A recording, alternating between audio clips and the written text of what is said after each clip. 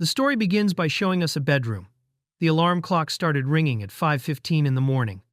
The sound echoed through the room while the protagonist remained lying in bed after spending the night working and missing the last train. Still sleepy, he finally began to get up as he realized that the morning had already begun. Maikoa Akihiro, systems engineer, wakes up early in the morning feeling exhausted. After checking his phone, he notices an alert about a system failure but sees that he has not been called in. With some relief, he prepares to start his day. Outside, the streets are already lively with lights and activity, and the cold winter air fills the room. As the year nears its end, he quietly prepares himself for another routine and monotonous workday. Akihiro follows the same routine every day, working, returning home on the last train, eating alone, and going to sleep. His life has become a quiet cycle of waking up, going to work, and repeating the same duties without change.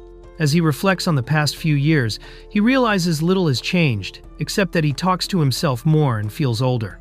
With no major events in his life, he believes this uneventful routine will likely continue for many more years. As Akihiro leaves his apartment for work, something suddenly catches his attention. Surprised, he stops at the doorway, sensing that something unusual has appeared right outside his home. Akihiro suddenly finds himself in a strange white space. Shocked and confused, he looks around and realizes the door behind him has disappeared. Panic begins to set in as he struggles to understand what is happening. As he desperately demands an explanation and tries to grasp the situation, mysterious notifications appear before him. A skill called Sage is granted to help with situational awareness, followed by another ability called Perception after he requests information about his current condition. As Akihiro struggles to understand the situation, more system messages appear, granting him a new skill called Acquisition, allowing him to obtain information and experience. A mysterious presence identifies itself as an interface responsible for sending people from one place to another. Confused and overwhelmed, Akihiro insists that he was simply on his way to work and demands to be returned to where he came from. After demanding to return home, the mysterious interface simply sends him away, wishing him a safe journey. Moments later, Akihiro awakens in a quiet, natural place. The scent of soil fills the air, and the sound of the forest rustling surrounds him. The familiar smell and atmosphere remind him of the mountains he once visited with his grandfather as a child, bringing back a wave of nostalgia. Memories from Akihiro's childhood begin to surface. He recalls going into the mountains with his grandfather, who taught him how to survive in the wild. Together they hunted animals, prepared food, and bathed in the river. Young Akihiro admired his grandfather's skills and eagerly listened as the old man promised to teach him everything one day. The warm memories fill him with nostalgia as he reflects on those peaceful moments from his past. Akihiro slowly wakes up, lying on the grass. His body aches, and he realizes he is no longer in his room. Remembering that it is a weekday and that he has a meeting at work, he suddenly panics and jumps to his feet. However, as he looks around, he finds himself surrounded by trees and nature. Confused and disoriented, he begins to question where he has ended up. Realizing he is already late for work, Akihiro initially worries about his perfect attendance record, but quickly understands that it is the least of his concerns now. Looking around, he sees nothing but trees stretching in every direction. Confused about why he is in such a place, he begins searching the area, hoping to find houses or shops nearby. From a rocky spot, he observes the surroundings and decides to move forward to figure out where he is. Reaching a high point, Akihiro looks out over a vast wilderness stretching far into the distance. There are no buildings, roads, or signs of civilization anywhere in sight. Realizing he is likely no longer in Japan, he begins thinking logically about survival. With no nearby habitation, he understands he must quickly secure food and water while staying cautious, since the forest may hide dangerous creatures. Calming himself, he decides to carefully assess the situation before taking his next step. Akihiro checks his bag and finds a lighter, a charger, and a small portable tool set. Using what he has, he decides to create simple tools that could also serve as weapons if needed. Although he feels completely unprepared for survival, he forces himself to act and fashions a crude spear from a branch. Even a simple tool is better than having nothing, as he cautiously listens to the forest around him. While moving through the grass, Akihiro suddenly notices a snake nearby. It resembles a green snake he once knew, but something about it feels different. When the snake spits venom, he quickly reacts and uses a pick from his toolset to strike back. Realizing the creature is dangerous and must be dealt with carefully, After narrowly avoiding the snake's attack, Akihiro manages to defeat it. As he examines the creature, a strange glowing presence appears before him. The entity introduces itself as Sage, a guide granted to him in this world. It explains that its role is to assist him. Moments later, another message appears, informing him that the skill Stealth has been transferred from the defeated creature. Akihiro introduces himself and begins asking questions about the strange abilities he just obtained. The guide explains that he was granted 3 main skills upon entering this world: Sage, Perception, and Acquisition. It also clarifies that the stealth ability he received came from the creature he defeated. In addition to these main skills, he can develop various sub-skills through experience as he continues to survive in this new world.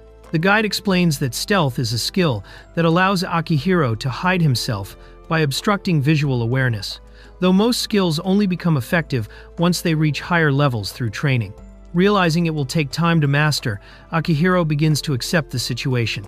Looking around the unfamiliar landscape, he finally understands that he is not simply far from home. The reality sinks in that he has been transported to an entirely different world, leaving him overwhelmed and close to tears. Akihiro asks Sage whether the snake he defeated is safe to eat. Following the guide's advice, he uses his perception skill to analyze it. The ability confirms that the creature is edible. Relieved, he prepares the meat and notices that it even smells surprisingly good. Encouraged by the result, he realizes that his new skills may be very useful for surviving in this unfamiliar world. After cooking the snake, Akihiro eats it and finds that it tastes similar to eel. Grateful for the meal, he decides to continue exploring the forest while searching for water and a safe place to rest. While moving through the area, he notices a snare trap hidden among the leaves. The discovery tells him that intelligent beings live nearby. Realizing he could encounter them soon, he considers preparing a proper weapon first, hoping that whoever set the trap is friendly. Akihiro gathers stones that are easy to shape and crafts a simple stone axe. While working, he also discovers a nearby river, realizing it could provide a reliable source of water. With the axe finished, he feels a bit safer and decides to make a spear with a sharpened tip next. Just as he prepares to continue, a sudden noise from the forest catches his attention. Hearing a loud cry from the forest, Akihiro heads toward the place where he saw the trap earlier. When he arrives, he discovers a massive wild boar caught there. As he observes the scene, he also notices another person nearby, realizing he is not alone in this strange place. Akihiro looks closer and realizes the person near the trapped boar is a young girl. She holds an axe tightly, clearly preparing to deal with the animal herself. As he watches from a distance, he is surprised by her appearance and determination. Seeing her ready to act, he becomes both curious and slightly nervous about what she will do next. The girl stands before the trapped boar, gripping her weapon and preparing to strike. Watching from nearby, Akihiro realizes her small axe will not be enough to take down such a massive animal. As the boar suddenly lunges toward her, he quickly throws his own axe toward the creature, trying to help before it attacks her. The trapped boar suddenly charges toward the girl, forcing her to jump back in shock. Just as the attack is about to reach her, Akihiro's thrown axe strikes the boar. The hit stops the beast's charge, causing it to collapse to the ground. Surprised, the girl looks at the fallen animal, realizing someone nearby intervened at the critical moment. Akihiro rushes forward and positions himself between the girl and the boar. Gripping his weapon, he warns her to stay back as he prepares to face the beast himself. The girl, still on the ground and surprised by his sudden appearance, watches as he steps in to protect her from the danger. Facing the massive boar, Akihiro realizes there is no turning back now. Even a normal boar would be dangerous, and this monster-sized one seems far more threatening. Still, he has already stepped forward. Observing carefully, he notices the front leg he struck with the axe is injured. The wound makes it difficult for the beast to support its weight, slowing its movements. Recognizing this small advantage, Akihiro steadies himself, knowing that if the boar's tusks hit him, the fight will be over. Taking advantage of the boar's injured leg, Akihiro rushes forward as the beast stumbles. Seizing the opening, he drives his spear down with all his strength, striking the animal directly. The impact lands solidly, and the boar collapses. Exhausted but relieved, Akihiro realizes he has successfully brought down the massive creature. The boar finally collapses after the decisive strike. Breathing heavily, Akihiro steps back, relieved that he managed to survive the fight. As the creature lies motionless, another system message appears before him, informing him that the boar's skill, bravery has been transferred to him. After the fight, Akihiro catches his breath, realizing how close he came to dying.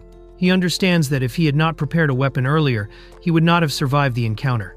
Determined to live in this new world, he decides he must improve his fighting skills. Only then does he remember the girl he helped. Turning toward her, he checks if she is hurt, hoping she can understand him as he speaks to her. Wanting to show he means no harm, Akihiro slowly places his weapon on the ground and raises his hands. Kneeling in front of the girl, he takes a completely defenseless posture to prove that he is not an enemy. The girl watches him carefully, surprised by his sudden gesture.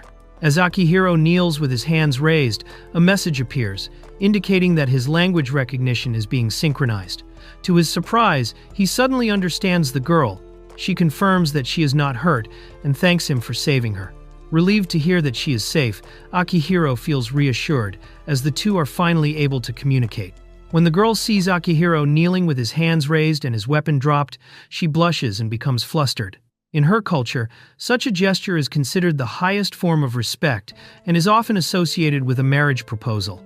Believing that he has proposed to her, she shyly says she accepts, leaving Akihiro completely confused about how the situation turned into such a misunderstanding. The girl explains that in her culture, kneeling with both hands raised and dropping all weapons represents the highest form of respect between a man and a woman, symbolizing a marriage proposal.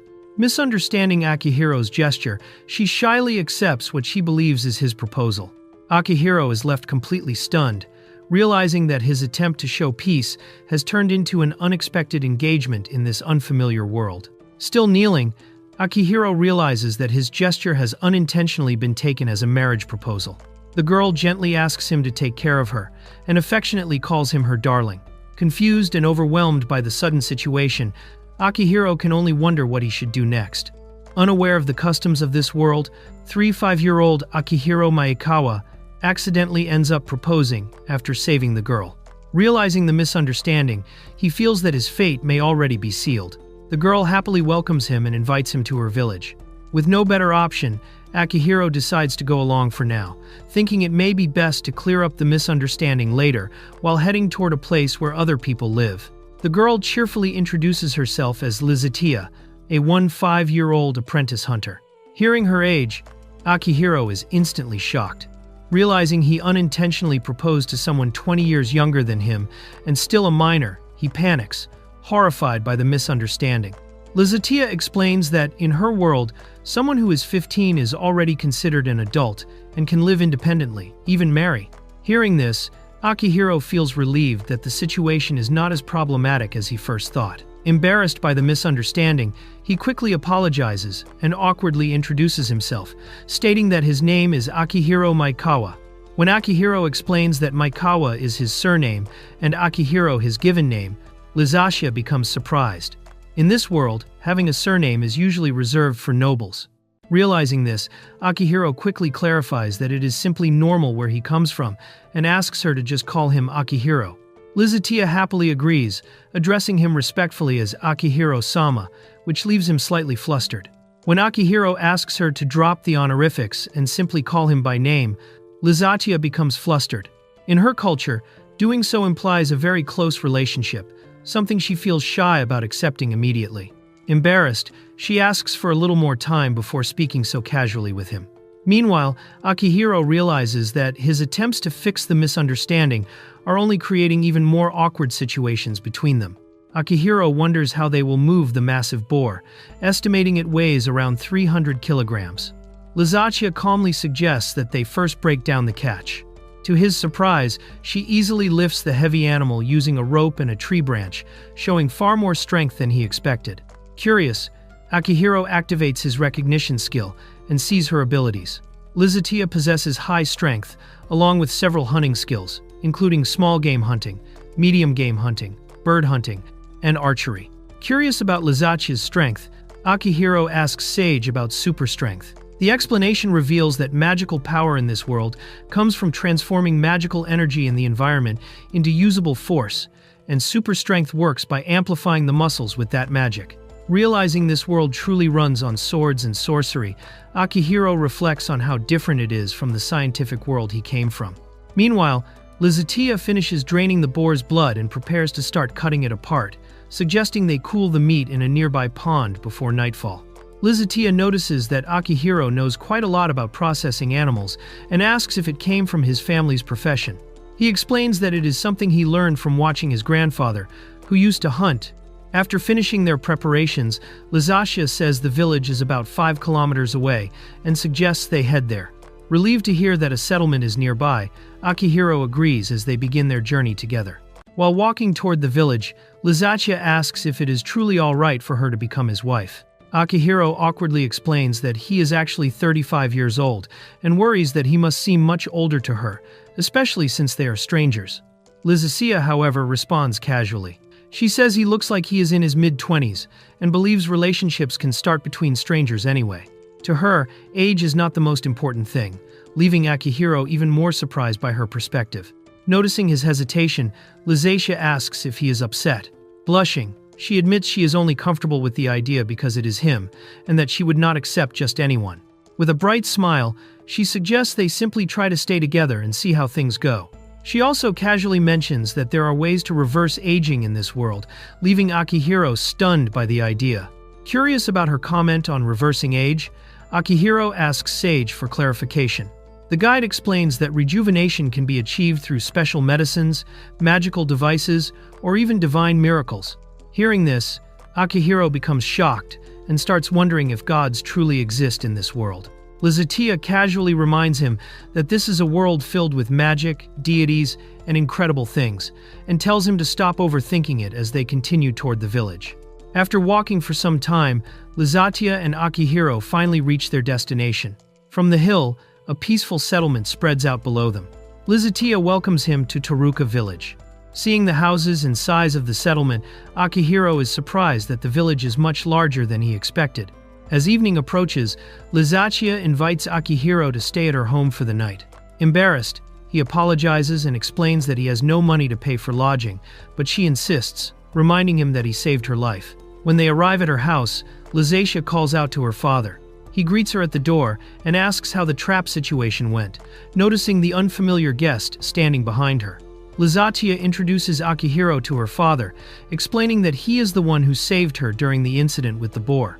However, she also casually adds that Akihiro is the man who proposed to her. Hearing this, her father and Akihiro lock eyes in sudden tension as the unexpected statement hangs in the air. Akihiro quickly apologizes for the confusion and introduces himself politely. The situation feels extremely awkward, especially after Lizatia's sudden announcement. Her father, who introduces himself as Ast, calmly says he would like Akihiro to come inside so they can properly talk about what happened. As Akihiro follows him, he nervously wonders if he is about to face serious trouble. Inside the house, Akihiro is offered a cup of herbal tea while everyone sits down to talk. He compliments the pleasant taste as he relaxes slightly.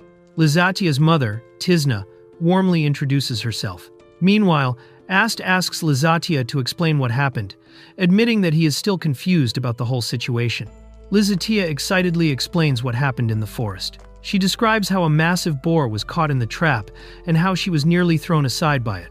Just when things looked hopeless, Akihiro suddenly appeared and defeated the monster with a powerful strike. She continues the story dramatically, saying that after bringing down the beast, Akihiro threw aside his weapon, knelt before her, looked into her eyes with determination, and proposed. As she blushes while telling the story, Akihiro realizes her version of events is far more romantic than what actually happened. After hearing Lizatia's story, her father calmly explains that everything seems to be moving far too quickly. He clarifies that it is not that he dislikes Akihiro, but he believes it may be premature to start talking about marriage just because he saved her. Akihiro quickly agrees with him, relieved that someone else sees the situation the same way. Still, after observing him for a moment, Lizatia's father admits that Akihiro appears to be a respectable and capable person. Trying to explain the situation, Lizatia's father imagines that Akihiro must be a noble who fell in love with Lizatia and proposed in a moment of passion while struggling with family expectations about marriage. Embarrassed by the exaggerated story, Akihiro quickly denies it and clarifies that he is neither a noble nor someone of high status. He explains that in his world he worked as an accountant at a trading company, realizing that his real background would likely make little sense to people in this world. Akihiro explains that earlier that morning, he was simply on his way to work when he was suddenly surrounded by light and transported to the enchanted forest. Ast listens carefully while examining Akihiro's clothing, noting how finely made the fabric is. Lizatia is also amazed, saying the material is incredibly delicate and unlike anything she has ever seen, while Akihiro admits he has no idea how such fabric is even produced in this world. Lizatia's mother apologizes for examining Akihiro's clothing so closely and explains that she is a weaver, which is why she was curious about the unusual fabric. Meanwhile, Ast observes the situation carefully and concludes that Akihiro's clothes must have come from a very prestigious merchant. Realizing that he still appears suspicious, Akihiro decides it may be better not to explain everything for now. Since he has nowhere else to go, he politely asks if he could stay at their home for the night. Ast agrees to let Akihiro stay, explaining that his son is currently away working in another village, so his room is available. Though he calls it a humble home, he warmly invites Akihiro to remain as long as he needs. Lizatia shows Akihiro to her brother's room. As he sits down, she tells him she will bring warm water later so he can clean up, which he gratefully accepts after the exhausting and sweaty day. Lizatia tells Akihiro she will call him when dinner is ready and apologizes for not being able to prepare anything fancy. Grateful for her kindness, he thanks her sincerely before she leaves the room. Left alone, Akihiro relaxes on the bed and reflects on the strange day. Looking at his hands, he notices the marks from earlier have disappeared, and the thought of the accidental marriage proposal crosses his mind again. That night, Akihiro looks out at the quiet sky and reflects on everything that happened. He had always believed stories about being suddenly transported to another world were nothing more than fiction. Yet now, he finds himself living through exactly that kind of story. Nearby, Lizatia hums cheerfully, while Akihiro silently contemplates the strange new life that has begun for him. The next morning, Lizatia prepares breakfast while Akihiro sits at the table wearing borrowed clothes. She asks if he wants to work.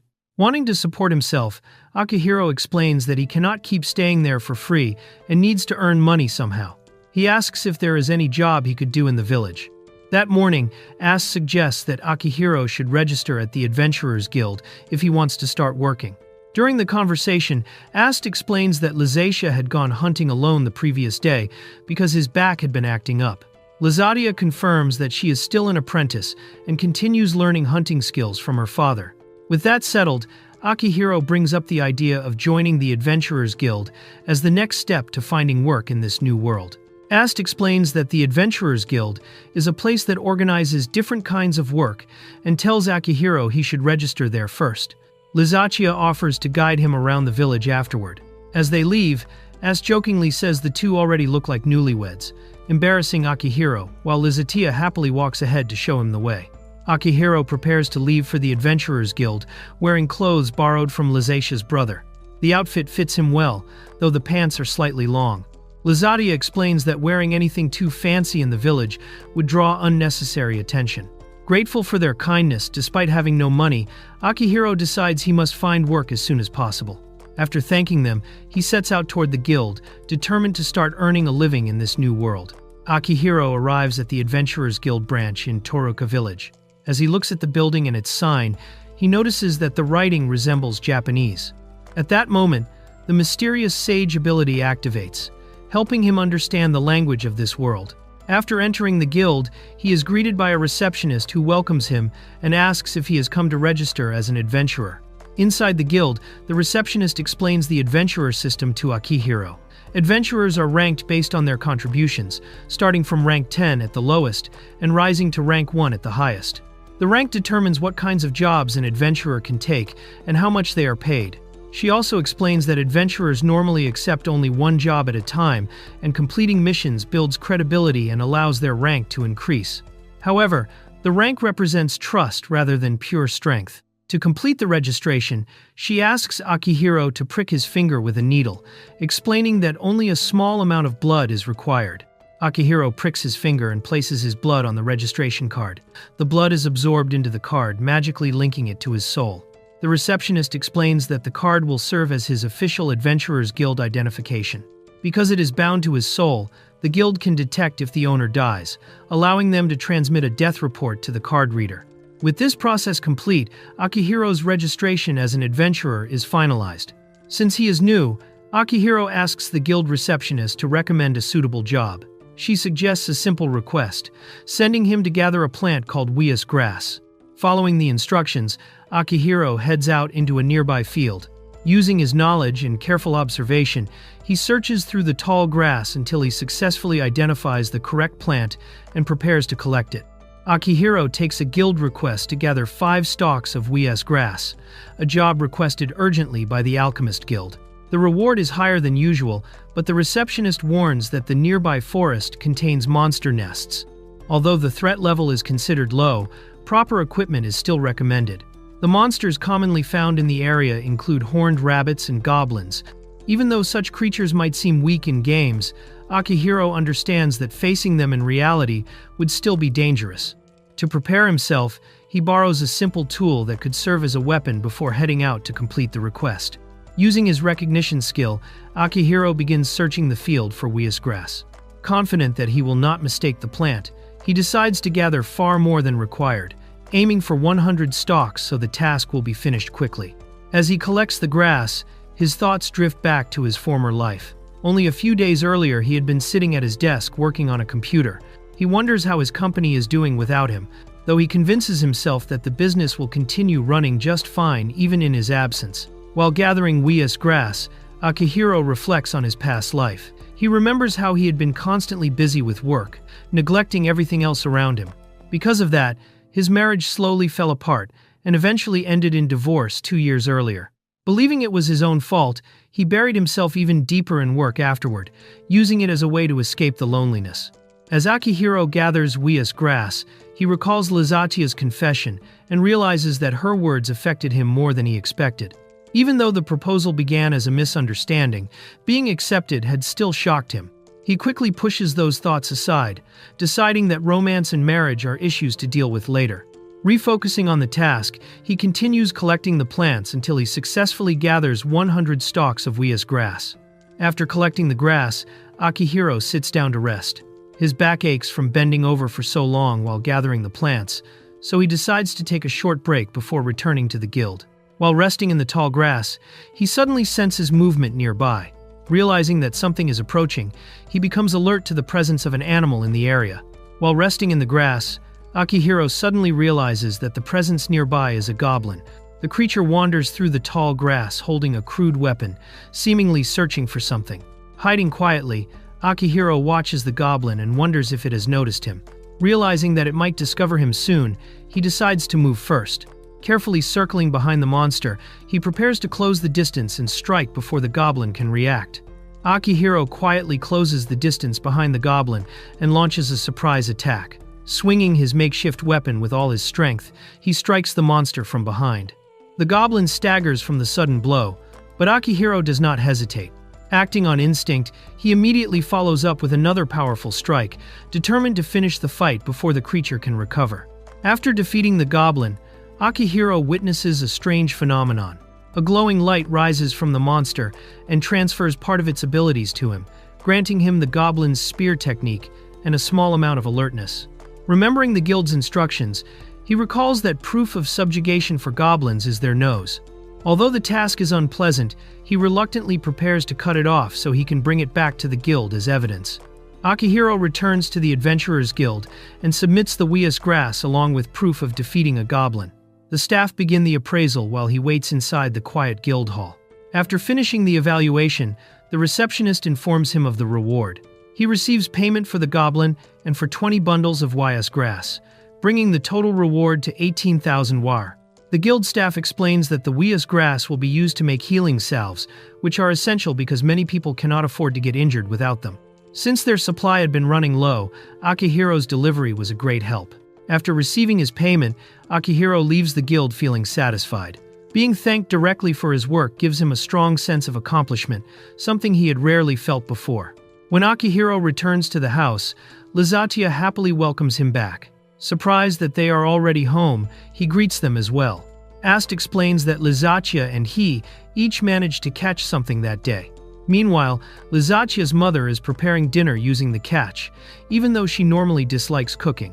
During dinner, Ast asks Akihiro how his first day at the guild went. Akihiro explains that he gathered 20 bundles of weas grass and defeated a goblin, earning a total of 18,000 war. Ast is impressed, noting that most people only manage 2 or 3 bundles a day. Akihiro explains that his success is thanks to his recognition skill. Since his income is still unstable, Akihiro politely asks if he can continue staying with them until he reaches rank 9, and Ast agrees without hesitation. Ast tells Akihiro that he can stay for the time being and use his brother's room, since his brother will not return for another month. He explains that his brother had been helping cover work because a hunter from a nearby village was injured. Relieved by the offer, Akihiro accepts their hospitality. Soon after, Lizatia calls everyone to the table as dinner is finally ready. During dinner, Akihiro enjoys the meal and praises the food, especially the soft meatballs and the excellent seasoning. Lizatia happily accepts the compliment, feeling pleased that he likes her cooking. Her mother teases that Lizatia has been especially motivated since Akihiro arrived, which embarrasses her. Despite the teasing, the warm and cheerful atmosphere continues as they share the meal together. During dinner, the conversation shifts to strange rumors about huge footprints found in the forest. Some believe they belong to a goblin, while others joke that it might even be a Bigfoot-like creature. As Akihiro listens to the lively discussion, he reflects on how long it has been since he last said the words, "I'm home," and had someone welcome him back. Though he still does not know what lies ahead in this unfamiliar world, the warmth of the moment comforts him. For now, he decides to focus on moving forward and aims to reach Adventurer rank 9 starting the next day. The next day, Akihiro begins training outside the house. Using a wooden weapon, he practices his swings repeatedly, trying to improve his strength and fighting ability. However, he quickly becomes exhausted. Realizing how much stamina he has lost over the years, he reflects that, despite practicing kendo intensely during college, his body has grown weak from neglect and long hours spent working at a desk. Seeing Akihiro exhausted from training, Ast warns him that stamina is crucial in real fights, since long battles can become dangerous without enough endurance. Concerned for his safety, Ast suggests that, besides training, he should also pray for divine protection so he does not get injured. Curious, Akihiro asks about it, and learns that people in this world pray at the church to receive blessings from the gods. Finding the idea interesting, he considers visiting the church, and Lizatia notices his interest and asks if he plans to go there. Following Ast's advice, Akihiro decides to visit the church. After asking around in the village, he eventually arrives in front of a large stone building. Looking up at it, he realizes that this must be the village church, the place where people pray to the gods for protection and blessings. Akihiro enters the village church and is greeted warmly by a nun. He explains that it is his first time praying and asks her to teach him the proper way to worship. The nun kindly agrees and guides him inside, explaining that the church is a place where people give thanks to a real God. She also mentions that children often come there to learn reading and arithmetic, showing that the church also serves as a place of education in the village. Inside the church, the nun tells Akihiro to take his time praying while she waits in another room. Following her instructions, he kneels in front of the altar. He raises both hands, closes his eyes, and begins to pray. As he does so, he notices that the posture resembles the position he once used when proposing, making him wonder if that gesture may have originally come from a similar act of prayer. While praying inside the church, Akihiro suddenly hears strange messages from his sage ability. A warning appears, saying that a critical error has occurred and that an unknown system has been disconnected. Confused by the unexpected notification, he tries to understand what is happening. At that moment, a mysterious voice reacts with amusement, repeatedly calling the situation interesting while laughing, fascinated by what it has just discovered. As Akihiro continues praying, the strange disturbance from his sage ability suddenly leads to an unexpected encounter. A mysterious figure appears before him, dressed elegantly with a playful and theatrical presence. The man greets Akihiro warmly, welcoming him to the world and introducing himself as Shell, a being who claims to govern pleasure. Fascinated by the situation, he shows clear interest in Akihiro's arrival and existence in this world. The mysterious man confirms that he is indeed a god, explaining that all living beings in this world refer to beings like him as gods. Surprised, Akihiro asks about the meaning of being called a visitor. The god then asks Akihiro to introduce himself first. Nervously, Akihiro gives his name as Akihiro Maekawa. After hearing it, the god decides to simply call him Akihiro, remarking that it is a fitting name for what lies ahead. Shell explains that Akihiro is considered a visitor, meaning he is the first guest to arrive in this world from outside of it. According to him, there are countless worlds in existence, each operating independently and ruled by its own gods.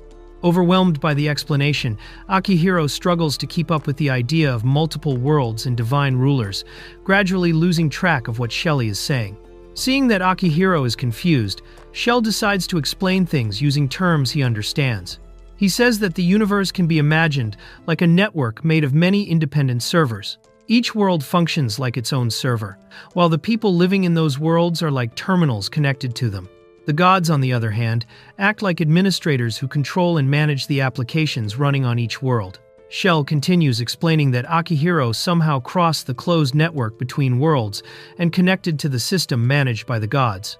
Amused by the unusual situation, he finds the phenomenon very interesting. Thinking from a technical perspective, Akihiro wonders if such an event should have left some kind of record or log in the system. When he asks about it, Shell reveals something surprising. Those records appear to have been tampered with, suggesting that someone interfered with the system. Akihiro wonders if there is an existence that oversees even the gods, like an administrator. Shell confirms this idea, explaining that the administrator is a higher concept above the gods and responsible for building the structures of each world. Realizing this, Akihiro asks an important question. If such an administrator exists, why did it connect him to this world in the first place? Shell explains that they already contacted the higher system about the tampered records, but received no response yet, joking that the support service is terrible. He then clarifies Akihiro's abilities. The Sage skill works like a voice chat support system that provides information, while recognition functions like a browser and screen reader. Another ability, Acquisition, is an administrative authority that allows him to obtain skills. Shell notes that these types of skills do not normally exist among the inhabitants of this world. Shell explains that the administrator's intentions remain unknown, but the gods still welcome Akihiro to this world. Akihiro worries that, as a terminal, possessing abilities similar to illegal software might be a problem, yet Shell reassures him that he is already aware of it. When Akihiro asks if returning to his original world is possible, Shell says that once they manage to contact the administrator, the gods will negotiate on his behalf if he wishes to go back. Until then, the gods will watch over him as a new resident of the world. However, Shell warns that living there without any fundamental skills would be difficult, so they intend to grant Akihiro several gifts to help him survive. Shell tells Akihiro that he looks forward to their next meeting and blesses him with good fortune as a new resident of the world. As he speaks, he reaches out and touches Akihiro's head, completing the process of granting the promised gifts. Moments later, Shell disappears, leaving Akihiro alone inside the church. Shortly after, the system connected to Akihiro activates again. The Sage interface reports that the connection has been confirmed, normal operation has resumed, and the previous critical error has been resolved. After Shell disappears, Akihiro is left alone trying to process everything that just happened. The amount of information overwhelms him, so he decides he needs to organize his thoughts. The system then displays several new notifications. It confirms that the conditions for skill acquisition have been fulfilled, and that new abilities have been integrated: prayer, formula control, attribute control, and control window. Realizing these must be the gifts granted by the gods, Akihiro begins to think about what they mean. The description of prayer suggests it is a skill that allows someone to petition the gods and receive divine revelations. Curious about this ability, he sits outside and decides to test it, asking the Sage system what exactly the prayer skill does. Akihiro sits outside the church, still overwhelmed by everything that happened. The system messages reveal that several new abilities have been integrated, including prayer, formula control, attribute control, and control window. Realizing these must be the gifts given to him, he begins trying to understand them. He learns that the prayer skill allows someone to petition the gods and receive divine revelations. Curious about whether it truly works, Akihiro decides to test the ability. To his surprise, the connection immediately succeeds. A god responds to his call, which shocks him because he had only intended to experiment with the skill. Embarrassed, he quickly apologizes for contacting the god so casually. The god, however, reacts in a relaxed and easygoing manner, introducing herself as Valda, the one who governs abundance.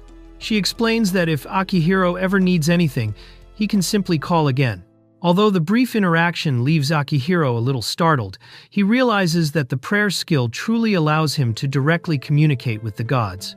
Akihiro continues reviewing the new abilities he received and asks the Sage system to explain formula control.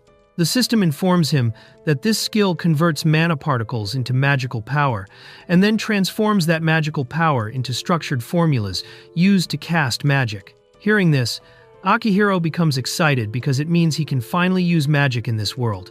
He then asks about attribute control.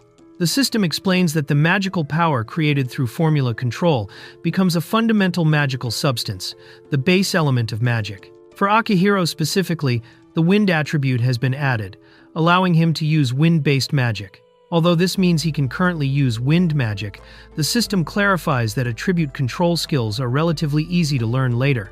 With enough study and training, Akihiro could eventually gain access to other elements as well. Akihiro reflects on everything he has learned. Although returning to his original world is not immediately possible, knowing it might happen someday eases his mind.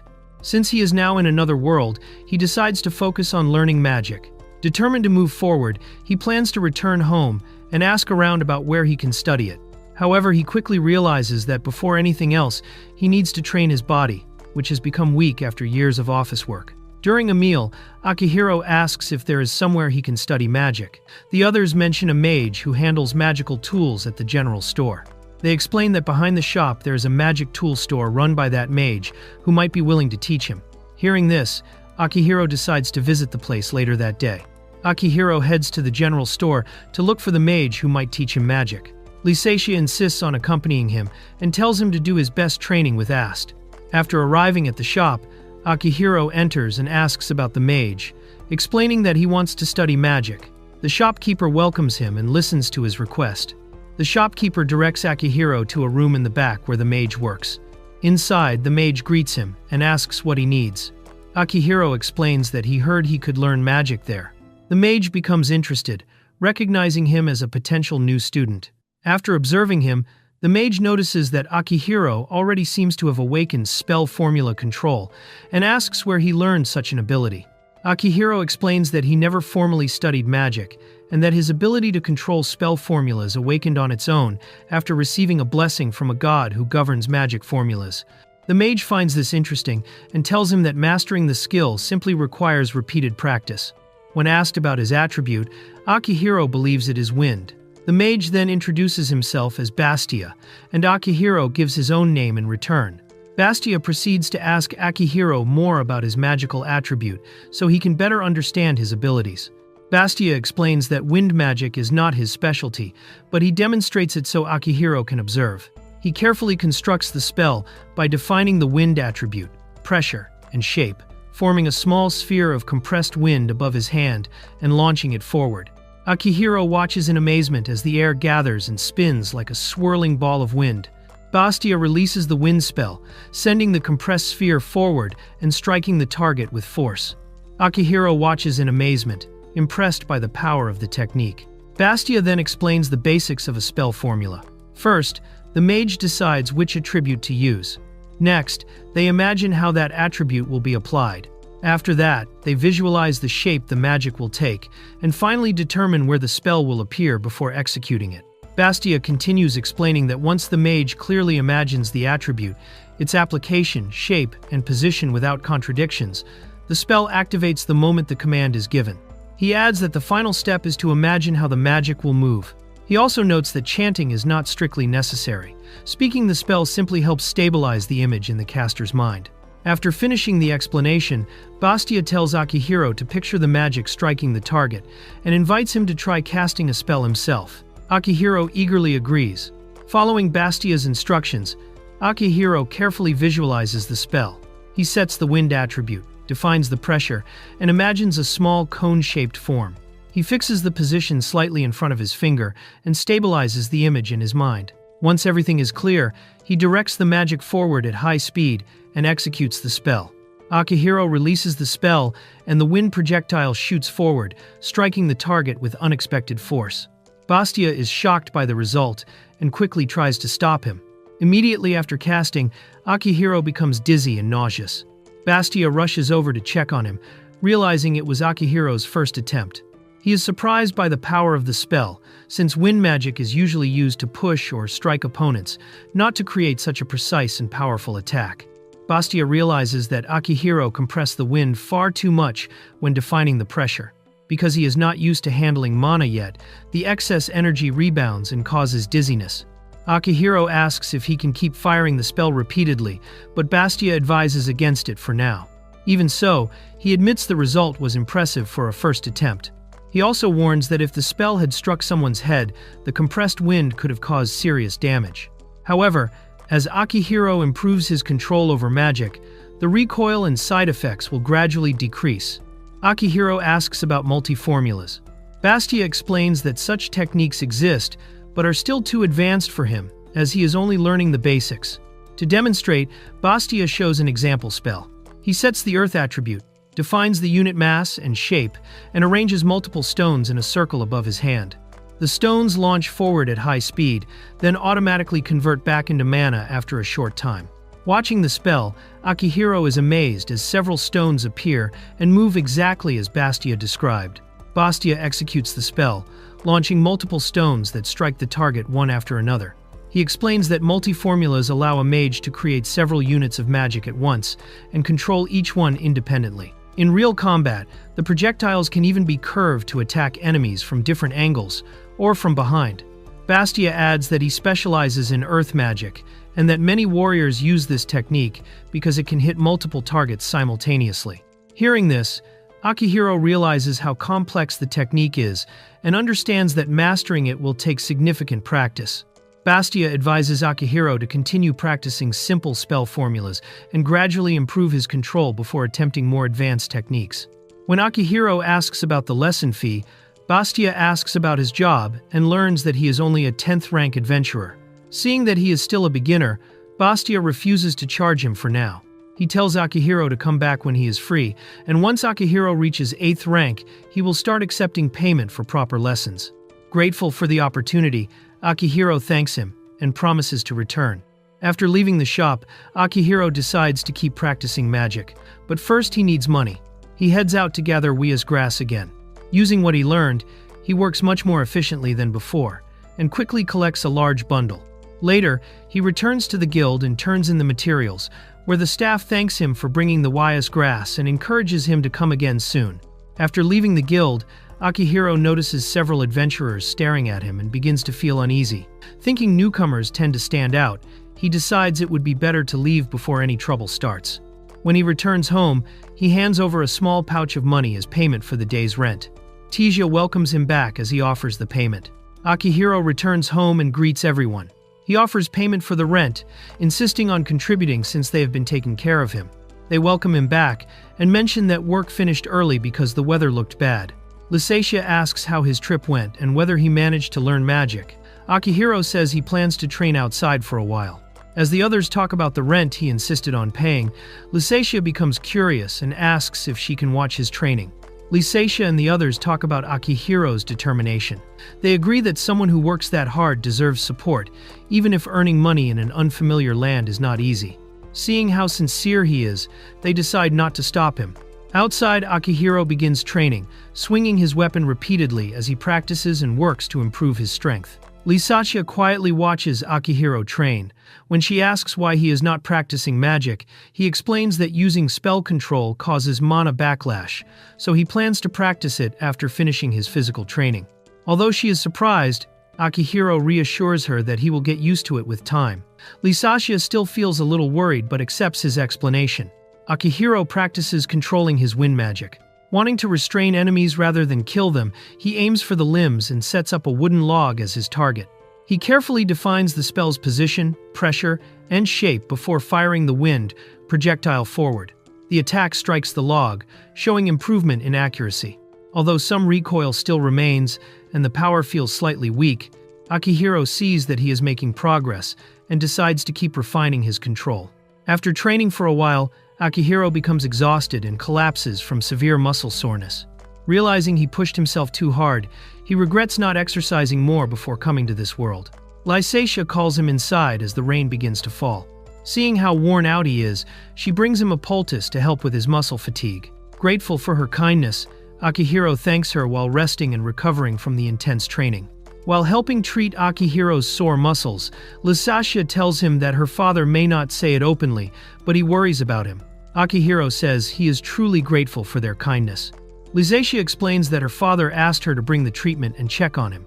Seeing how hard Akihiro works moves her deeply, and she tells him that his effort makes him a wonderful person. Akihiro admits that he wants to do whatever he can to repay the family's kindness, though he jokingly notes that saying such serious things, while completely worn out, feels a bit embarrassing. As Lysatia treats his muscles, Akihiro complains about the itching from the medicine, but he thanks her for helping. Embarrassed, Lysatia shyly tells him that she thinks he is really cool, which surprises him. Lying there, Akihiro reflects that he never expected to feel this kind of youthful moment again after so many years. The next day, his body feels much better thanks to the poultice. Determined to keep improving, he heads out to gather more weas grass, planning to go deeper into the forest and, if possible, test his spell control in real combat. While gathering weas grass deeper in the forest, Akihiro spots two goblins eating something. Realizing this is a chance to test his magic in real combat, he quietly prepares himself. Staying hidden, he targets one of the goblins from behind. Carefully defining the wind attribute, pressure, shape, and position, he focuses the spell in front of his finger and launches the attack at high speed, executing the wind strike toward the enemy's back. Akihiro's wind attack pierces the first goblin, leaving it fatally wounded. The second goblin notices something is wrong and begins to react. Remaining calm, Akihiro prepares another spell. He forms a compressed wind projectile at the tip of his finger and aims carefully at the creature's left knee. As he executes the attack, the magic fires forward at high speed. At that moment, a new skill is activated, Alertness, LV, one transferred to him through skill acquisition. Akihiro's wind strike shatters the goblin's knee, stopping its movement. Taking the chance, he rushes forward and finishes the creature with a decisive swing of his weapon. After the fight ends, he checks for another skill acquisition, but receives none this time. The system indicates that no skill transfer occurred because the defeated monster lacked compatible higher-tier abilities. With the danger gone, Akihiro relaxes slightly and confirms the goblin is no longer alive. After defeating the goblins, Akihiro notes that he could have ended the fight faster by aiming for the head, but the guild only requested the goblins' noses as proof. Returning to town, he reflects that he is gradually getting used to using magic and is relieved that he did not suffer any mana backlash this time. At the guild, he hands in the materials and receives his reward for 2 goblins, along with the weas grass he gathered, earning a total of 28,000 weir. Pleased with the result, he considers buying a new pair of shoes with the money. A man approaches Akihiro after hearing rumors about a newcomer gathering large amounts of weas grass. Akihiro nervously assumes he might be in trouble, but the man quickly reassures him. He explains that herb supplies are running low and prices are rising, so adventurers appreciate anyone collecting medicinal plants. As ranks increase and injuries become more common, such herbs can be the difference between life and death. The adventurer praises Akihiro for gathering herbs and calls him Herb-kun, saying his work is saving lives. Akihiro feels relieved to be appreciated. As the man leaves, Akihiro reflects that he only wants a quiet, peaceful life until someone suddenly calls out to him. A young girl suddenly stops Akihiro and bluntly asks if he is a mage. Surprised, he wonders who she is. Another girl apologizes and explains that Akihiro's mana and magical flow look very clean, which made them think he might be a spellcaster. The girls explain that Akihiro's mana circulation and magical flow look unusually clean, which is why they believed he was a mage. Akihiro quickly denies it with a smile and says he is not a mage. After dismissing the assumption, he turns to leave, but the girls urgently call out for him to wait. Akihiro tries to leave, saying he is only a 10th rank adventurer and probably not useful to them. The girl, Ari, stops him and insists he listen. Her companion apologizes for approaching so suddenly and asks for a moment of his time. After being scolded by her friend, Ari reluctantly apologizes to Akihiro for snapping at him earlier. The girls sincerely ask Akihiro to hear them out. Seeing their desperation, he agrees to listen briefly. They lead him to a meeting room where their companions are waiting. There, a man named Deed greets Akihiro and thanks him for coming. Inside the meeting room, Akihiro introduces himself, while the group begins explaining the situation. Deed reveals that a massive slime has appeared deep in the northern forest. Unlike normal slimes, this one has grown over many years and is now large enough to swallow a person whole. Because of its size, swords are ineffective, and Wadis's fire magic is poorly matched against it. The group explains that the request comes directly from the guild, so they cannot refuse. Currently, they are the only party in the village with 7th rank or higher. They offer Akihiro 70% of the 200,000 Val reward and promise to cover extra expenses and help with rank advancement. Wadis notes that Akihiro has a wind attribute with exceptional control, making him useful for the mission. Akihiro hesitates, saying this task is far beyond what a 10th rank adventurer should handle, and that it brings him little personal benefit. The party explains they plan to leave the next morning. Since the mission is guild designated, a guild auditor will also join them, making 5 people in the group. The slime is deep in the forest, but still within a day's trip. Deed warns that if it is left alone, the giant slime will keep absorbing things, split apart, and multiply, eventually destroying the local ecosystem. Realizing the danger could affect the village and nearby work, Akihiro hesitates but considers helping. Akihiro agrees to help, though he admits he is still a beginner and might slow the group down. The others reassure him they will protect him, relieved that he accepted. As they plan to depart the next day, Akihiro worries that the situation has become more complicated and wonders if he will actually be of any help. Akihiro returns home late, looking exhausted. The man of the house asks about the hunt, and Akihiro explains that after the heavy rain, the forest was difficult to move through, and there wasn't much game to catch. Noticing blood on Akihiro's machete, the man jokes that butchering must have been tiring. Akihiro simply says he will sharpen the blade before dinner and assures him he is fine. During dinner, Akihiro mentions the giant slime mission. The family is surprised, realizing it is a dangerous task, usually rated for 7th rank adventurers, even with guild support. Although slimes are normally harmless, the one deep in the forest is different. Akihiro accepts that monsters are still dangerous, while the girl reacts with disgust, saying huge slimes are gross, despite never having seen one. Akihiro explains that other 7th rank adventurers will be there, so he believes things will be fine and decides to help since his abilities might be useful. Even so, he still feels uneasy. That night, as he lies in bed thinking about the mission, the man of the house simply tells him to be very careful. Lying in bed, Akihiro feels uneasy about going deeper into the dangerous forest to face an unknown giant slime. He reflects on his recent battles, realizing he has already killed 3 goblins, humanoid creatures that carried weapons. The thought unsettles him, knowing that in this world, he could just as easily have been the one killed. Alone with his thoughts, Akihiro admits he is scared. Meeting a god did not grant him an immortal body or overwhelming power. The abilities he received are far from a cheat, and even casting a single spell leaves him feeling sick. Unsure whether the gods are truly on his side, he realizes how fragile his situation in this world really is. Akihiro remembers his old life, ordinary days with friends, family, work, and simple hobbies. Compared to that peaceful world, his current life is full of danger. Lying awake, he admits the truth. He wants to go back. The fear of dying in this world overwhelms him, and he struggles to control the anxiety rising inside him. Lost in his thoughts, Akihiro doesn't notice Lizatia entering his room. She calls his name several times before he finally responds. Concerned, she explains that she tried calling him, but he didn't answer, and worried he might not be feeling well. Lizatia grabs Akihiro's hand without realizing it, quickly apologizing when she notices. Seeing he is awake reassures her. She explains she was worried because his expression looked darker than usual after returning home. Thinking he might be in pain, she instinctively came to check on him and apologizes for entering his room without permission. Akihiro thanks Lizatia, admitting he had been overthinking and feeling gloomy. Talking with her helped clear his mind, and he realizes brooding alone would have kept him from sleeping. Relieved, he assures her it's nothing serious.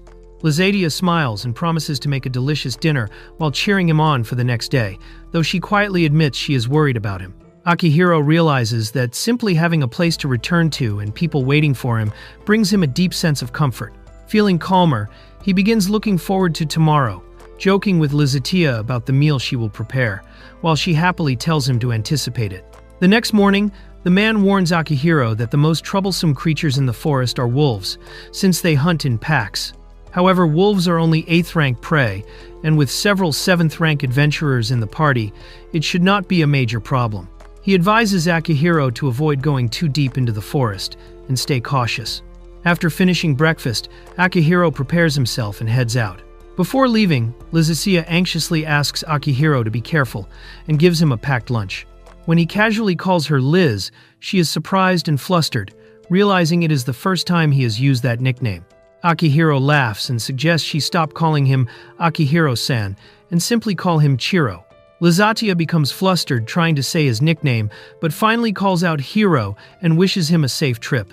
Seeing her effort lifts Akihiro's mood, and as he heads out, he realizes that the strange excitement has pushed away his anxiety. Although Akihiro is still afraid, he chooses to face the mission. Encouraged, he decides to stay in this world for now and challenge the giant slime.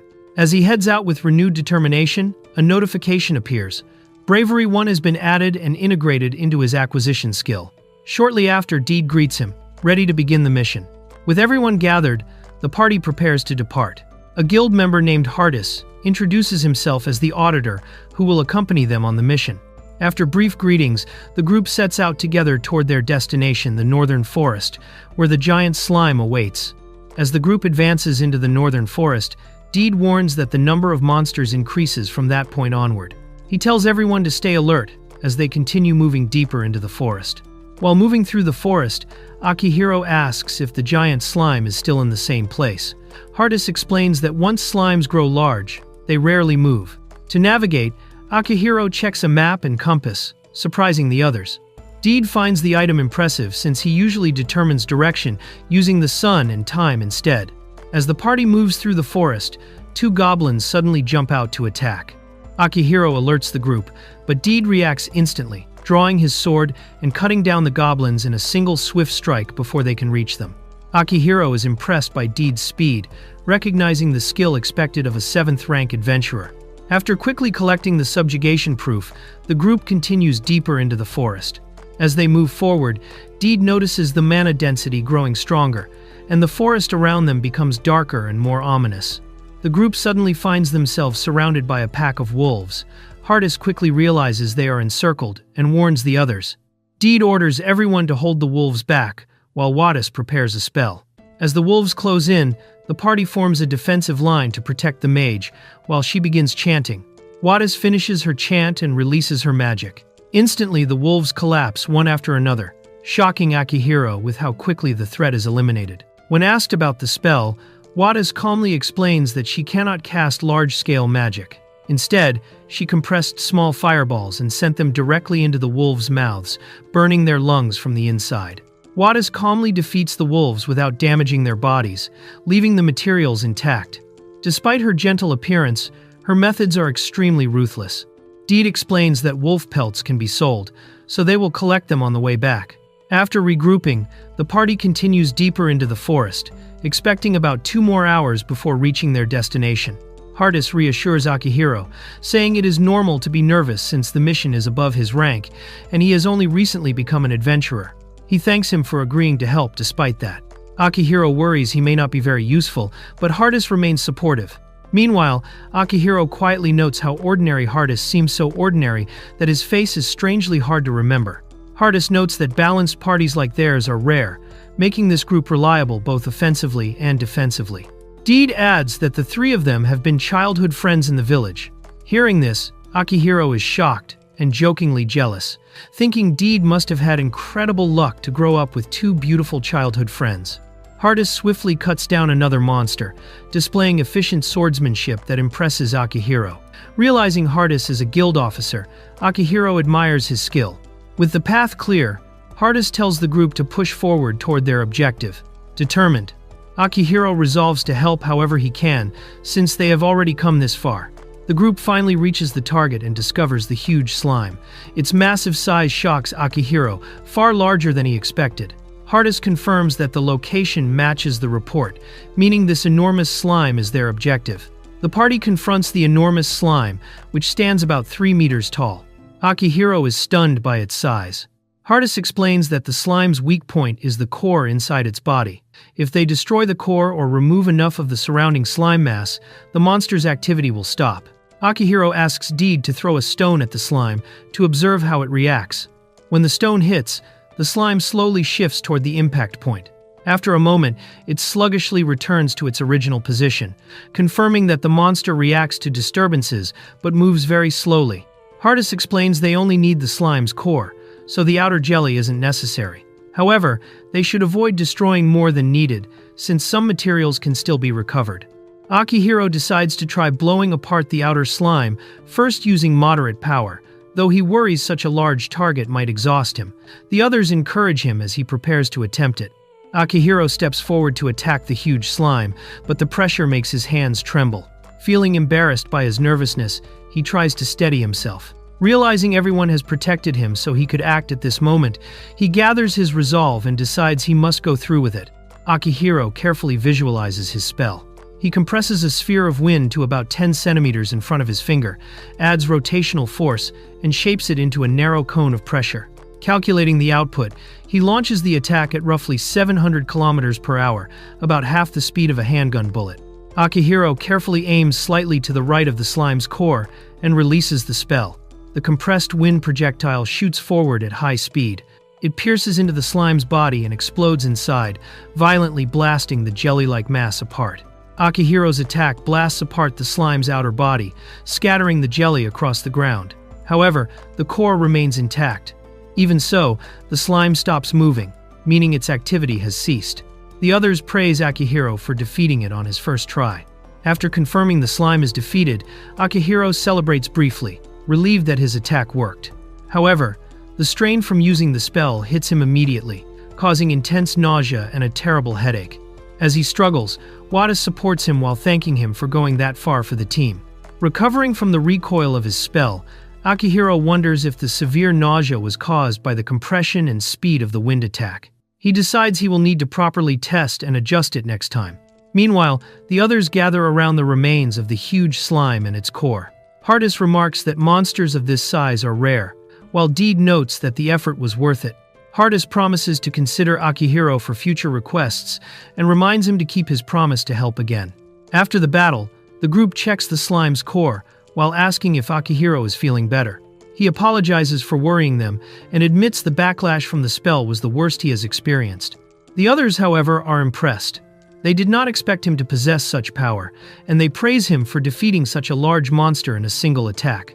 While the group praises Akihiro, he modestly says he only learned magic recently and understands his limits. Suddenly, Eri senses something approaching. Hardis reacts in alarm, and she warns the others that something huge is moving toward them, though she cannot yet identify what it is. The group senses a powerful presence rapidly approaching. Hardis immediately orders everyone to withdraw. Realizing they may have underestimated the danger, Deed quickly organizes the retreat. Hardis takes the lead while the others run, with Deed and Eri staying behind to guard the rear. Wadis secures the slime's core as they escape. As the group retreats, a deep howl echoes through the forest. Hardis realizes the sound is far too deep to belong to a normal wolf. Eri warns that whatever is coming is closing in quickly, urging everyone to move faster before it reaches them.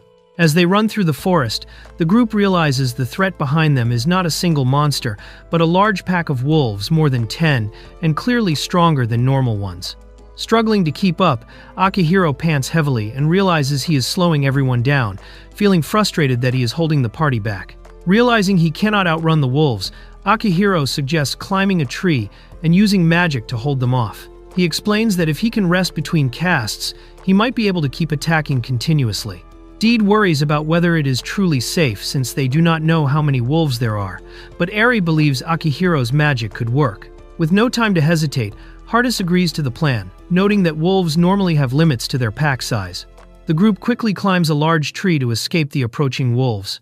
Catching his breath, Akihiro complains about his weak stamina and vows to start jogging and training more when he gets back. Just as they settle into position, Eri warns that the wolves have already arrived beneath them. Moments later, the wolves gather beneath the tree. Their shadows spread across the ground as the pack surrounds the area. The group realizes these are not normal wolves. Each one is enormous and far more intimidating than expected, confirming the danger chasing them. From the tree, the group sees the wolves clearly and is shocked by their size, each one about 3 times larger than a normal wolf. Using a recognition skill, Akihiro realizes these wolves have adapted to areas with dense magical energy and turned into monsters. Their hides are much tougher than those of ordinary wolves. From the tree, the group realizes the situation is worse than expected. The wolves continue howling to call more of their pack, and there are already nearly 20 gathered below. Seeing the danger growing, Hardis turns to Wattis. She calmly prepares her magic and begins the spell. Wattis jumps from the tree and attacks the wolves with fire magic. However, the monsters only suffer minor burn damage and keep fighting. Hardis realizes the problem. Unlike before, she cannot force the wolves to open their mouths, so she cannot burn their lungs from the inside. Without Deed and Airy restraining them, her magic is far less effective. Seeing that the wolves cannot climb the tree, Akihiro decides to attack from above. He prepares another wind spell, compressing a small ball of air in front of his finger and shaping the pressure. Calculating the speed so the wolves cannot dodge, he aims at one of them and releases the attack. Akihiro's wind shot hits perfectly, blowing apart one of the wolves. Relieved, he realizes his attack worked. But Hardis quickly notices a bigger problem. The pack is still growing. More wolves gather beneath the tree, surrounding them as their numbers continue to increase. Hardis warns that if they do not reduce the wolves' numbers quickly, even more packs may be drawn by the noise. He asks Akihiro how quickly he can repeat the powerful spell he used earlier. Realizing they cannot defeat the wolves one at a time, Akihiro understands he must try something new. To strike many at once, he concludes he will need to attempt a multicast spell. As Akihiro prepares to attempt a multicast spell, he remembers a warning from his instructor. Excessive spellcasting can cause serious harm or dangerous side effects. Despite the risk, he realizes there is no other choice. Accepting the danger, he decides to rely on a desperate prayer and push forward with the spell. As Akihiro prepares to push his magic further, a voice suddenly connects with him. It introduces itself as Electa, the entity that governs spellcasting. When Akihiro urgently asks about the dangers of excessive magic use, Electa explains that the nausea he felt earlier is only the first symptom, his brain becoming intoxicated from magical strain. If he continues to overuse magic beyond that point, it could lead to severe damage, including a cerebral hemorrhage. Electa tells Akihiro that their visitor is struggling, so she will temporarily assist in controlling the spell. However, she warns that once it is over, he will likely lose consciousness for several days. Grateful, Akihiro accepts and prepares to attempt the multicasting technique. Looking below, he notices nearly 30 wolves gathered, realizing they are facing the entire pack. Akihiro tells Hardis he will handle the situation, but warns that he will likely collapse afterward. Determined, he prepares to give everything he has. Using Electa's assistance, he visualizes a targeting reticle on each wolf and begins locking onto them one by one. Counting carefully, he identifies 34 wolves in total and prepares to strike them all at once. With Electa's help stabilizing the spell, Akihiro prepares a massive multicast attack. He creates 34 compressed wind shots, each shaped into a small cone of pressure and set to fire at about 150 kilometers per hour. Each projectile is individually locked onto a different wolf. Thinking of the people waiting for him to return home, he gathers his resolve and releases the spell, executing all the attacks at once. Akihiro unleashes the multicast spell, firing dozens of compressed wind shots at once. Each projectile strikes a different wolf, exploding through their bodies simultaneously and wiping out the entire pack in an instant. From the tree, the others watch in shock as the wolves collapse across the forest floor. None of them move anymore. Exhausted but relieved, Akihiro realizes the threat is gone and believes he can finally return home. After defeating the wolves, Akihiro's strength finally gives out.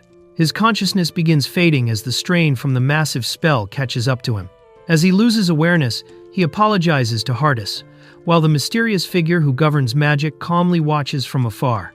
Akihiro regains awareness in a strange space and meets a mysterious man named Electa. The man explains that it is their first meeting and welcomes him as a visitor.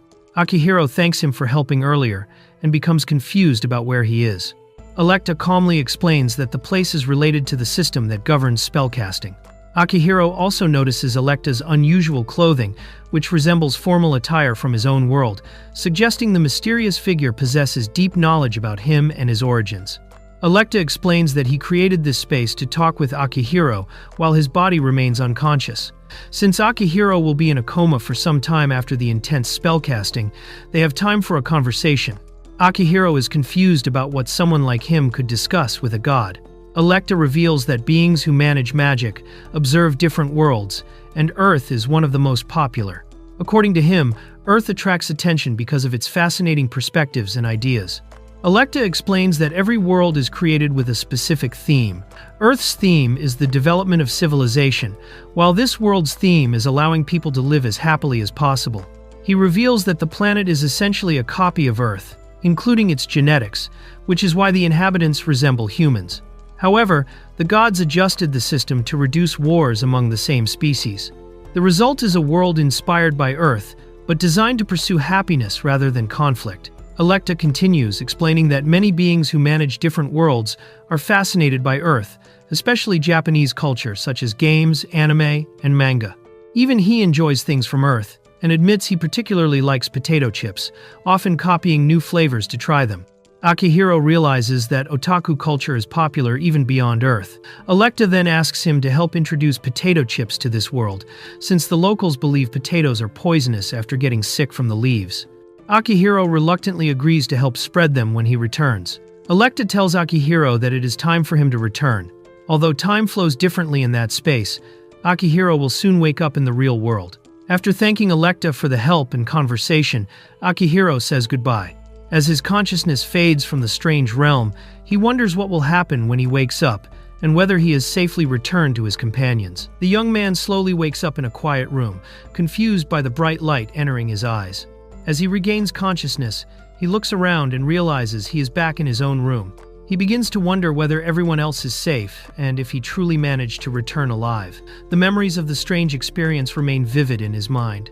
As he gathers his thoughts, he recalls clearly meeting a mysterious being who claimed to be a god, confirming that everything that happened was real and not just a dream. The man notices a young girl sleeping beside his bed, exhausted after caring for him the entire time. Realizing she has been watching over him while he was unconscious, he gently tries to wake her. Still half asleep, she slowly stirs, showing that she had remained by his side the whole time while nursing him back to health. The man tries to wake the girl, but she remains fast asleep and gently slides off the bed onto the floor, still resting peacefully. Seeing how deeply she is sleeping, he realizes she must be completely exhausted. After getting up, he checks his condition and notices that his body feels surprisingly fine, aside from a few small scratches likely caused while he was being carried. The girl finally wakes up and immediately notices that Hiro is conscious. Overwhelmed with relief, she rushes forward and hugs him tightly, grateful that he has recovered. As she calms down, she greets him warmly and realizes that she had been the one taking care of him while he was unconscious. Liz clings tightly to Hiro, overwhelmed with worry after finally seeing him awake. Her emotions spiral into panic, squeezing him so hard that he struggles to breathe. Hiro quickly reassures her and calmly helps her slow down, guiding her to breathe and relax. Gradually, Liz begins to calm down as the tension fades. Liz explains that Hiro was brought back by the others after collapsing from excessive mana use. The Apothecary Guild confirmed that he had simply overexerted himself and would wake up once he had rested. Relieved, Hiro apologizes and expresses gratitude for being brought back safely and for Liz staying by his side. Liz admits how worried she had been during the 3 days he remained unconscious, afraid he might never wake up. Hiro smiles and tells Liz that he has returned. He explains that his strong desire to come back to this home guided him while he was unconscious. Liz warmly welcomes him back, happy to see him safe again, while Hiro admits that he may have pushed himself a little too hard. After waking up, Hiro is given a light soup prepared to be gentle on his stomach. Liz explains that while he was unconscious, members of the Apothecary Guild visited and provided liquid nourishment to keep him healthy. Relieved that he is recovering well, Hiro begins eating and quietly thinks about asking later how much the treatment cost. Meanwhile, another man prepares to leave for hunting and tells Akihiro to rest and take it easy for the day. Liz insists that she wants to stay by Hiro's side. Hiro says his body feels fine and that he only plans to walk around the village, so there is no need to worry. Liz immediately tells him not to overdo it and offers to go with him when he reports to the guild. He reassures her and decides he will simply greet the people there and return quickly. Although Liz had been worried about him, Hiro also feels concerned about what happened after he collapsed and wants to hear the full details. On the way to the guild, Hiro decides to check his current skills. A status window appears, listing several abilities such as vigilance, prayer, spell control, concealment, bravery, and spear technique. Among them, he he notices a new skill related to water attribute control. Thinking back, he realizes it may have been obtained during the slime incident, but since he was about to collapse at the time, the report might not have been transmitted correctly. When Hiro arrives in town, one of the villagers thanks him sincerely for helping them the other day and asks if he is feeling better. Hiro modestly replies that he was the one who caused trouble on the way back. The villager quickly reassures him, explaining that nothing dangerous happened and that he used his vigilance skill to stay alert and run back safely. The conversation continues in a friendly atmosphere as the others happily greet Akihiro. At the guild, Hiro is warmly greeted by the adventurers who helped him before. They thank him for his efforts and are relieved to see that he has recovered. Hiro expresses his gratitude for carrying him back after he collapsed, knowing it must have been difficult. The others explain that everyone took turns transporting him. Arie also quietly thanks him for helping her despite the trouble he was in. At the guild, the staff explains the results of their last mission. The wolf-like creature they defeated was identified as a new species called a dire wolf. Because of this discovery, the guild granted an unprecedented reward. The total reward for the party is 1 million wall, divided equally among the 4 members. Each person receives 250,000 wall, an amount considered significant, close to a local farmer's yearly income. The guild staff hands Hiro a pouch of money, explaining that it includes the achievement fee and reward, totaling 390,000 wall. The party members laugh, noting that defeating the dire wolf would normally be impossible for adventurers of their rank, but the mission was treated as a higher rank subjugation. The staff then reveals that a special order came from the Viscount to reward Hiro for discovering something valuable that could benefit the domain in the future.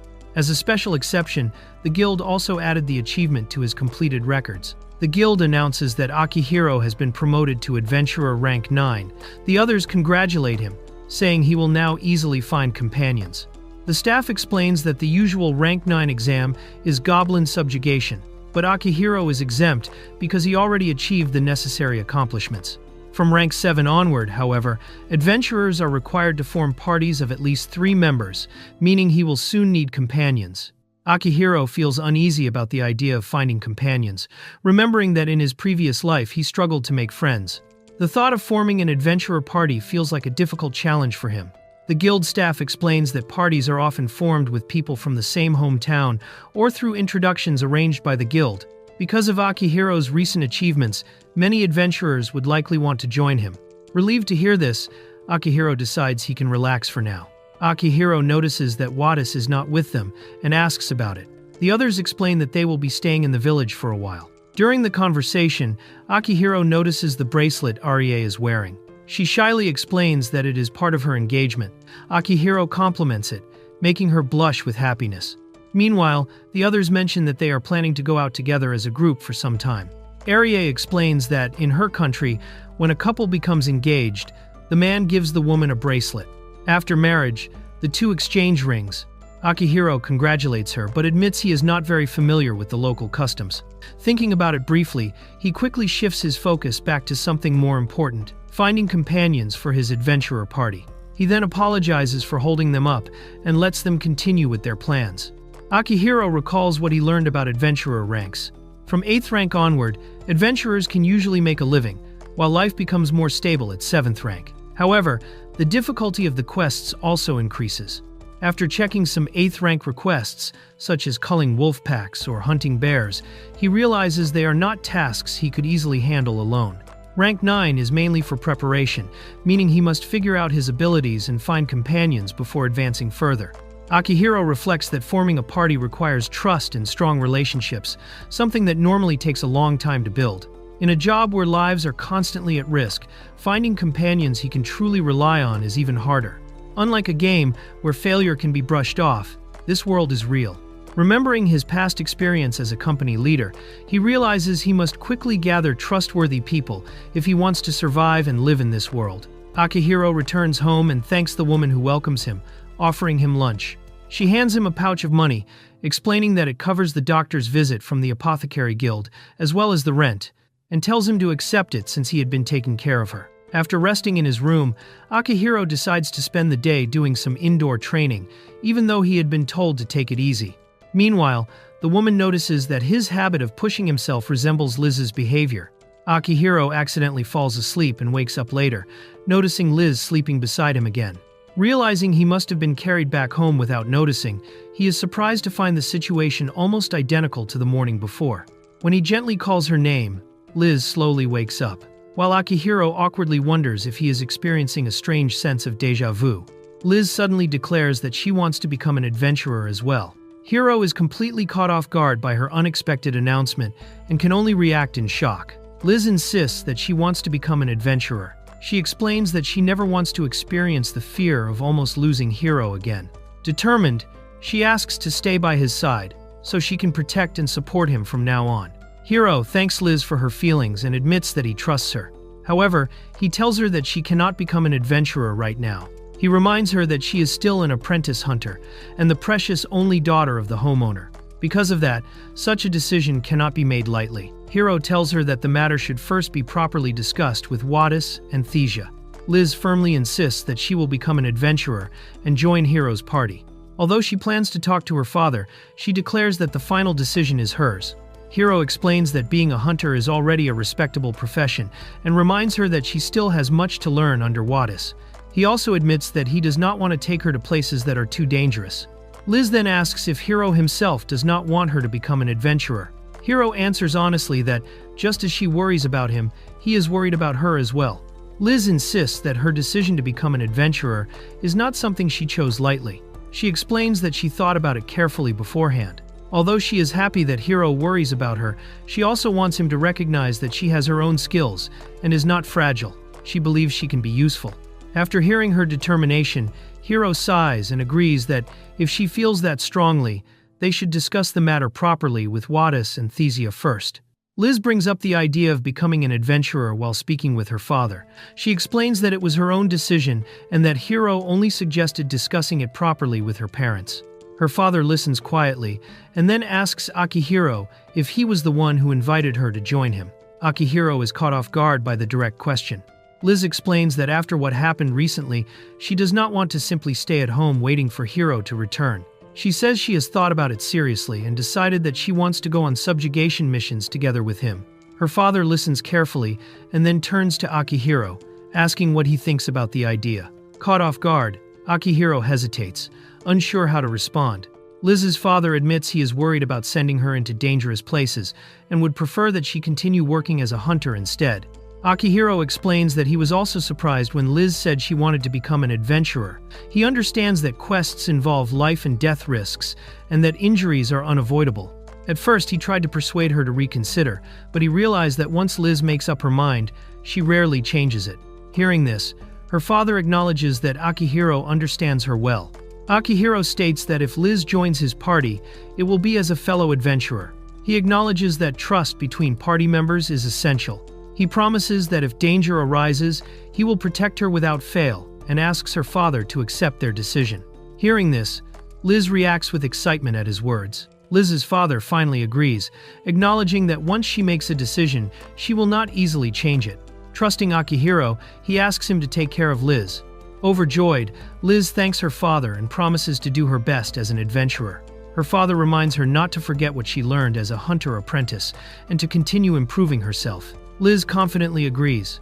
Liz's father accepts the decision, noting that the harvest was good and allowing her to move forward. Akihiro feels relieved that he approved. Excited, Liz announces that she will go to the guild the next day to register as an adventurer. With that, Liz officially becomes a member of the party. Although Akihiro is happy that Liz joined the party, it creates a new problem deciding her role. Considering her strong physical ability, placing her on the front line seems possible. However, Liz mainly uses a bow specialized for hunting small animals, leaving her ineffective against large monsters. Akihiro struggles to decide where she should be positioned in the party. Akihiro considers Liz's abilities and realizes that her Herculean strength mainly enhances her muscles. With such power, she might be better suited for the front line rather than staying in the back. He briefly worries about whether her bones could withstand that strength, but recalls that the skill's magic also reinforces the body, protecting it from the impact of her own power. While he is lost in thought about her role, Liz notices and asks whether he would prefer her to fight on the front line or remain in the back line. Akihiro asks Liz if she would be willing to fight on the front line using a shield and a blunt weapon. Liz happily agrees, saying she will do her best if that role suits the party. When he asks if she can use an axe, Liz answers that she is not particular about weapons, and that the one she carries was originally given to her for self-defense. With that decided, Akihiro concludes that she will take the frontline position. However, another issue quickly comes to mind. They still need money. Akihiro realizes that preparing Liz for the front line will be expensive. Heavy armor costs a fortune, and he has not even gathered proper equipment for himself yet. Blunt weapons would at least be more cost-effective than bows, but the road ahead still looks difficult. He also wonders whether Liz could even defeat a goblin yet. For now, he decides they should hunt goblins to build experience and earn money, and afterward visit the guild to check out some weapons. Liz happily agrees but mentions that there is someone she wants him to meet later. Liz explains that the person she wants Hiro to meet is also an adventurer, likely around rank 9. Since they are looking for party members, she thought it would be a perfect opportunity. She reveals that the girl is her childhood friend, the same age as her, 15. Although she comes from a farming family, she has been working as an adventurer since she was about 10 to support herself. Hearing this, Hiro feels somewhat reassured, thinking that if she is Liz's childhood friend, her character is probably trustworthy. Liz explains that she already spoke with her friend the day before and arranged to meet her at the guild. The girl agreed and should be waiting there. Hiro asks to be introduced and worries about keeping her waiting, but Liz casually says there is no need to rush. As they head to the guild, Hiro reflects on the relaxed pace of rural life compared to the strict timing he was used to in his previous corporate life. As they walk, Liz talks about her childhood friend. She explains that the girl used to punch boys who teased her when they were kids. Although she can be sharp-tongued, Liz insists that she is actually very kind at heart. Hiro learns that the friend is also a girl, which makes him slightly uneasy since adventuring is dangerous work. Finally, Liz calls out her friend's name, Fia. Liz introduces Akihiro to her childhood friend at the guild. The girl cheerfully greets them and recognizes Liz immediately. She introduces herself as Fia, an adventurer of rank 9, and warmly greets Akihiro as they meet for the first time. Fia casually explains that she comes from a family of farmers, so her rough way of speaking might sound unusual. Akihiro tells her not to worry about it.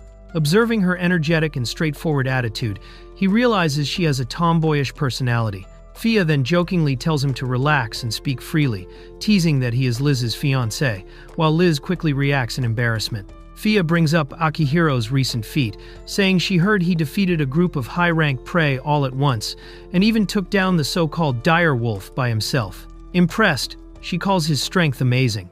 Akihiro quickly denies taking all the credit, and explains that it was not just his power. He admits that he collapsed afterward, making it clear that the victory was not his alone. Fia suddenly jokes that she would not mind becoming Akihiro's second wife, saying it casually. Liz immediately explodes in anger and shouts her name, clearly furious at the teasing remark. Seeing the tension between the two girls, it becomes clear that this may not only be a difficult road ahead for Akihiro, but also the beginning of a turbulent new chapter. Fia continues teasing, praising Akihiro by saying that defeating a rank 6 prey alone makes him an excellent candidate. Liz immediately objects, angrily insisting that Hiro is not a candidate for anything. The two begin arguing while Akihiro watches awkwardly. As the situation becomes increasingly chaotic, Akihiro can only think about how complicated things have suddenly become. Akihiro quickly interrupts the teasing and explains that, in the laws of his original country, a person can only have one wife. Fia reacts with surprise, asking if that is really true. Akihiro then clarifies that he has not even decided on an engagement with Liz yet, and adds that he has no intention of practicing polygamy. Liz quietly smiles beside him. Liz proudly announces that she has officially registered as an adventurer and shows her guild card, which lists her as rank 10. Fia congratulates her, surprised that Liz decided to become an adventurer, and asks what will happen to her work as a hunter. Liz explains that her brother will take care of things for now, so there is no problem. Liz confirms that she plans to join the party. She casually mentions that once she is married, she will leave her family home anyway, so there will be no problem. Fia teasingly calls her the same crybaby Liz she remembers, and the two laugh together. Happy to be reunited, they both express excitement about working together again. Meanwhile, Akihiro quietly wonders if his opinion matters in all of this. Akihiro decides to visit a weapon shop, and both Liz and Fia agree to come along.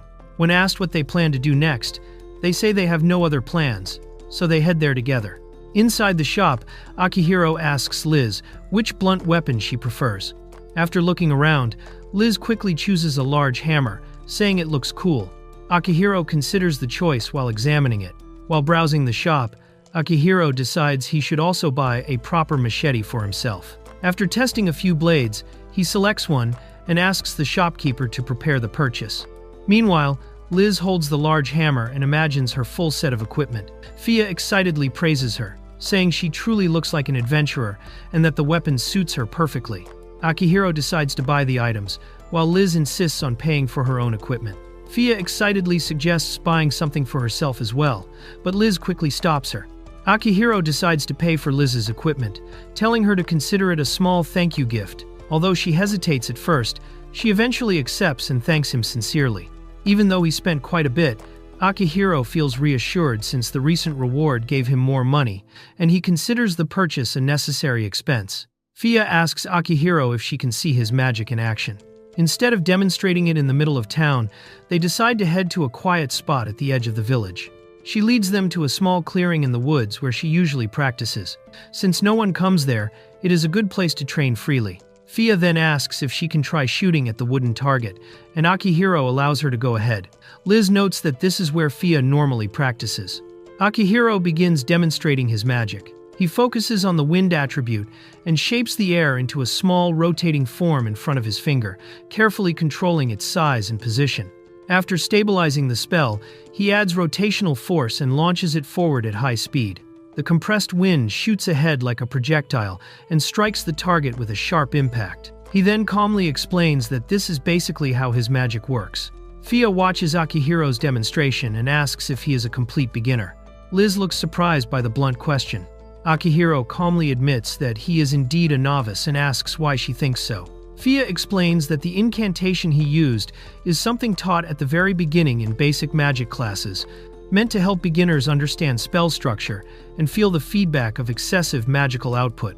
Fia explains that the spell Akihiro used is normally taught very early in magic education.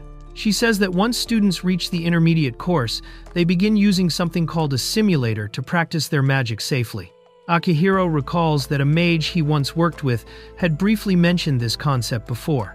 Although he never fully learned it, the idea now makes more sense to him. Fia then describes how the process works. A mage runs a simulation inside their own mind before casting a spell.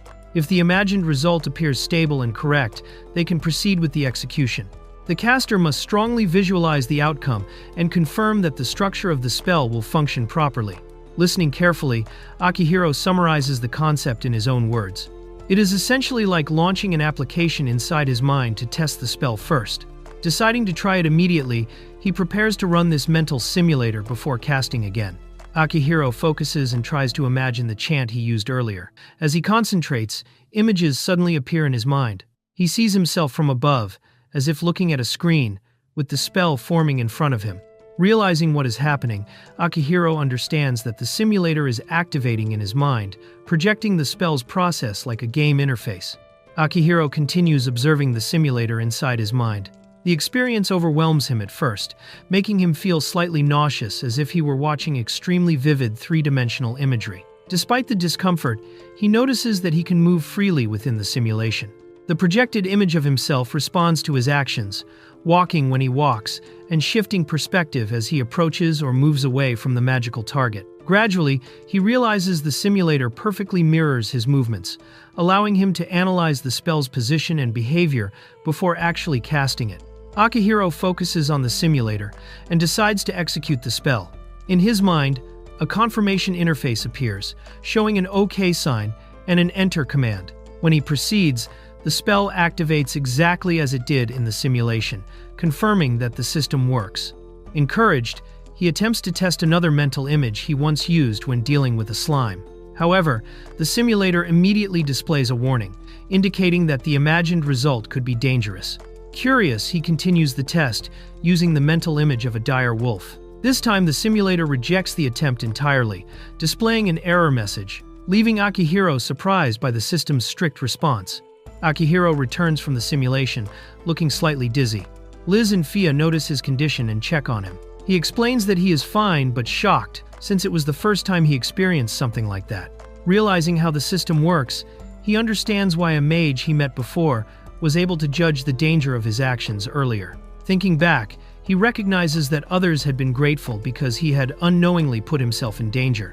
Although relieved, the after effects of the mental simulation still make him feel sick. Akihiro admits that he is still a complete beginner and that it will likely take time before he becomes used to using the simulator. Fia asks Akihiro where he learned magic. Liz explains that he was taught by Bastia from the village general store. Fia is shocked by the answer. She reveals that Bastia never even finished basic magical education and dropped out of school very early. Realizing this, Akihiro finally understands why his magical knowledge seems so unusual. Akihiro wonders if casting magic simply by imagining it might be dangerous. Fia praises him, saying it is impressive that he understood the concept immediately after being taught only briefly. Liz happily asks if her explanation helped, and Akihiro thanks her. As he reflects on it, Akihiro realizes that most people imagine spells like simple drawings, but his experiences in another world allow him to picture things in far greater detail. Because of this, the way he visualizes magic is far more realistic than others. Akihiro reflects that his ability to visualize magic clearly comes from his experience with games in his previous world. While people in this world imagine spells in simple two-dimensional forms, he naturally pictures them in detailed three-dimensional images. Because of this, the spells he imagines appear far more realistic and precise. He also realizes that most people here lack experiences like advanced games, which makes their imagination less concrete. Although information about dangerous magical feedback is unclear and depends on the user's ability, Akihiro begins to suspect that using mental simulations to predict and create spells could become an extremely powerful skill. With their equipment ready, the group decides to test their strength by hunting goblins. Fia enthusiastically agrees, eager to join the fight, while Akihiro reminds them that Liz also needs to gain experience and level up. As they head toward the forest, Akihiro keeps thinking about the magic he used earlier and decides to be more careful with it for now. When they arrive, Fia notices the area and asks if this is Akihiro's usual hunting ground. Liz casually adds that she often comes here to gather vase grass, revealing she is already familiar with the place. Akihiro spots two goblins approaching through the forest. Seeing the opportunity, he decides it is the perfect moment for an ambush. He quickly gives instructions. Liz will attack the goblin on the right and strike it with her hammer, focusing her force on the body. Fia is told to stay alert and watch the surroundings in case other monsters appear. Akihiro plans to support Liz if anything goes wrong. As the goblins move closer, he signals for Liz to prepare and tells her to act the moment he gives the command. Akihiro prepares the attack while watching the goblins through the simulator in his mind. The interface shows the targets clearly, but the intense visualization still makes him slightly dizzy. Despite the discomfort, he analyzes the spell and adjusts the compression rate to make it more stable. After confirming the result in the simulation, the system displays a confirmation signal. Satisfied with the adjustments, Akihiro executes the spell, releasing the attack exactly as he planned. As Akihiro's attack lands, Liz rushes forward without hesitation. Using the opening he created, she leaps into the air and swings her hammer with all her strength. The heavy blow crashes into the goblin, sending it flying as the impact bursts through its body. Liz lands smoothly after the strike, completing the ambush in a single, decisive attack. Liz's hammer strike lands perfectly, crushing the goblin with a precise and powerful blow. The monster collapses instantly, its body unable to withstand the impact. Akihiro watches in surprise as the attack ends the fight in a single clean strike. After the goblin falls, Akihiro notes how skilled Liz is in battle. They proceed to collect the proof of the kill by cutting off the monster's nose.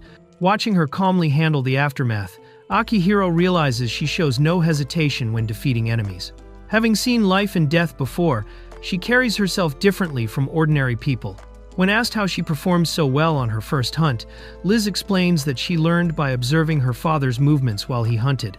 As the day continues, Akihiro realizes that Liz may be more suited to becoming an adventurer than he first thought.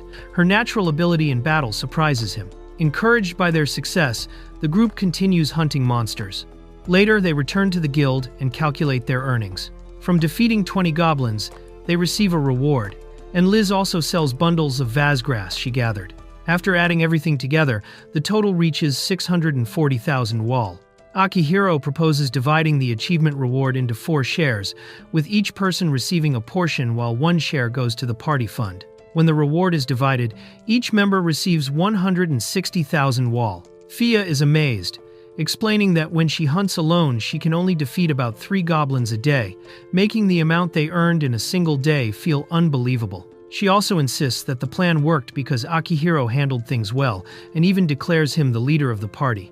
Liz objects to the sudden decision, while Fia cheerfully ignores the complaint. Despite the teasing, Fia admits that being in a party feels much better. When she worked alone, she often felt lonely and afraid. Full of energy, she excitedly runs off and says goodbye for the day, leaving Akihiro and Liz watching her go. After parting with Fia, Akihiro tells Liz he plans to stop by the church. He explains that he wants to pray for the party's safety and also ask God about something that has been on his mind. Liz understands and decides to head home first to help with dinner. They say goodbye and go their separate ways. As Akihiro approaches the church, he reflects that the matter he wants to think about today concerns magic. Akihiro enters the quiet church and notices a nun reading inside. He steps forward and kneels before the altar. Closing his eyes, he prays sincerely, asking God to answer the question weighing on his mind. As he wonders whether someone will come to respond, he waits in silence inside the still chapel. While Akihiro prays in the church, a mysterious woman suddenly appears before him. She calmly remarks that a simple prayer would have been enough instead of him coming personally. At the same time, Akihiro senses that something unusual has happened within the system connected to him. The woman introduces herself as Deshia, the one who governs healing. Akihiro politely introduces himself and explains his concern. He admits that the power he can use in this world feels frightening. He worries that the knowledge he possesses could greatly impact the world if used carelessly. Deshia tells Akihiro that power itself is not dangerous. It depends on the person who wields it. Even something as simple as a kitchen knife can become deadly in the wrong hands. She compares his situation to being the only person in the world carrying a powerful weapon, explaining that his fears are understandable but unnecessary. She trusts him to handle his power responsibly. Deshia also explains that the rules governing magic are continually updated, and if his abilities ever become too influential, they will simply revise those rules. She then mentions that she has received a message from Electoa. Deshia decides to grant Akihiro a new skill and gently places her hand on his head. A warm sensation spreads through him as the blessing takes effect. She then demonstrates the ability by temporarily suspending his sense of pain and tells him to test it. Following her instructions, Akihiro cuts into his arm, surprised to realize that he truly feels nothing. Akihiro cuts deeply into his arm while the pain is suppressed. Blood drips from the wound, and Deshia calmly notes that the cut is deep enough to expose the bone. Although he feels no pain, the sight terrifies him. Deshia reassures him and instructs him to imagine the wound healing while using the simulator in his mind. She explains that by strongly visualizing the process, he can recreate healing through his magic. Akihiro focuses and visualizes the wound healing. In his mind, the skin gradually closes as the simulator processes the image. After confirming the result, he executes the spell. The injury on his arm disappears, leaving it completely healed. Realizing it worked, Akihiro celebrates his success. Akihiro executes the healing spell, and the wound on his arm closes instantly. He is amazed at how quickly it recovers. Deshia explains that this is what is known as divine magic. Normally, healing external injuries is possible, but healing inside the body is far more difficult because people struggle to imagine it clearly. However, she notes that Akihiro's visualizations are extremely precise, meaning he requires almost no correction when using healing magic. Deshia explains that divine magic does not rely on complex spell structures. If someone prays sincerely from the heart and soul, the request can be answered, making constructs and simulations unnecessary. She adds that while a sentence structure for divine magic does exist, it is rarely needed. Before leaving, Deshia apologizes for her brief visit. Although she was curious to hear about Earth, she must return to her duties, leaving Akihiro with the knowledge she shared. After Deshia disappears, the system confirms that the previous error has been resolved. Akihiro remains alone in the quiet church. He realizes he has gained the power to heal Liz and his companions if they are ever injured, though he will need to calmly imagine the wound to use it properly. A notification appears, showing that he has newly acquired the skill Attribute Control Divine 1. 8. Recognizing its potential, Akihiro concludes that this ability is incredibly valuable. Akihiro returns home and greets Liz's mother, assuring her that his body is fine after the day's work. She reminds him that his efforts are well known and tells him to get some rest. Inside, Liz is finishing preparations for dinner and mentions that only plating the food remains once her father returns. Before the meal, Liz suggests they practice a little longer. She wants to train her defense using the shield as well, and Akihiro agrees to practice with her until dinner time. Outside, Akihiro begins training Liz. She holds her shield and hammer while he explains the exercise. Using a wooden stick, Akihiro tells her he will attack at random and instructs her to block the strikes with the shield. As the practice begins, Liz raises the shield and successfully blocks the incoming attack. As the training continues, Akihiro notices that Liz consistently catches the strikes at the center of her shield. Her reactions are precise, likely sharpened by her experience hunting with a bow. Impressed by her control, Akihiro explains that the shield can also be used offensively. By blocking properly, she can knock away an opponent's weapon or disrupt their stance. He encourages her to practice attacking with the shield as well. Normally, she would follow a block with a hammer strike, but learning to counterattack with the shield will give her more options in battle. While Akihiro and Liz continue their training, Liz's father returns home and notices them practicing late outside. Liz happily greets him and mentions that dinner is already prepared. Akihiro, still catching his breath, assures them that he is fine despite having recently recovered from sickness. Liz jokingly remarks that his exhaustion looks more like a lack of stamina than lingering illness. As they enter, Liz's father is surprised to learn how much money Akihiro has been earning through his work as an adventurer. During dinner, Liz's father reminds them not to become overconfident and emphasizes that their success was only possible thanks to teamwork. Akihiro admits that Liz has shown far more talent as an adventurer than he expected and says she could become an essential member of the group. Liz shyly explains that she only tried to copy the hunting techniques she had seen her father use. When Akihiro praises the way she defeated the goblin, her father listens in silent surprise. Liz enthusiastically promises to work harder and earn even more as an adventurer. Akihiro notes that her experience as a hunter is clearly helping her, while her father advises her to keep improving but never let her guard down. Later that night, after dinner, Akihiro helps wash the dishes despite Liz insisting it is her responsibility. During their conversation, he discovers that every morning she wakes up early to fetch water from the well and carry it home as part of her daily routine. Liz worries that Akihiro might be overworking himself, but he reassures her and offers to help fetch water starting the next day. She insists that he should rest, reminding him that adventuring is already exhausting work. Later that same night, Akihiro reflects that his new life still gives him more freedom than his old job. Sitting alone, he decides to organize everything he knows about magic, recalling that he was able to consult the goddess and obtain divine power. Akihiro experiments with magic in his room, first imagining himself flying through the sky, but the attempt fails. He then decides to test something simpler using a piece of paper. Instead of relying on the simulator, he focuses purely on imagery, visualizing wind pressure shaping and fixing the paper in place. Concentrating on the image, he activates the spell and executes the command. The piece of paper suddenly begins to float slightly above the table. Akihiro watches in surprise as the paper gently moves through the air before slowly falling back to the ground. Realizing that something worked, he becomes excited and runs outside, eager to test the magic further. Outside, Akihiro imagines wind blowing from the soles of his feet while visualizing his body floating. Determined to test it, he recreates the same mental image and activates the magic. As he takes a step forward, the force lifts him slightly off the ground. Akihiro realizes that the magic works exactly as he imagined. When he releases the mental image, the effect stops. By controlling the image, he can move forward, backward, left, and right, and can even spin while floating. To stop, he simply imagines a reverse motion, allowing him to control his movement in the air. Akihiro glides through the air, realizing that the sensation is similar to skating. Excited by the freedom of movement, he practices controlling his speed and direction while flying above the trees. As he gets used to it, he realizes that this ability could even be used in combat. For him, the experience is completely new and thrilling. Liz sees Akihiro outside late at night and calls out to him from the window. Surprised, he stops as she approaches and asks if he is still practicing. She explains that her mother was worried he might collapse from overworking. Suddenly, Akihiro lifts Liz into his arms and uses his magic to rise into the air. They float together above the ground, leaving Liz initially shocked. As she looks around in wonder, she realizes they are truly flying and reacts with excitement. Akihiro explains that the ability is magic. As he holds Liz, she becomes embarrassed, and quietly admits that being so close to him makes her shy.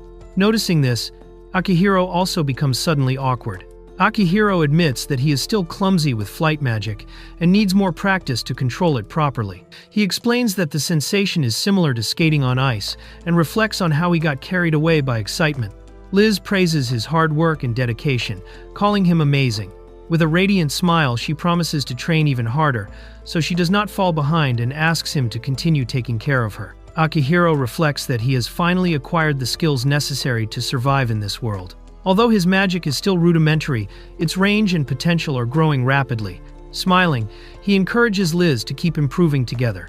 As he holds her hand, he feels excited about this new life, realizing that in this different world he can pursue what he desires, and this fills him with energy and determination. Liz excitedly tells the others that Akihiro lifted her into the air and flew while holding her. She describes the sensation as gliding over ice and says they even went higher than the house itself. Her enthusiastic account surprises the others listening. The next morning, Liz excitedly tells everyone about the previous night, describing how Akihiro flew while carrying her through the air. Fia becomes interested and says she also wants to try if it is that fun.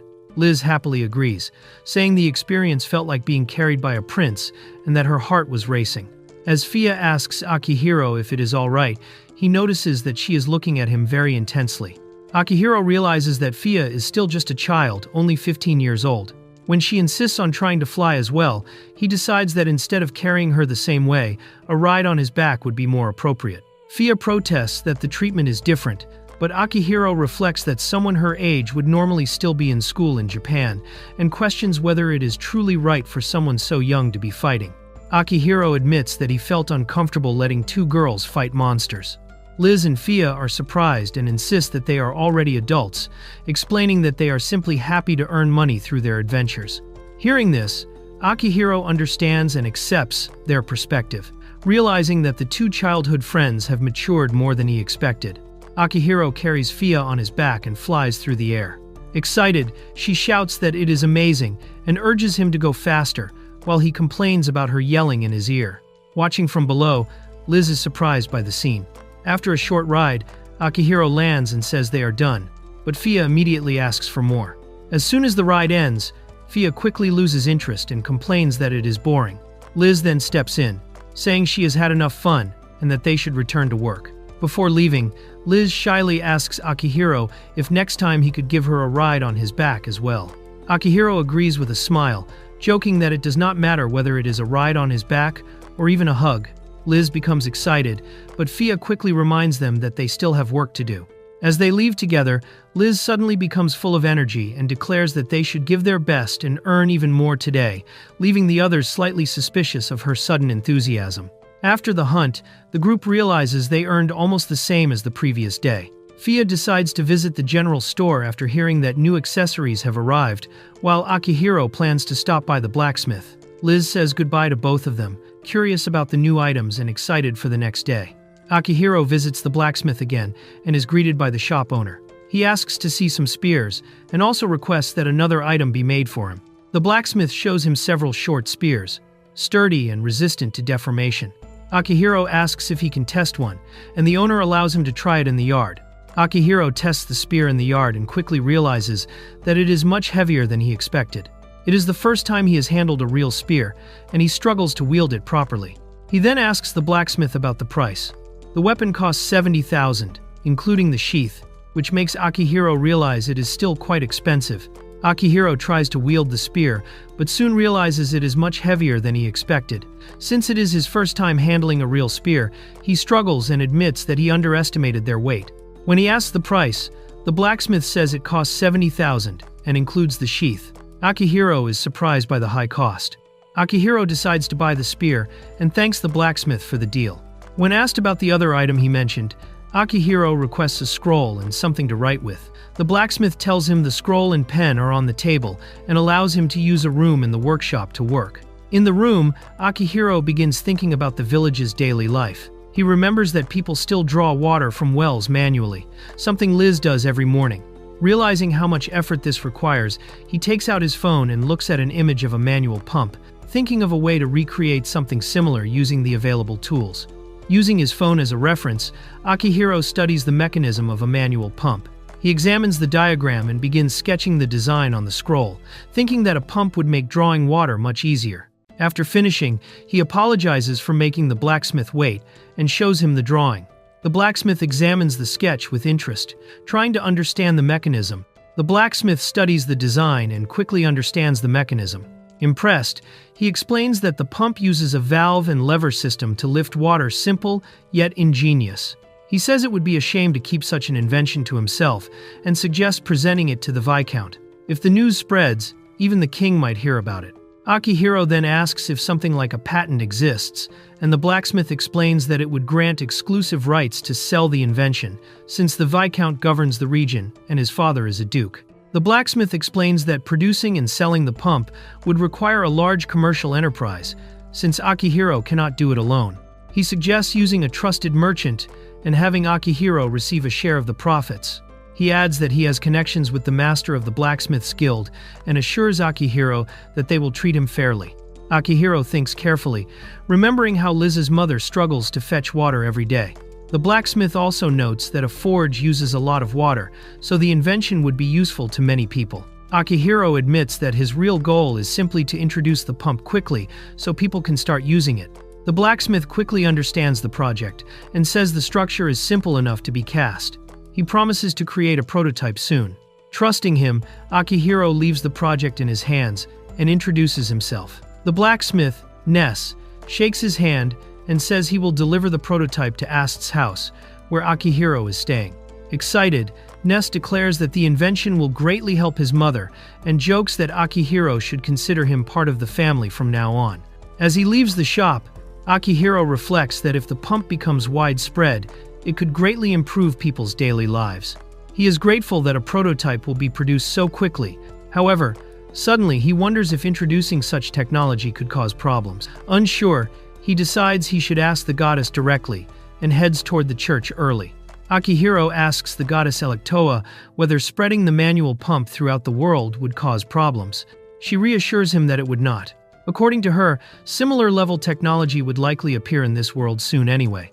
Relieved, Akihiro thanks her for answering even while she is busy.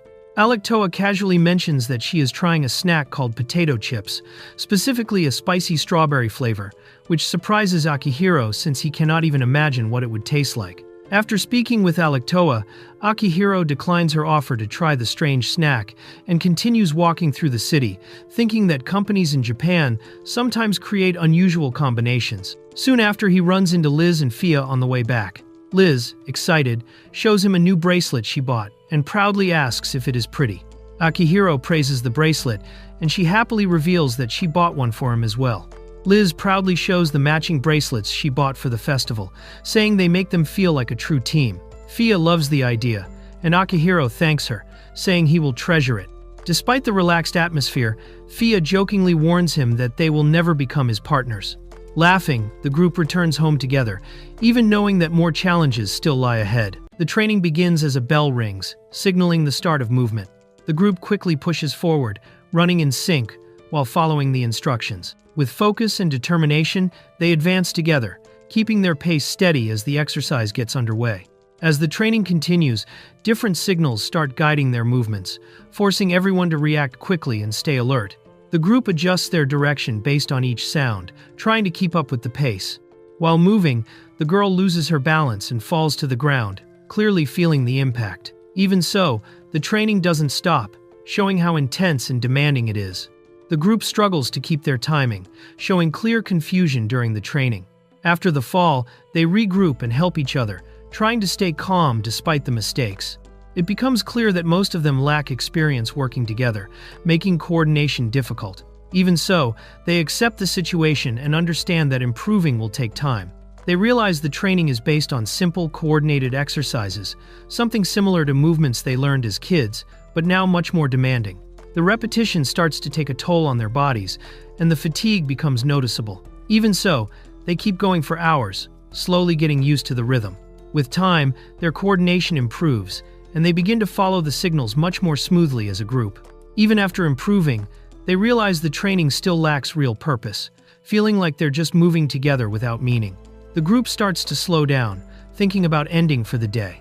At that moment, the boy steps forward, still focused, and suggests trying a more practical drill, something that could actually help them in a real fight. He quickly organizes the group, dividing them into roles. Some take defensive positions, while the others act as enemies, simulating an attack. Using simple branches as weapons, they begin the drill, charging forward like monsters. The goal becomes clear: create a more realistic situation where they can practice reacting under pressure and working together.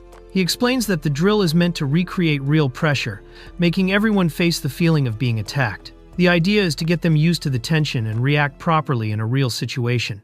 As they understand the purpose, the group becomes more serious.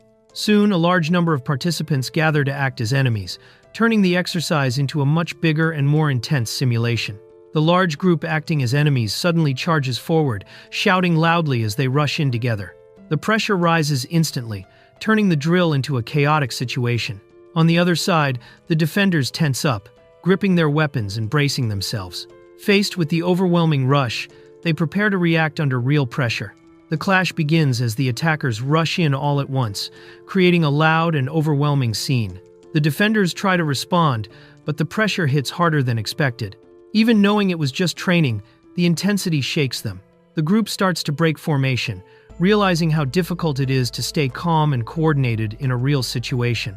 After the intense drill, the group acknowledges that the training was effective and far more practical. The idea of simulating real pressure proves useful, helping them understand their weaknesses. They are told to switch roles and keep practicing, building resistance and improving coordination. In the end, the session wraps up, with everyone encouraged to think about their own strategies for future battles. After training ends, the group starts to head back, finally able to relax. He is called aside for a moment while the others begin leaving. Meanwhile, the girls, still full of energy, decide to go do something together to improve their teamwork, heading off in good spirits. In contrast, he and the others feel completely drained after the long training, noticing the clear difference in energy. Later, new information arrives about a goblin group being tracked. The enemies are gathering more numbers as they move closer to the forest entrance, making the situation more dangerous. Their arrival is expected within the next couple of days, giving little time to prepare. At the same time, reinforcements are on the way, but they will only arrive later, leaving a gap where the group may have to face the threat on their own. They realize the timing of reinforcements will affect everyone's morale, so the plan is to keep spirits up by saying help is close. Still, depending on how fast the enemy moves, they may have to hold their ground alone for a few hours. Even knowing that, he stays focused, understanding that all they can do is give their best. The next day, they continue with coordination training, repeating the drills while stopping to review mistakes and improve as a group. They face multiple practice scenarios against group formations, slowly getting better with each attempt. Even so, tracking movements in the forest proves difficult, as the number of enemies around them feels overwhelming. They notice the number of enemies has increased compared to before, confirming the situation is getting worse. During training, they focus on reducing the enemy count step by step while keeping control of the group.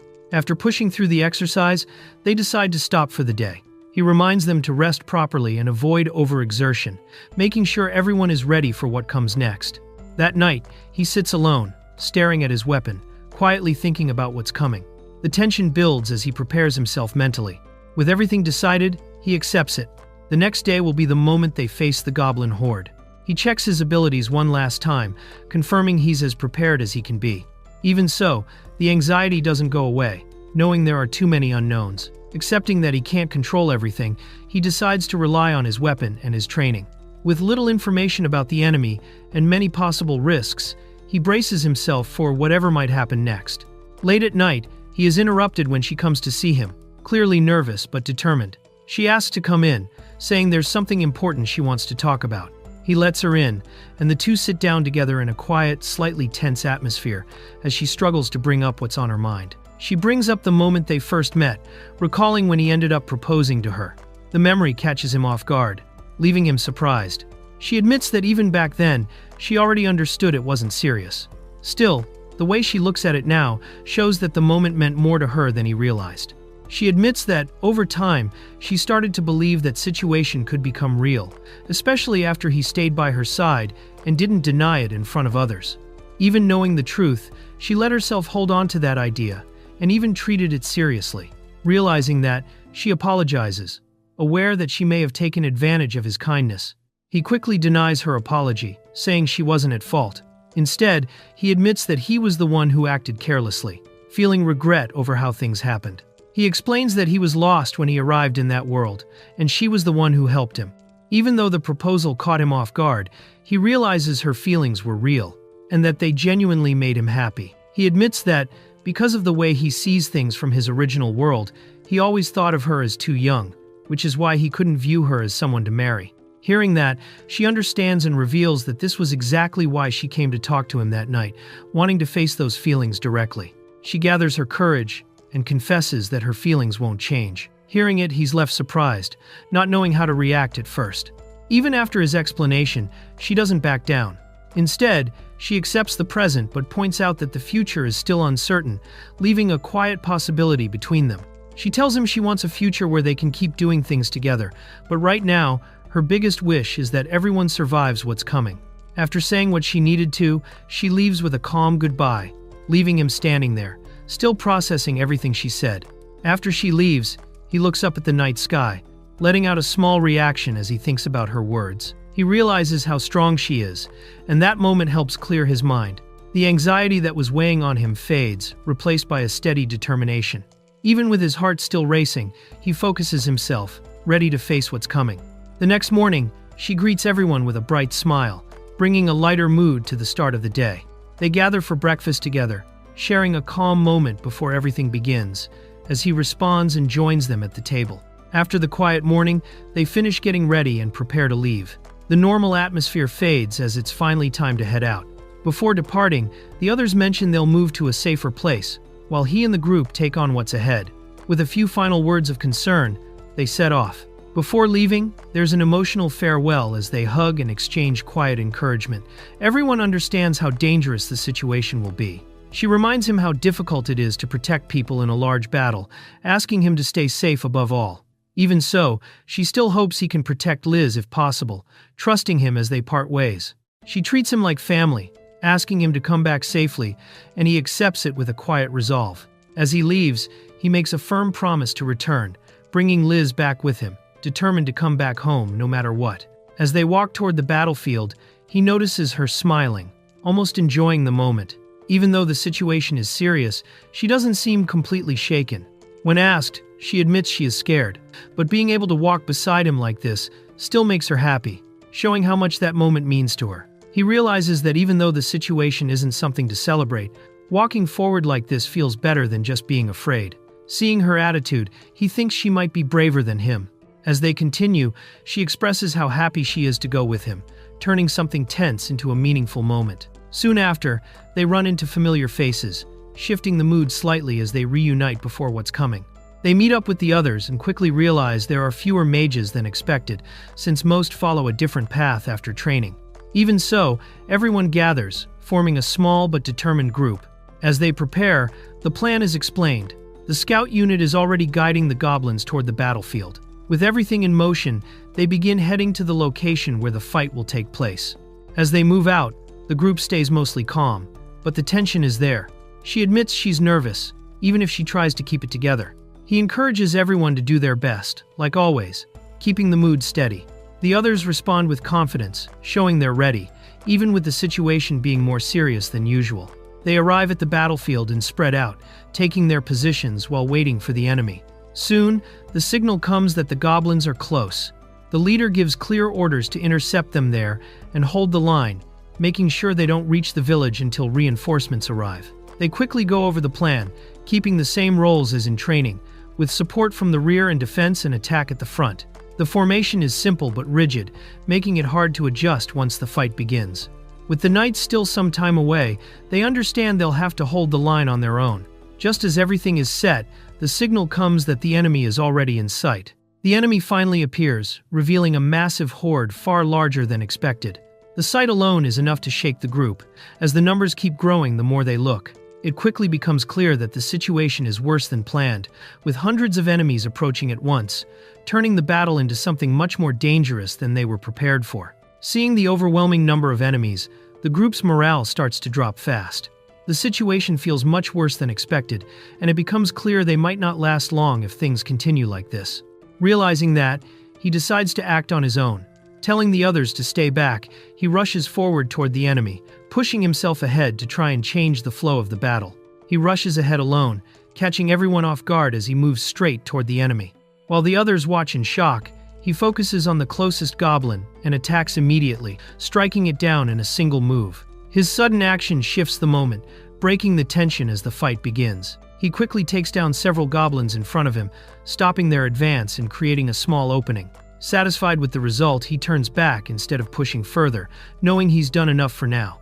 As he returns, he calls out to the group, catching their attention after his sudden move. After returning, he confidently tells the group how many enemies he already took down, trying to lift their spirits. His attitude shifts the mood, making the situation feel more manageable. Seeing that, the others regain confidence and decide to move forward together, ready to engage instead of just waiting. With their confidence restored, the group regains their rhythm and prepares to act together. The tension shifts into determination as they get back on track. They move into formation, with support units in the rear and attackers in front. As the command is given, they finally begin their coordinated attack. They charge in together, quickly taking down multiple goblins. With their coordination working, the group starts pushing the enemies back. After pushing forward, they take down many enemies and are told to fall back. Even with the progress, only a short time has passed, and they've only reduced part of the horde, meaning the fight is far from over. After pulling back, they feel the strain building, both physically and mentally. They realize they can't keep this pace for long. As they question if they can endure it, another wave of enemies starts approaching, making the situation even worse. They identify the next wave as the main force, with a leader likely among them. The clash ahead will be with a large front group. Sticking to the plan, they focus on defense first, preparing to absorb the impact and avoid being overwhelmed. The second clash begins as both sides collide at once. They hold their formation and focus on defense, stopping the enemy's advance. With teamwork, they start cutting down the goblins again, keeping the line steady while pushing them back little by little.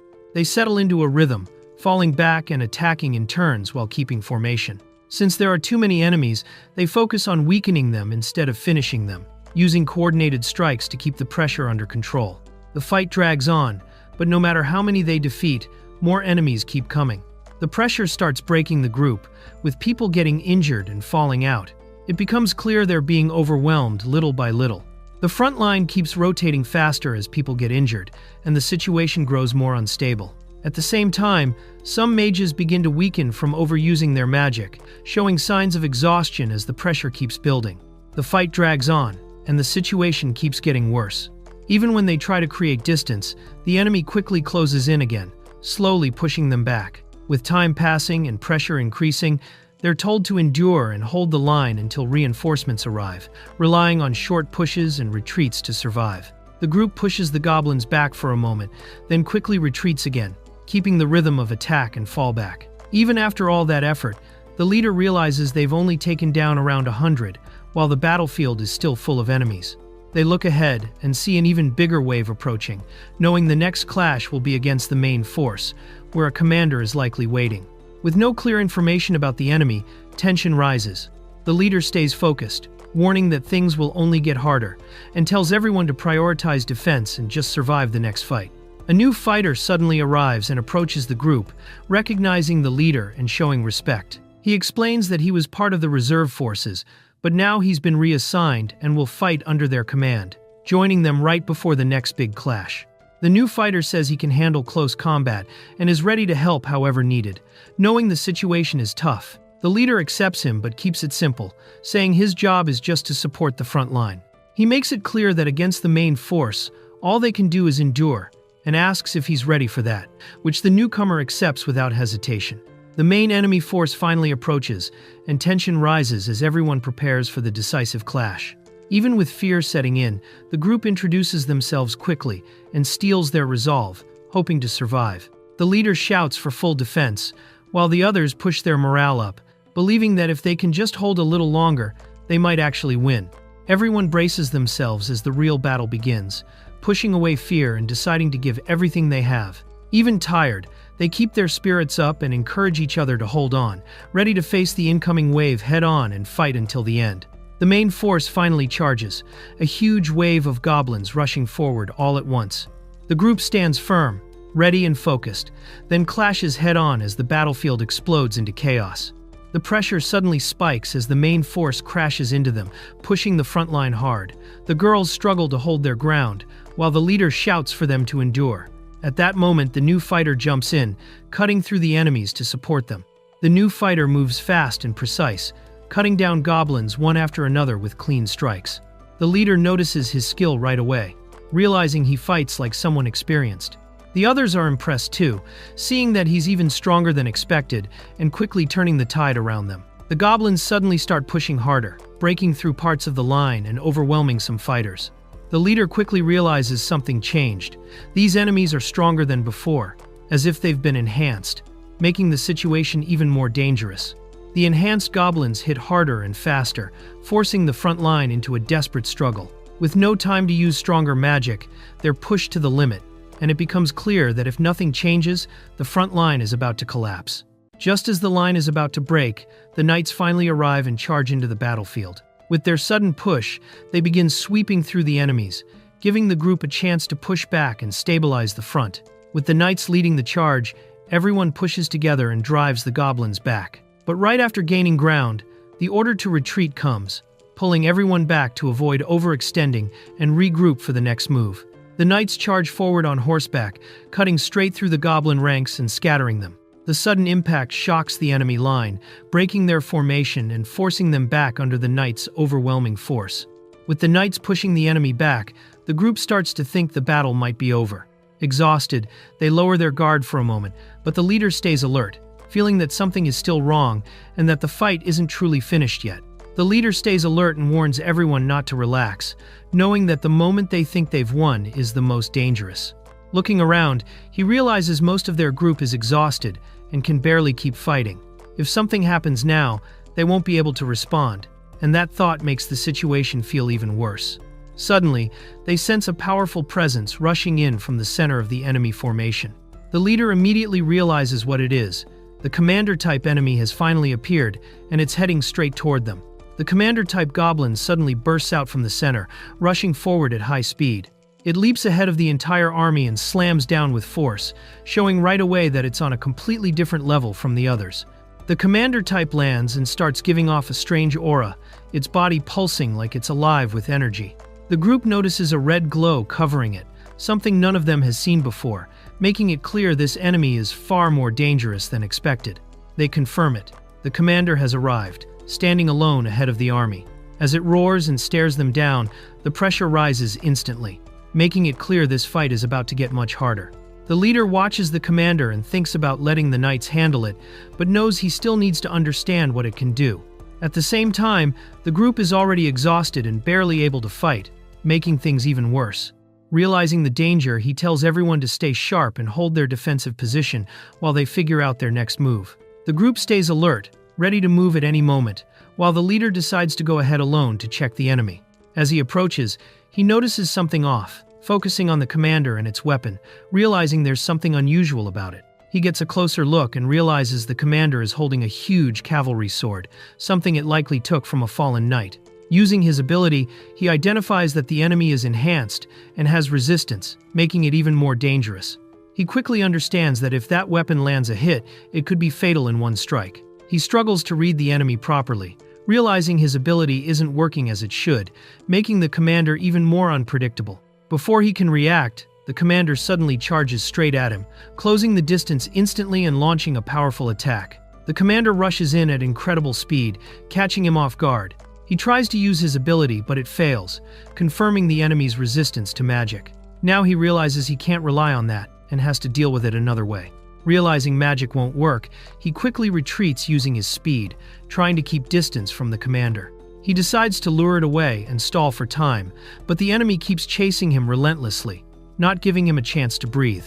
He realizes the commander isn't normal at all, moving with explosive speed that's hard to keep up with. At the same time, some goblins start changing direction and heading toward the weaker adventurers instead of the knights, showing they're targeting the easiest point to break through, making the situation even worse.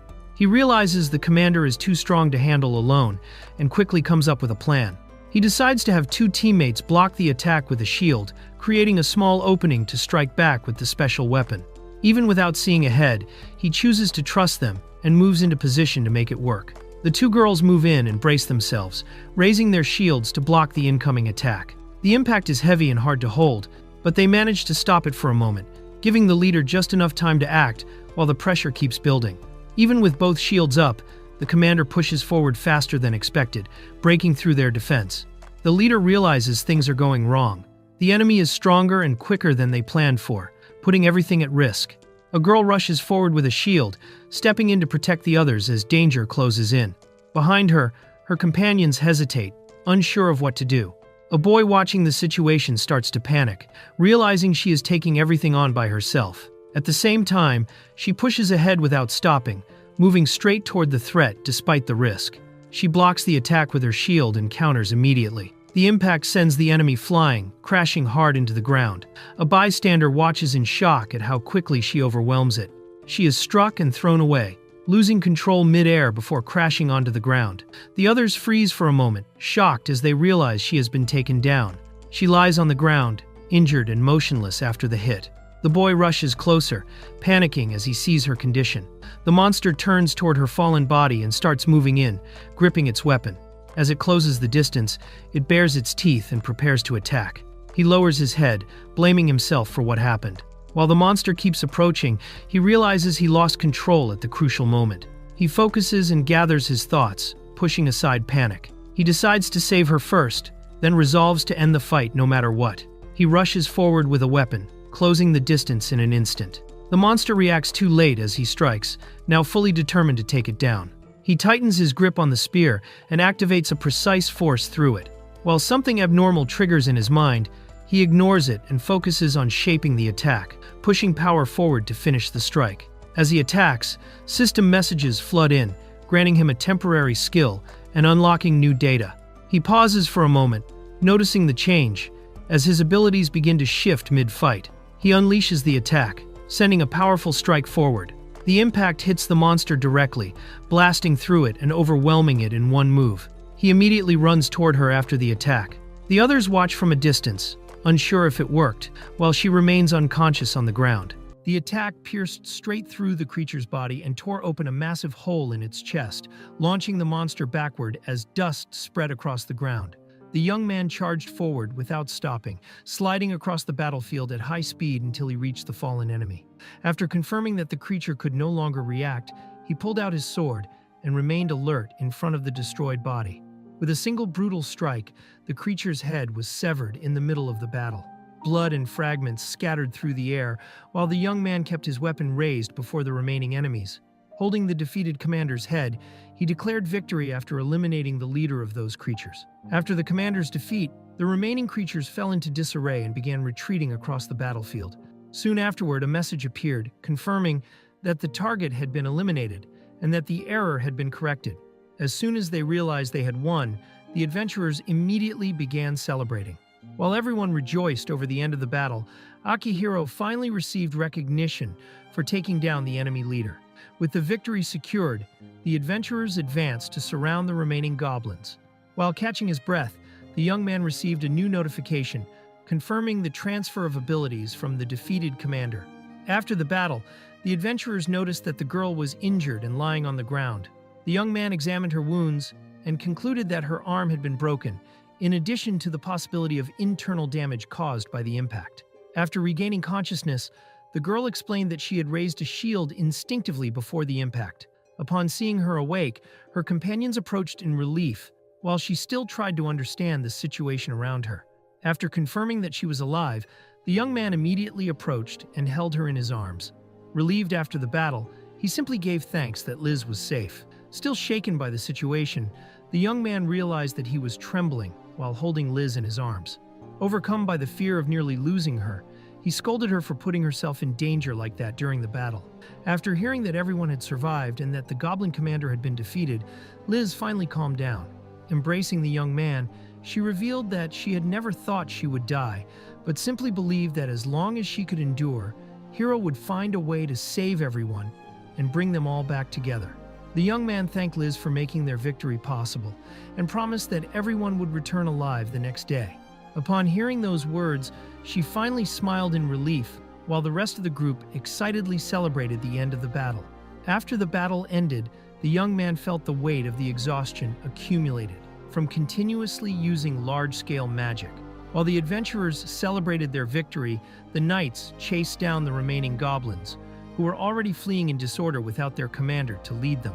Silently observing the battlefield, the young man realized that they had finally won and that everyone was still alive. Surrounded by his companions, he simply felt relieved when he heard the request for everyone to return home together. After the battle, Liz extended her hand toward the young man and asked for everyone to return home together. Later, already in front of the house, the exhausted group returned and entered quietly, so they would not wake the people who were still sleeping.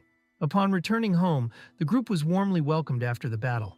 While everyone celebrated their safe return, a large meal was already waiting for them, causing the heavy atmosphere left by the fight to finally disappear. After surviving the battle, everyone gathered around the table to celebrate. Between drinks, meat, and plenty of food, the group was finally able to relax, while celebrating both their victory and their safe return. During the celebration, the group excitedly began talking about the battle against the goblin commander. While they tried to turn the confrontation into a great heroic feat, the young man insisted that everything had happened by chance and quickly reminded them that the reward would need to be divided equally among the four of them. While talking during the celebration, the group realized that there were still many goblins hidden throughout the forest. Even so, everyone became excited upon realizing that they would continue receiving missions and rewards like true adventurers. While the group laughed and celebrated around the table, the young man simply felt relieved that everyone had managed to return alive. Exhausted after the entire battle, he ended up falling deeply asleep that very night. The following day, the group discovered that the battle had ended without a single death despite the severe injuries. In addition, the knights praised the young man's achievements and promised to increase the rewards for future missions against goblins. After the victory, the young man received praise for his performance during the battle and returned the damaged spear for repairs. During the conversation, he also discovered that information about that battle had already reached the nobles of the region. While walking through the city after all the chaos, the young man realized that his life was slowly beginning to change. Even while thinking about everything he still wanted to achieve in that world, at that moment his greatest concern was finally being able to take a hot bath.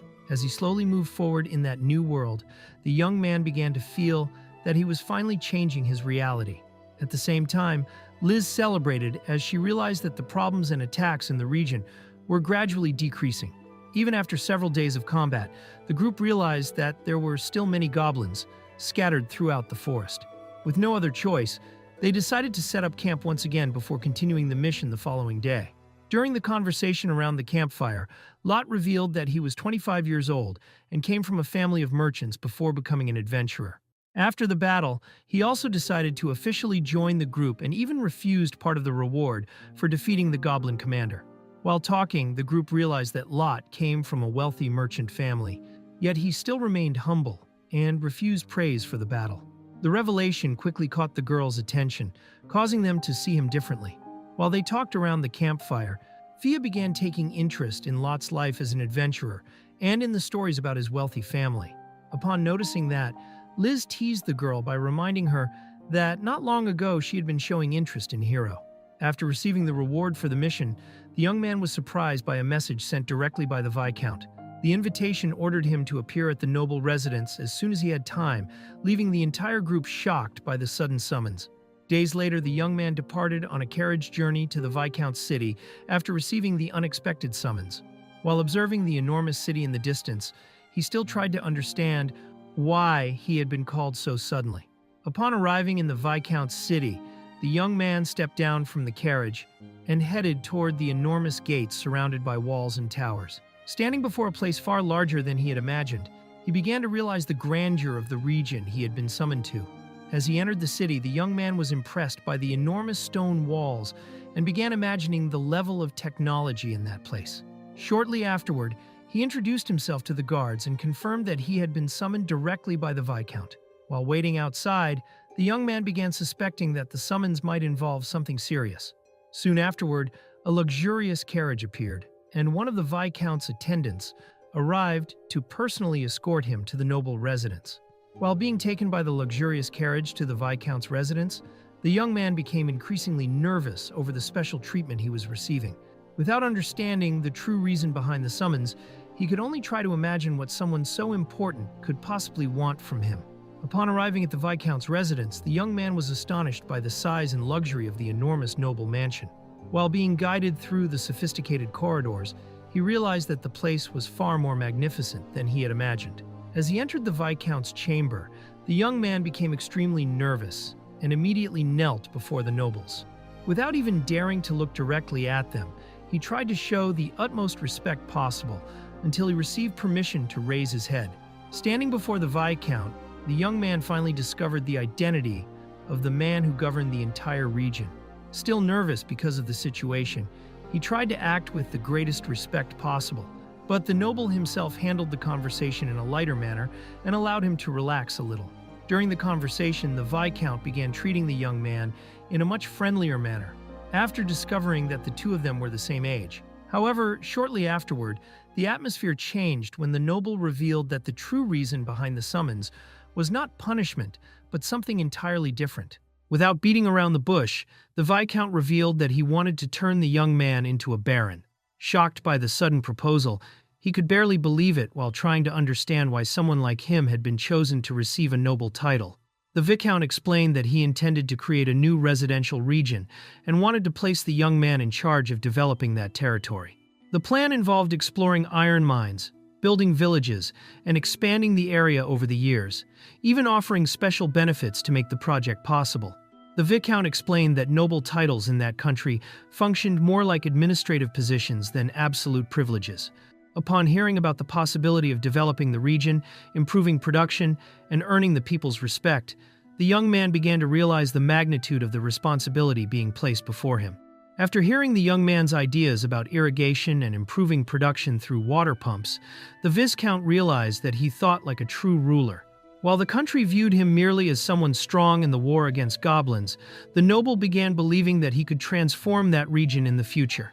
The Viscount asked the young man to think carefully about the proposal to govern that territory in the future.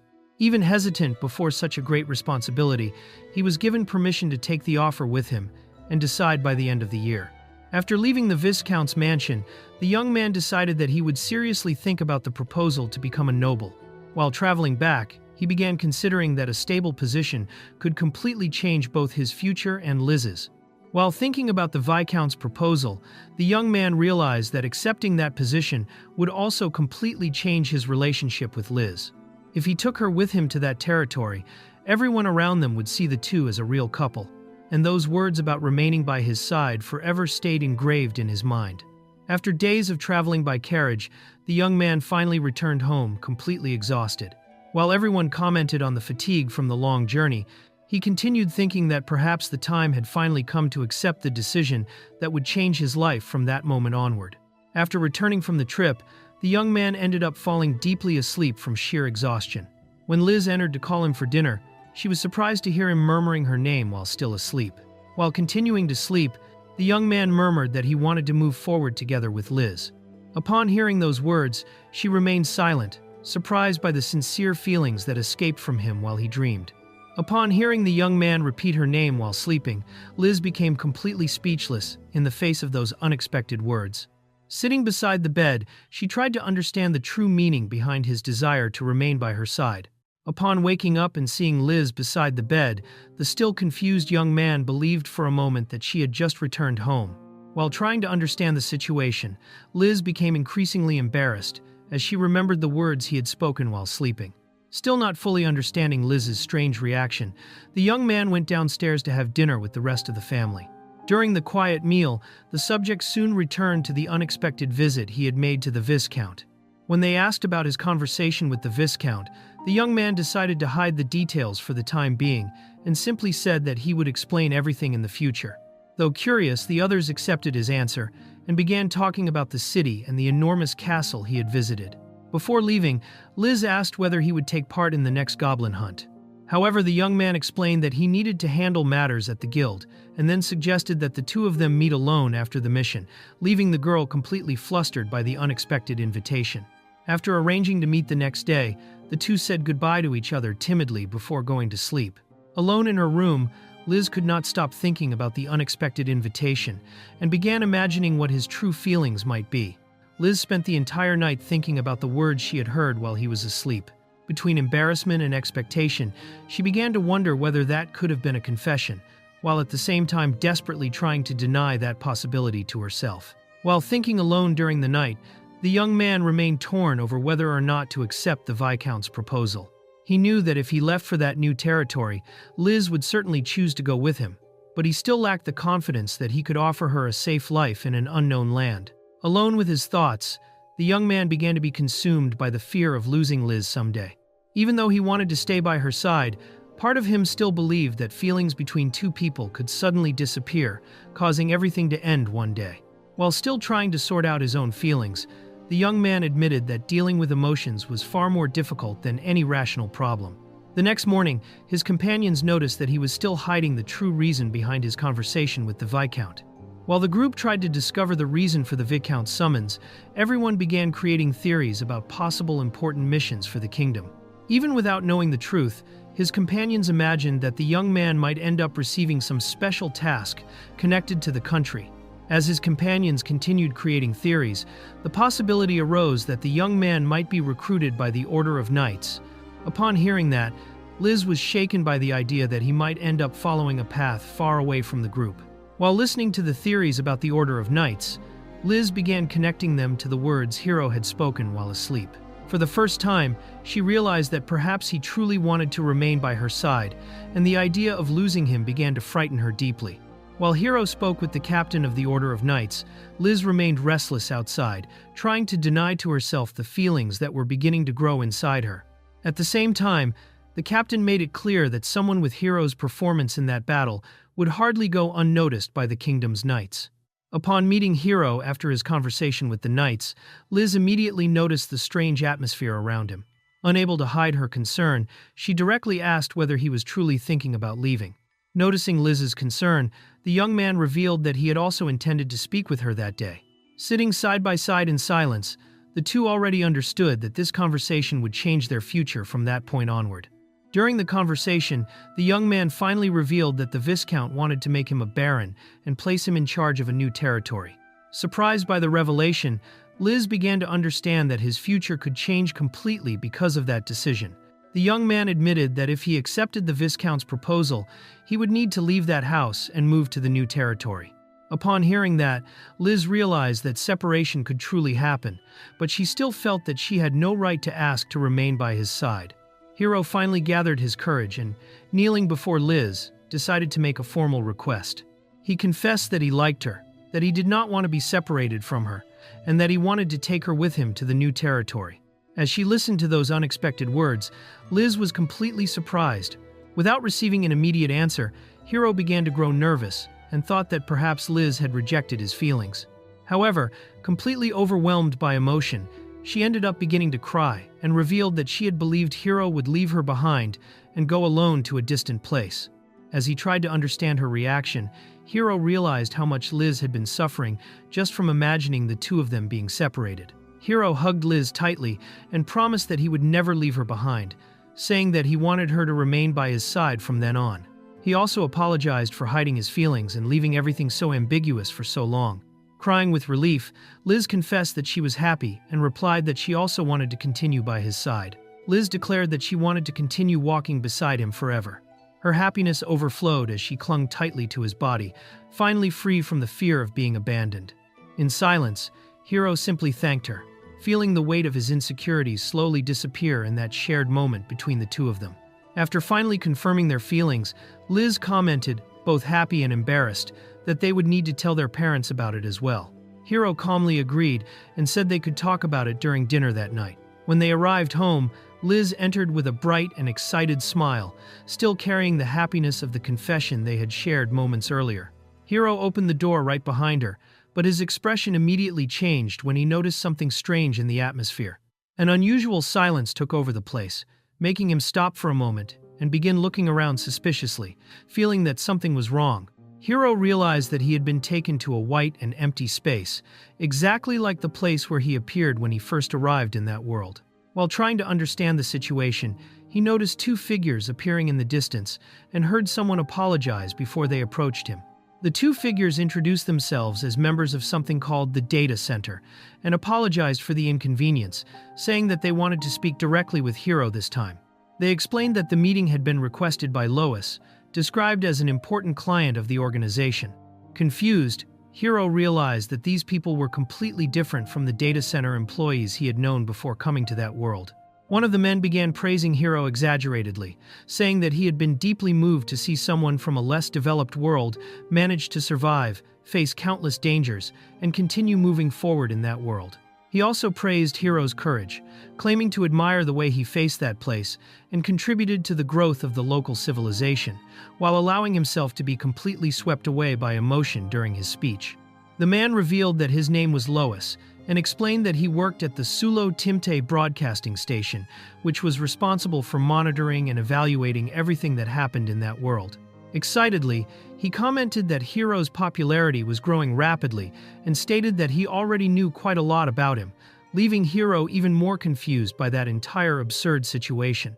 Hiro realized that Lois seemed exactly like the kind of person from the entertainment industry whom he normally would not trust. Even so, the two gave the impression of knowing practically everything about his situation, as though they stood even above the gods of that world. Then Lois said that he understood Hiro's confusion and stated that he would briefly explain the entire situation to him. The second man revealed that he possessed administrator privileges over that server, explaining that the world where Hiro lived was part of an enormous system managed inside a data center. According to him, countless other similar worlds were being operated in the same way. As he listened to all of that, Hiro began to understand that those people existed on a level far above even the gods of that universe. The administrators explained that, while observing countless different worlds, they began to take interest in the idea of transferring a person from one world to another. The proposal ended up being approved as an experiment to study the effects of that movement between worlds.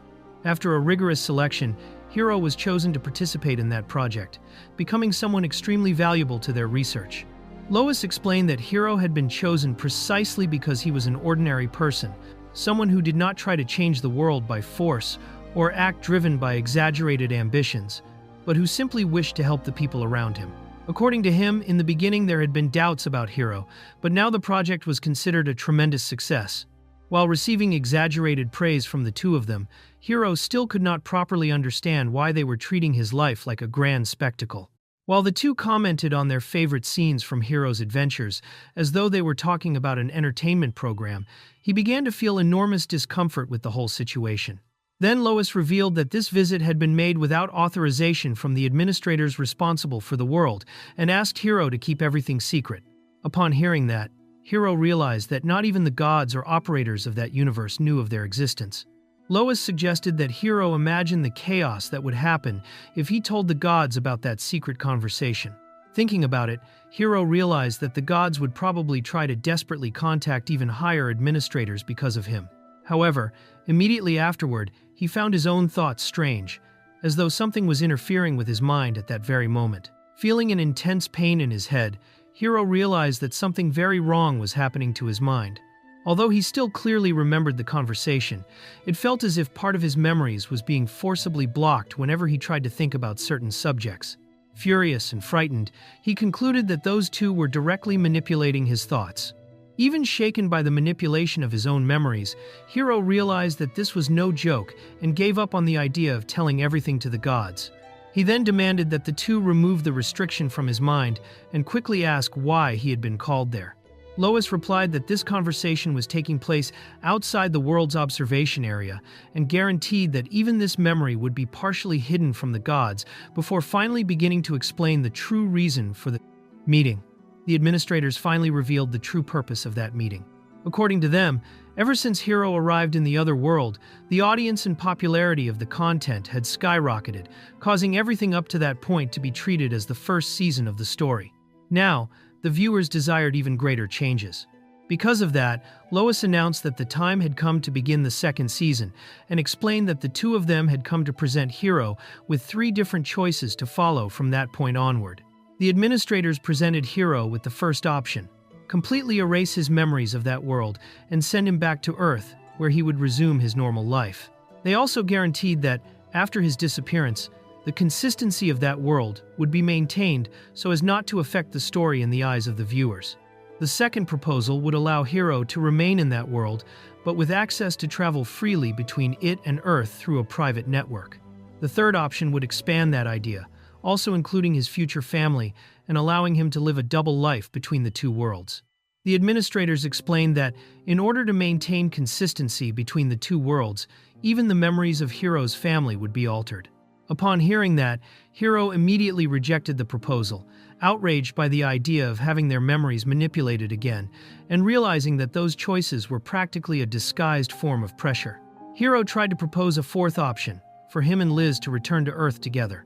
However, the administrators immediately dismissed the idea, stating that it would bring them no benefit. Then Lois revealed his true view, saying that all living beings exist merely as objects of observation and entertainment meant to satisfy someone's happiness. Hiro realized that Lois saw people only as disposable pieces of entertainment, someone incapable of truly caring about others. Even wanting to gain more time to think and find a way out of that situation, he ended up pressured by the administrators, who demanded an immediate answer. While being pressured to decide, Hiro realized that choosing any of the proposals could put both him and Liz in danger in the future. In the midst of his desperation and the pressure from the administrators, he finally understood what he truly wanted above everything else: to remain by Liz's side.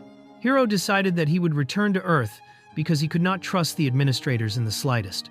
Even so, the thought of separating from Liz made his heart hesitate, making it clear that this choice was far from simple for him. At the very last moment, Hiro began to doubt his own decision. Remembering Liz's words and smile, as she said that she wanted to remain by his side forever, despair took over his heart. Realizing the weight of that choice far too late, he began to wonder whether he had just made a terrible mistake. As he heard Liz's name echoing in his mind one last time, Hiro ended up returning to Earth. When he opened his eyes, he was already back in his normal life, wearing formal clothes and walking through the cold at the end of the year, as if everything had come to an end. Even while trying to move forward and even thinking about visiting his parents after such a long time, an emptiness remained in his heart, as if something extremely important had been left behind. Even without being able to clearly remember the other world, Hiro began having recurring dreams about a golden-haired girl swaying in the wind. He could not see her face or understand who she was, but every time he woke up, he felt an inexplicable pain in his chest, as though he had lost someone very important. Sometime later, Hiro decided to visit his parents' house in the countryside during the end of the year. On the way, he ended up falling asleep in the car, while the children excitedly talked about a deer they had seen earlier. Even surrounded by family and by an apparently normal life, Hiro continued carrying an empty and distant feeling within himself. During the trip with his family to a hot spring in the mountains, Hiro was once again tormented by dreams of that mysterious blonde girl. Even without being able to remember her face, he felt a strong uneasiness every time he thought about her, as if someone extremely important was missing from his life. Upon seeing an enormous stuffed boar, Hiro was overcome by a strange sense of déjà vu, as if he had once faced a similar creature before. Even without being able to remember anything clearly, that vague memory left him uneasy once again, while his family believed it was only a forgotten childhood memory. Even while relaxing in the hot springs with his family, Hiro remained unable to push away that strange feeling of emptiness. The confused memories and inexplicable nostalgia that surfaced inside him, especially after seeing the boar, made Hiro realize that something important seemed to be missing from his life, even without knowing exactly what it was. After the family trip, Hiro continued trying to act normally, but the feeling of anxiety and emptiness inside him only grew stronger. As he said goodbye to his relatives and returned home, he even began thinking about seeking medical help, without realizing that those strange emotions were echoes of the memories that had been erased. Upon returning to his empty apartment, Hiro was overcome by an inexplicable loneliness. Even though he had lived alone for years, suddenly it began to feel strange and painful, as if someone who was supposed to be by his side had disappeared from his life. Trying to distract his mind, Hiro decided to prepare the trout he had received from his family by himself. While cooking and eating his meal in silence inside the empty apartment, he continued living an ordinary life on the surface, without realizing that the constant feeling of loneliness came from the lost memories of someone who had once occupied an important place in his heart. Even while trying to keep going normally, Hiro ended up crying while eating the trout he had prepared himself, unable to understand the reason for that pain in his chest. Confused by his emotions and worried about his own mental state, he tried to convince himself that he only needed to rest and distract his mind with a new game, while the erased memories of Liz continued to affect his heart unconsciously. Even while trying to distract himself by playing games, Hiro remained restless. When he faced goblins in the game, a strange fear arose inside him, as if those creatures awakened forgotten memories. Unable to understand why he was so shaken by something so simple, he decided to end the night in sleep, but the feeling of emptiness and discomfort continued to grow inside him. At work, Hiro personally met a foreign client named Michel during an important meeting. Even though he had never seen that man before, a strong feeling of nostalgia began to surface inside him again, leaving Hiro increasingly confused. The more those strange emotions appeared, the more he felt that something important had been erased from his memories. The fragmented memories continued tormenting Hiro day after day. Images of goblins, boars, and the blonde girl appeared in his mind without explanation, leaving him increasingly mentally exhausted. Convinced that something was wrong with his head, Hiro decided that he would make an appointment at the hospital as soon as he could, while trying to continue living his routine normally. Even exhausted and mentally shaken, Hiro continued following his ordinary routine. Upon waking up early for another day of work, he noticed how his life seemed trapped in an empty, unchanging routine, while the erased memories and the constant feeling of loss continued to grow silently inside him. Upon arriving at work, Hiro was overcome by a strange feeling as he stared at the office door. Even though it was something he did every day, he felt as if he were repeating a moment from the past, as if some forgotten memory were trying to rise back to the surface.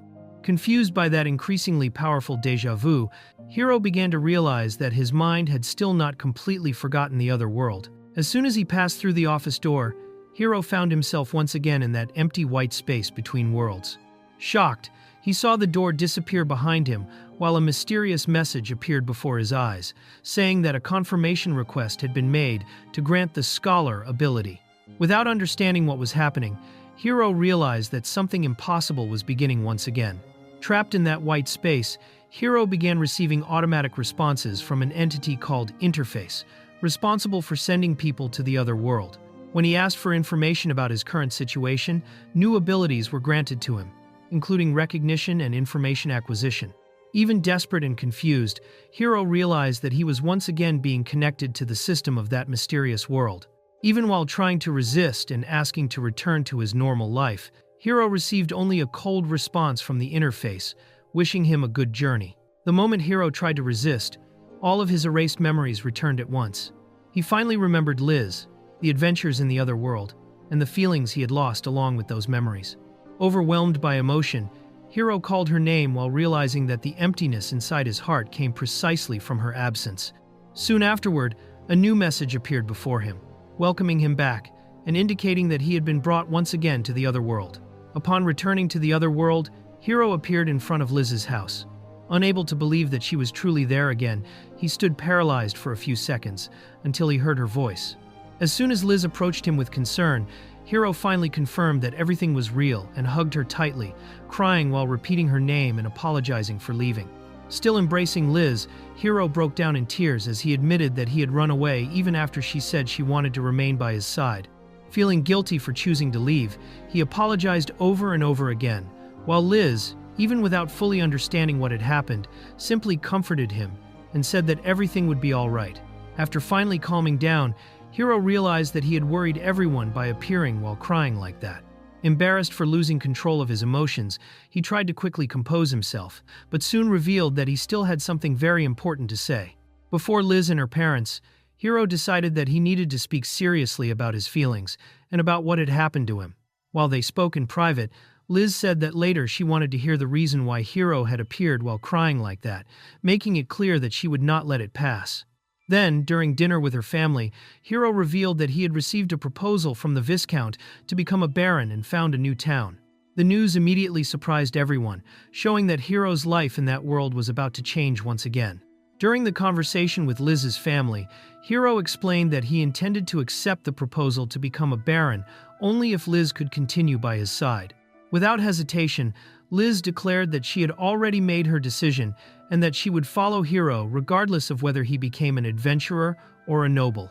Even shaken by the idea of his daughter entering the nobility, her father eventually gave his permission, asking only that Hiro protect her as best he could. As he watched Liz and her family smiling, Hiro swore to himself that he would never abandon her again as he had done before. However, when he remembered his sudden return to that world, he realized that there was something strange behind it all. Before returning, some kind of contract had been made with the interface.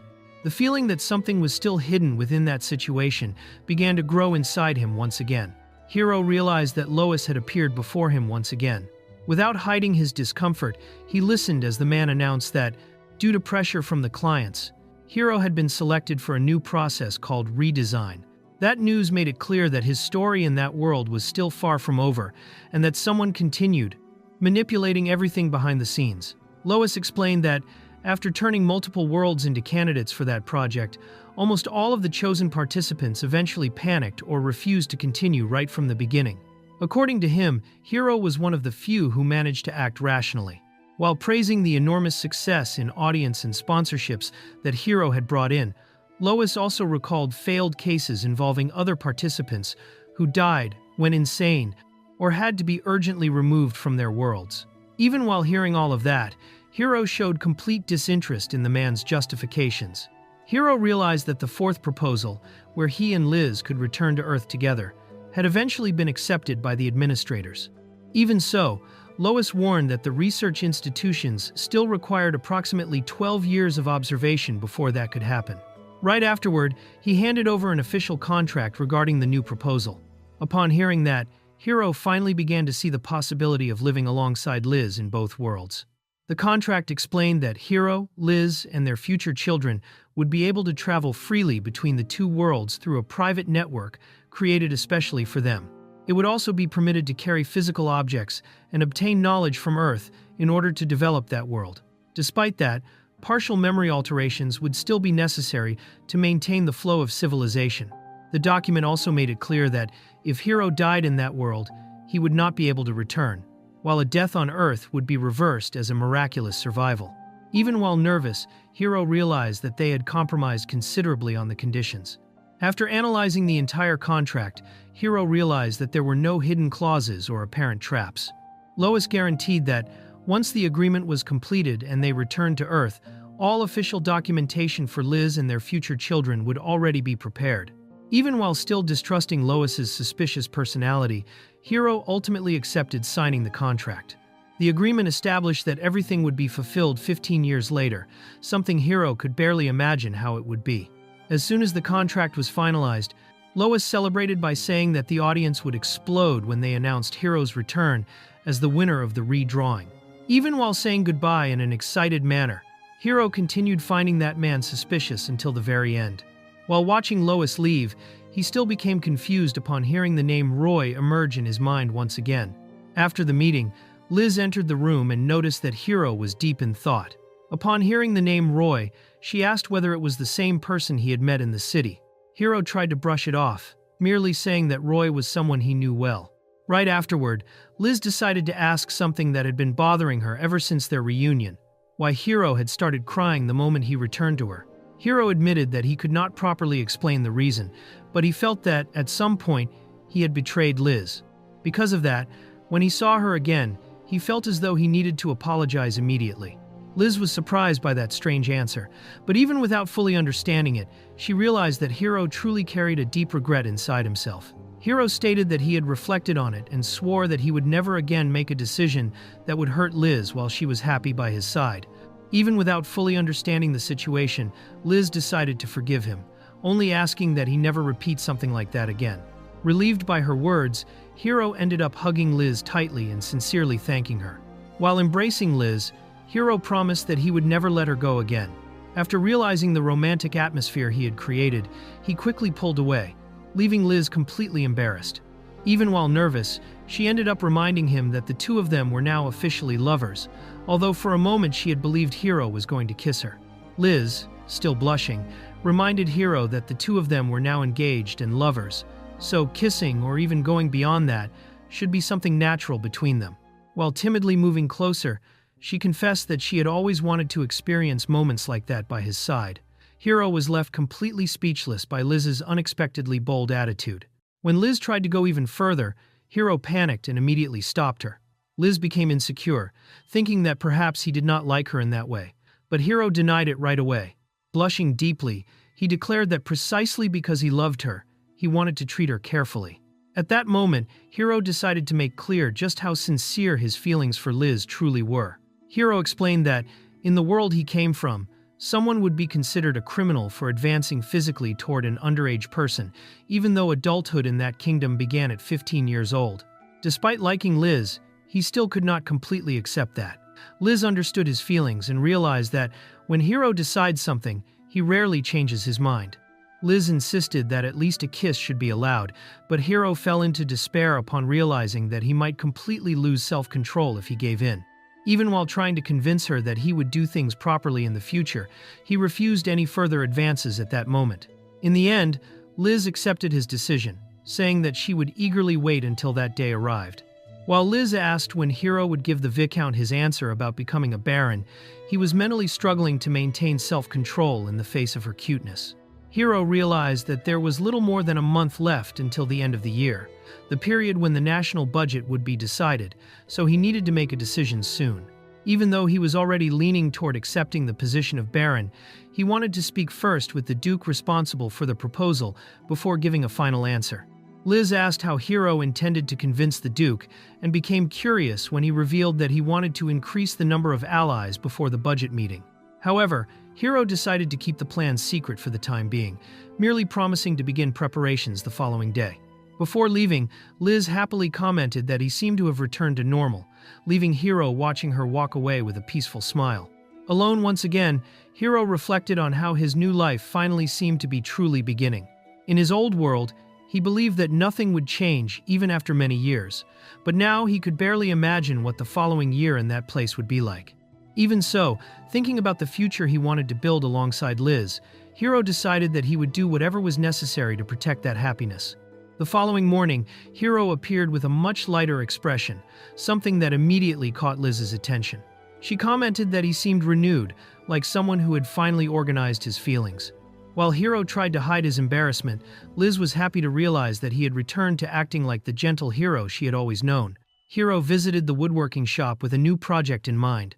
Showing a detailed drawing, he asked them to produce small, round, and square pieces with uniform sizes, in addition to painting each side with different colors. The craftsman quickly understood the idea and even suggested using molds and the help of a blacksmith to speed up production. After settling the details of the order, Hiro paid in advance and also requested some modifications to the project, such as turning part of the box into a drawer for storing the pieces. The craftsman approved of the ideas and commented that that type of wood would be perfect for small items. After spending quite a while organizing everything at the workshop, Hiro left satisfied with the progress of the plan and headed off to visit the blacksmith. While walking beside Liz, Hiro noticed the bracelet on her arm and felt a strange sense of familiarity, as though he had seen it somewhere before. Liz then happily explained that it was the engagement bracelet made by Deed. In that kingdom, it was customary for the man to present a bracelet during the engagement, and after the wedding, the accessory would be melted down and transformed into the couple's wedding rings. The instant he heard that, Hiro froze. The memory struck his mind like a brutal shock, causing his eyes to widen in despair. He then realized, far too late, that he had completely forgotten about the engagement bracelet he had promised to give Liz. Upon learning about a local engagement tradition, the protagonist discovers that men would give bracelets to their future wives, which would later be transformed into wedding rings. Interested in the custom and driven by his own feelings, he rushes through the city searching for one of these bracelets, determined to obtain the symbol that represented such a union. The protagonist visits a shop that specializes in engagement bracelets and learns that all of them cost the same, with customization options available later when they were converted into wedding rings. After considering the available choices, he selects a simple bracelet and requests that both his name and the name of the woman he loved be engraved on it, imagining the day when that symbol would become the ultimate proof of their union. After confirming the correct spelling of the names that would be engraved on the bracelet, the protagonist places the order and is informed that the item will be ready soon. With the request completed, he begins thinking about the best way to present such a special gift, realizing that he did not want to do it in a simple manner and starting to search for a moment and location that would make the occasion truly memorable. Determined to make the presentation of the bracelet something special, the protagonist visits a restaurant and reserves a dinner for two. While arranging the preparations, he reveals that he intends to give someone an engagement bracelet and tries to create an elegant atmosphere for the occasion. Upon hearing his plans, the attendant realizes that it was an important celebration and becomes curious about the meaning behind the event. After completing the dinner reservation, the protagonist leaves the restaurant, reflecting on his own plans. Although he realizes that he is putting in far more effort than usual for a simple engagement, he decides that it is worth doing everything as perfectly as possible. Determined not to regret anything later, he chooses to use the remaining time to check on the progress of other important projects before the big moment arrives. While visiting the workshop, the protagonist receives the news that the water pump prototype tests were a tremendous success. With the results exceeding expectations, and even the researchers expressing their approval, he realizes that the project is progressing much faster than he had imagined. Encouraged by the progress, the protagonist takes the opportunity to place another request with the blacksmith, asking for the creation of a branding iron featuring the Duke's simplified crest to assist with the next stages of his plans. The protagonist explains that he intends to use the branding iron to support a project connected to the Duke, reassuring the blacksmith about his intentions. Intrigued by the idea, the man shows interest and realizes that the invention could open new possibilities for future production. Shortly afterward, the commissioned item is completed, and the protagonist receives it with satisfaction, thanking the blacksmith for his help while continuing to move forward with his plans. While waiting for the right moment to present the bracelet, the protagonist examines the piece and realizes that it is not made of pure gold, concluding that its value comes more from its symbolic meaning than from the material itself. Upon returning home, he meets the girl and invites her to a special dinner. Taking advantage of the rare opportunity to relax after so many recent events, the two prepare to spend time together. During a conversation, the protagonist discovers that Liz's feelings for him had already been quite obvious to everyone around them. Surprised to learn that other people had noticed it long before he did, he realizes that he had misunderstood the situation all this time. Embarrassed that he failed to notice the girl's feelings sooner, he sincerely apologizes, while Liz appears unable to understand why he felt so guilty about it. While speaking with the woman of the house, the protagonist receives support regarding his relationship with Liz and is encouraged to cherish the time he spends with her. Convinced of his feelings, he promises to take care of the girl from then on and prepares himself for the special occasion he had planned. Upon returning home, the protagonist notices that Liz is much closer and more affectionate than usual. Taking advantage of the opportunity, he invites her to a dinner for the two of them, leaving the girl surprised and extremely happy about the invitation to such a special date. Happy that she accepted the invitation, Liz openly displays her excitement for the occasion. Seeing how thrilled she is, the protagonist reaffirms his feelings and accompanies her to the restaurant he had reserved, where the two are welcomed for the special evening he had planned so carefully. During the dinner prepared especially for them, the protagonist surprises Liz by presenting the engagement bracelet he had arranged with such care. Moved by the gift, she accepts the symbol of his feelings, while he apologizes for taking so long to express what he truly felt. In this way, the two finally take another important step forward in their relationship. After receiving the bracelet, Liz accepts the protagonist's feelings without any hesitation and confirms that she wishes to build a future alongside him. Relieved to finally hear her answer, he admits that he had been extremely nervous about the outcome. With the proposal accepted and his feelings returned, the two continue enjoying their dinner together, celebrating the official beginning of their engagement. During the meal, Liz is delighted by the quality of the food and experiences, dishes far more sophisticated than those she was accustomed to. As they continue talking, she begins to see the protagonist as even more admirable and mature. Meanwhile, he tries to act naturally but ends up feeling embarrassed when he realizes just how highly Liz thought of him. After dinner, the protagonist reflects on everything he has accomplished and realizes that he finally feels fulfilled. Standing beside Liz, he understands that he now has precious people to protect and renews his determination to continue working toward that future. As they walk home together, the two enjoy the happiness of the moment, satisfied with the date and with the new chapter that was beginning in their lives. While walking together after dinner, Liz comments on the engagement celebration and explains that such festivities were not very common in the region. She also reveals that the villagers usually saved money for their weddings rather than spending it during the engagement period, leading the protagonist to realize that he still knew very little about the local customs surrounding village ceremonies. Liz explains that weddings in the village required a significant amount of money since the construction of a new house needed the approval of the community and brought ongoing financial responsibilities. After learning more about these traditions, the protagonist understands why the villagers preferred saving for marriage instead of spending during engagements, concluding that starting a new family in that place was far more difficult than he had imagined. While walking through the village, the protagonist mentions that he has already sent his response regarding the noble title and decides to keep his decision secret until he receives official confirmation. Liz becomes curious about the matter but respects his choice, while imagining that many other people were probably eager to learn what decision he had made. As they continue walking through the village, the protagonist and Liz notice that the weather is becoming colder and comment on the arrival of the new season. Between discussions about future trips to the city and preparations for winter, the protagonist reflects on the time he has spent in that world and realizes that his first cold season there is about to begin. The following morning, the protagonist asks Liz to set aside parts of wild boars that were normally discarded, such as intestines and pieces of fat. Although she finds the request unusual, she confirms that those materials are plentiful in the village and becomes curious about the new plan he intends to put into action. The protagonist reveals that he intends to create an alternative to the fruits commonly used as soap in the region, using more accessible ingredients to produce a new cleaning method. Interested in the idea, Liz decides to help him with the experiment. Together, they begin preparing the necessary materials, while the protagonist organizes the ingredients and starts yet another one of his inventions. While working together on the new invention, the protagonist observes Liz's dedication and reflects on all the support he has received from her and her family. Feeling grateful that they trusted him from the very beginning, he strengthens his resolve to contribute even more to the household's well-being, seeing the creation of soap as only the first step in repaying all of that kindness.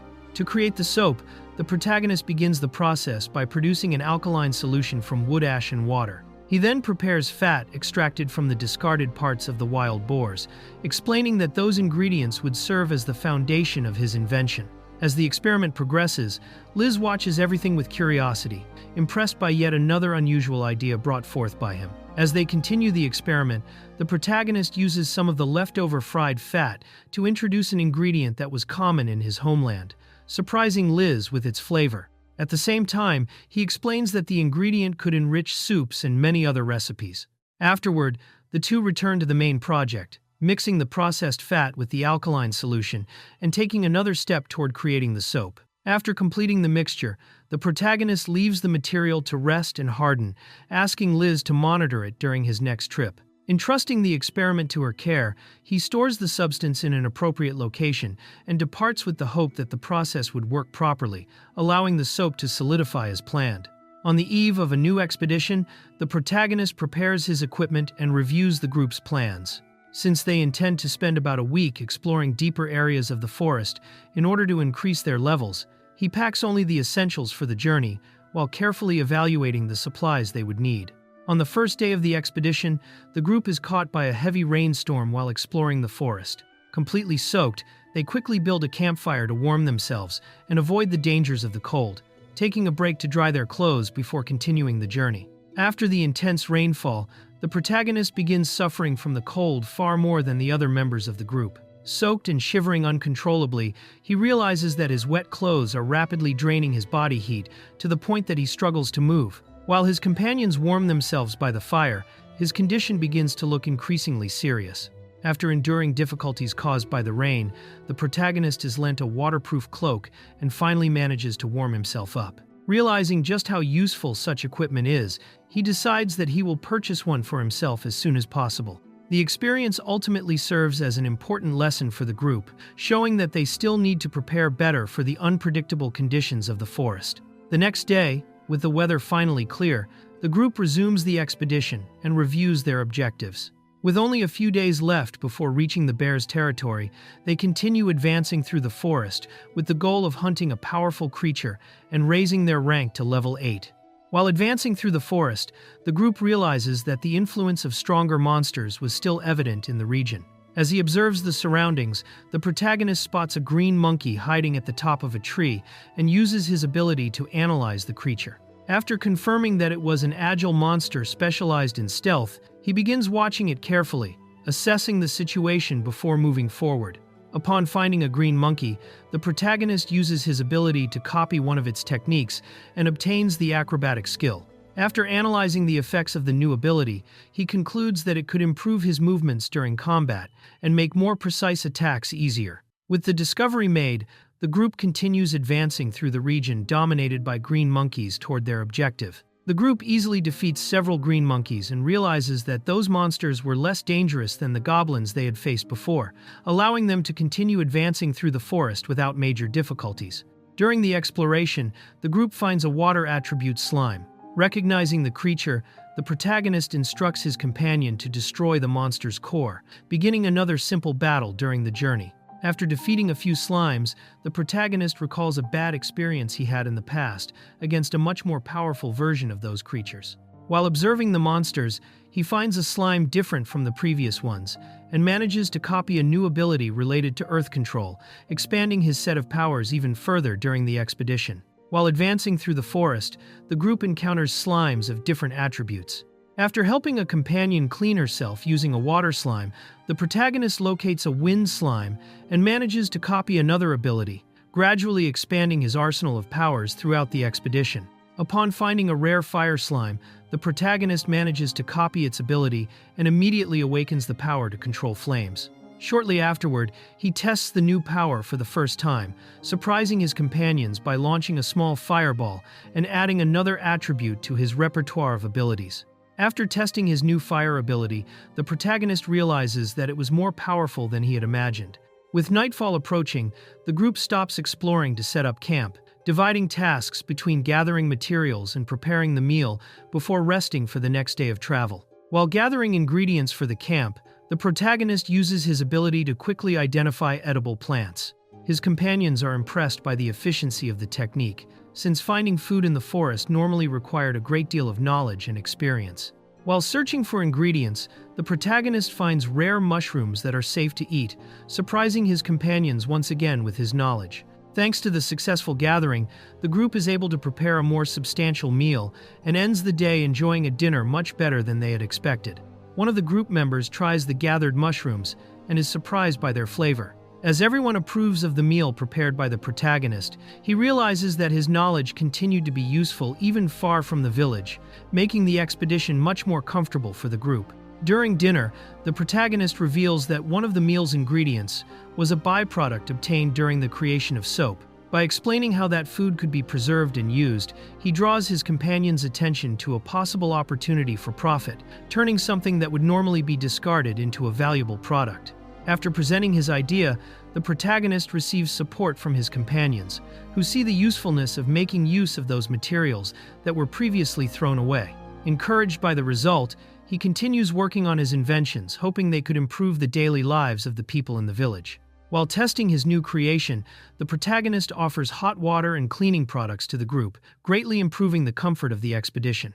As everyone enjoys the benefits of the invention, his companions are impressed by his ability to find useful solutions for all kinds of everyday problems. While talking with his companions, the protagonist discovers that using magic for daily tasks was extremely uncommon in that world. To him it seemed natural, but the others are amazed when they realize how many conveniences his abilities could bring. Shortly afterward, the group finishes their activities and prepares to continue the expedition. After enjoying the benefits of his new inventions during camp, the group notices a significant improvement in the comfort and morale of the expedition.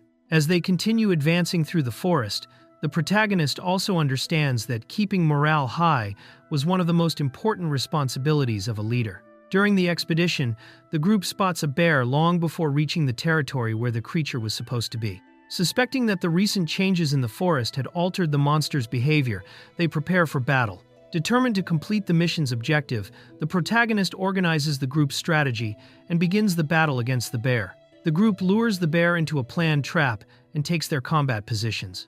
While his companions prepare to restrain the creature, the protagonist advances to face it directly. With a coordinated attack, the group manages to bring down the bear before the creature can react.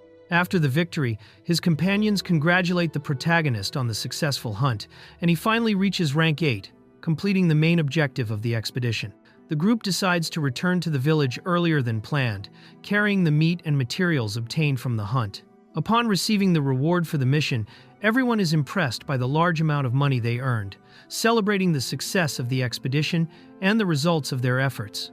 The protagonist receives a visit from Akihiro and learns that a reply from the Viscount had arrived much faster than expected. Surprised by the speed of the correspondence, he immediately realizes that his decision regarding the noble title would finally receive an official response. During the journey, the protagonist is questioned about the conditions of the new territory. He explains that the region has valuable resources, such as iron ore and vast forested areas, as well as access to the sea after a few days of travel. Upon hearing this, his companions become excited about the possibilities that land could offer in the future. The protagonist reveals to the group his plans to develop a new territory as a baron. Instead of immediately abandoning his life as an adventurer, he invites his companions to continue by his side.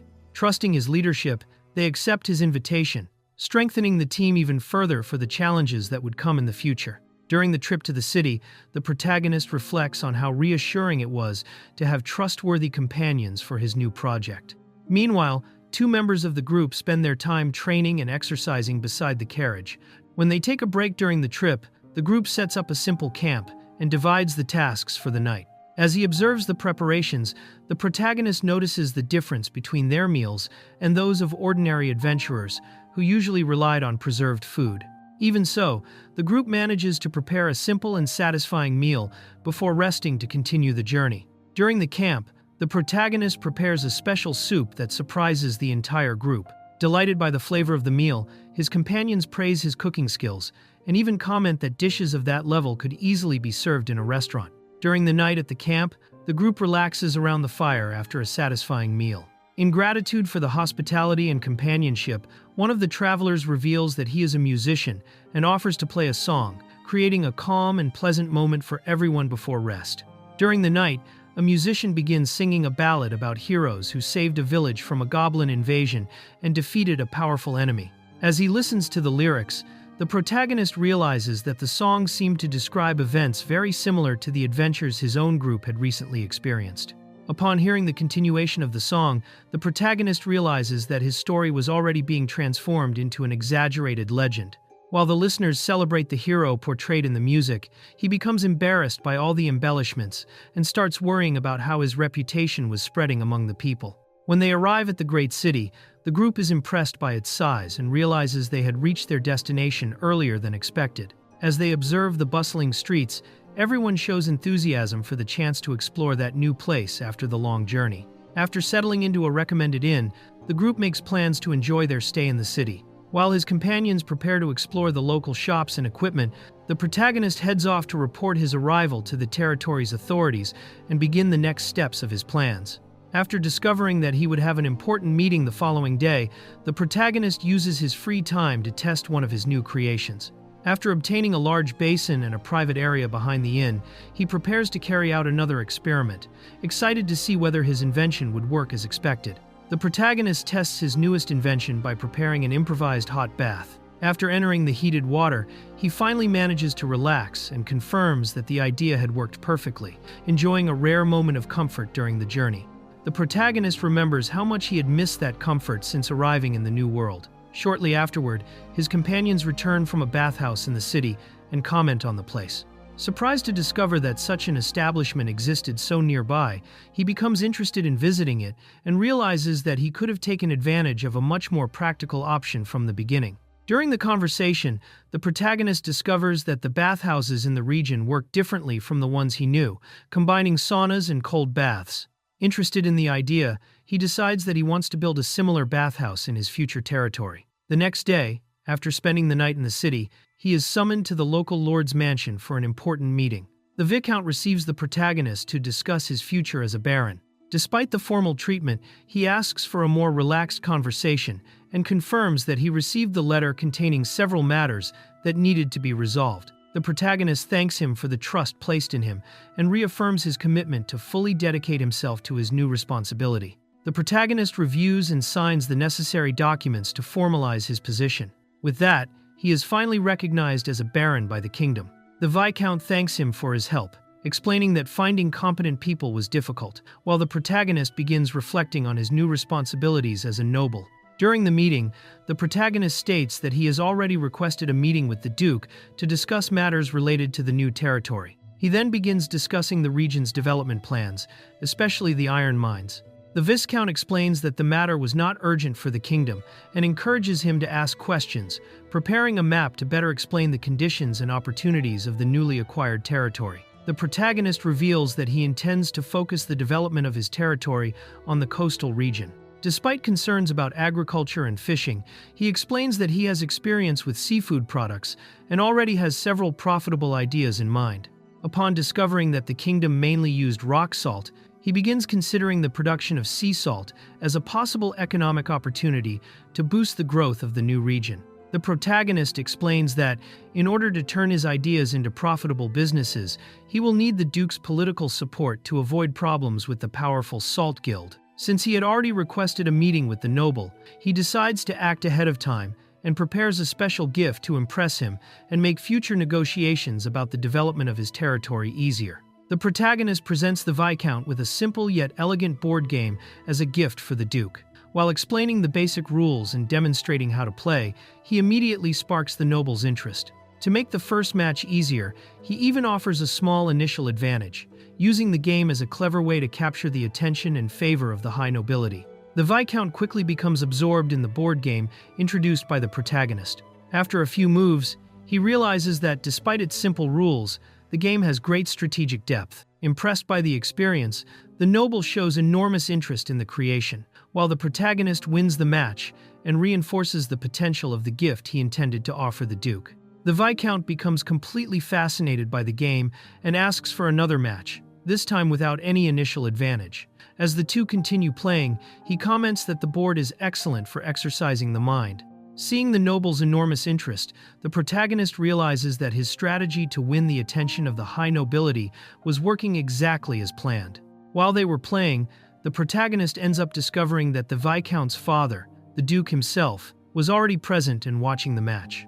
The Viscount admits that he had become so excited about the game that he forgot to announce the guest's arrival. Surprised to realize that he was finally standing before the powerful Duke, the protagonist understands that his most important meeting was about to begin. One of the most influential figures in the kingdom and a member of the royal family. Upon hearing his introduction, he realizes the immense authority the man held over the country's nobility and politics.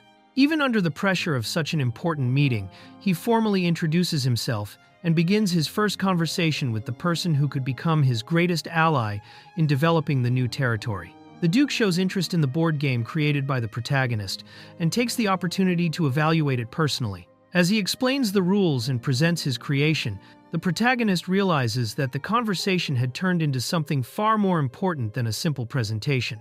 Determined to make a good impression, he decides to use all the experience gained in his previous life to convince the Duke and win his support. The protagonist begins presenting the strategic advantages of his board game to the Duke. He explains that the game could serve as an excellent tool to bring nobles closer together and begin negotiations in a relaxed manner. In addition, he suggests adding crests and exclusive serial numbers to each set, making counterfeiting more difficult and allowing them to track who received each copy. Upon recognizing the political and social potential of the idea, the Duke begins analyzing the proposal with much greater interest.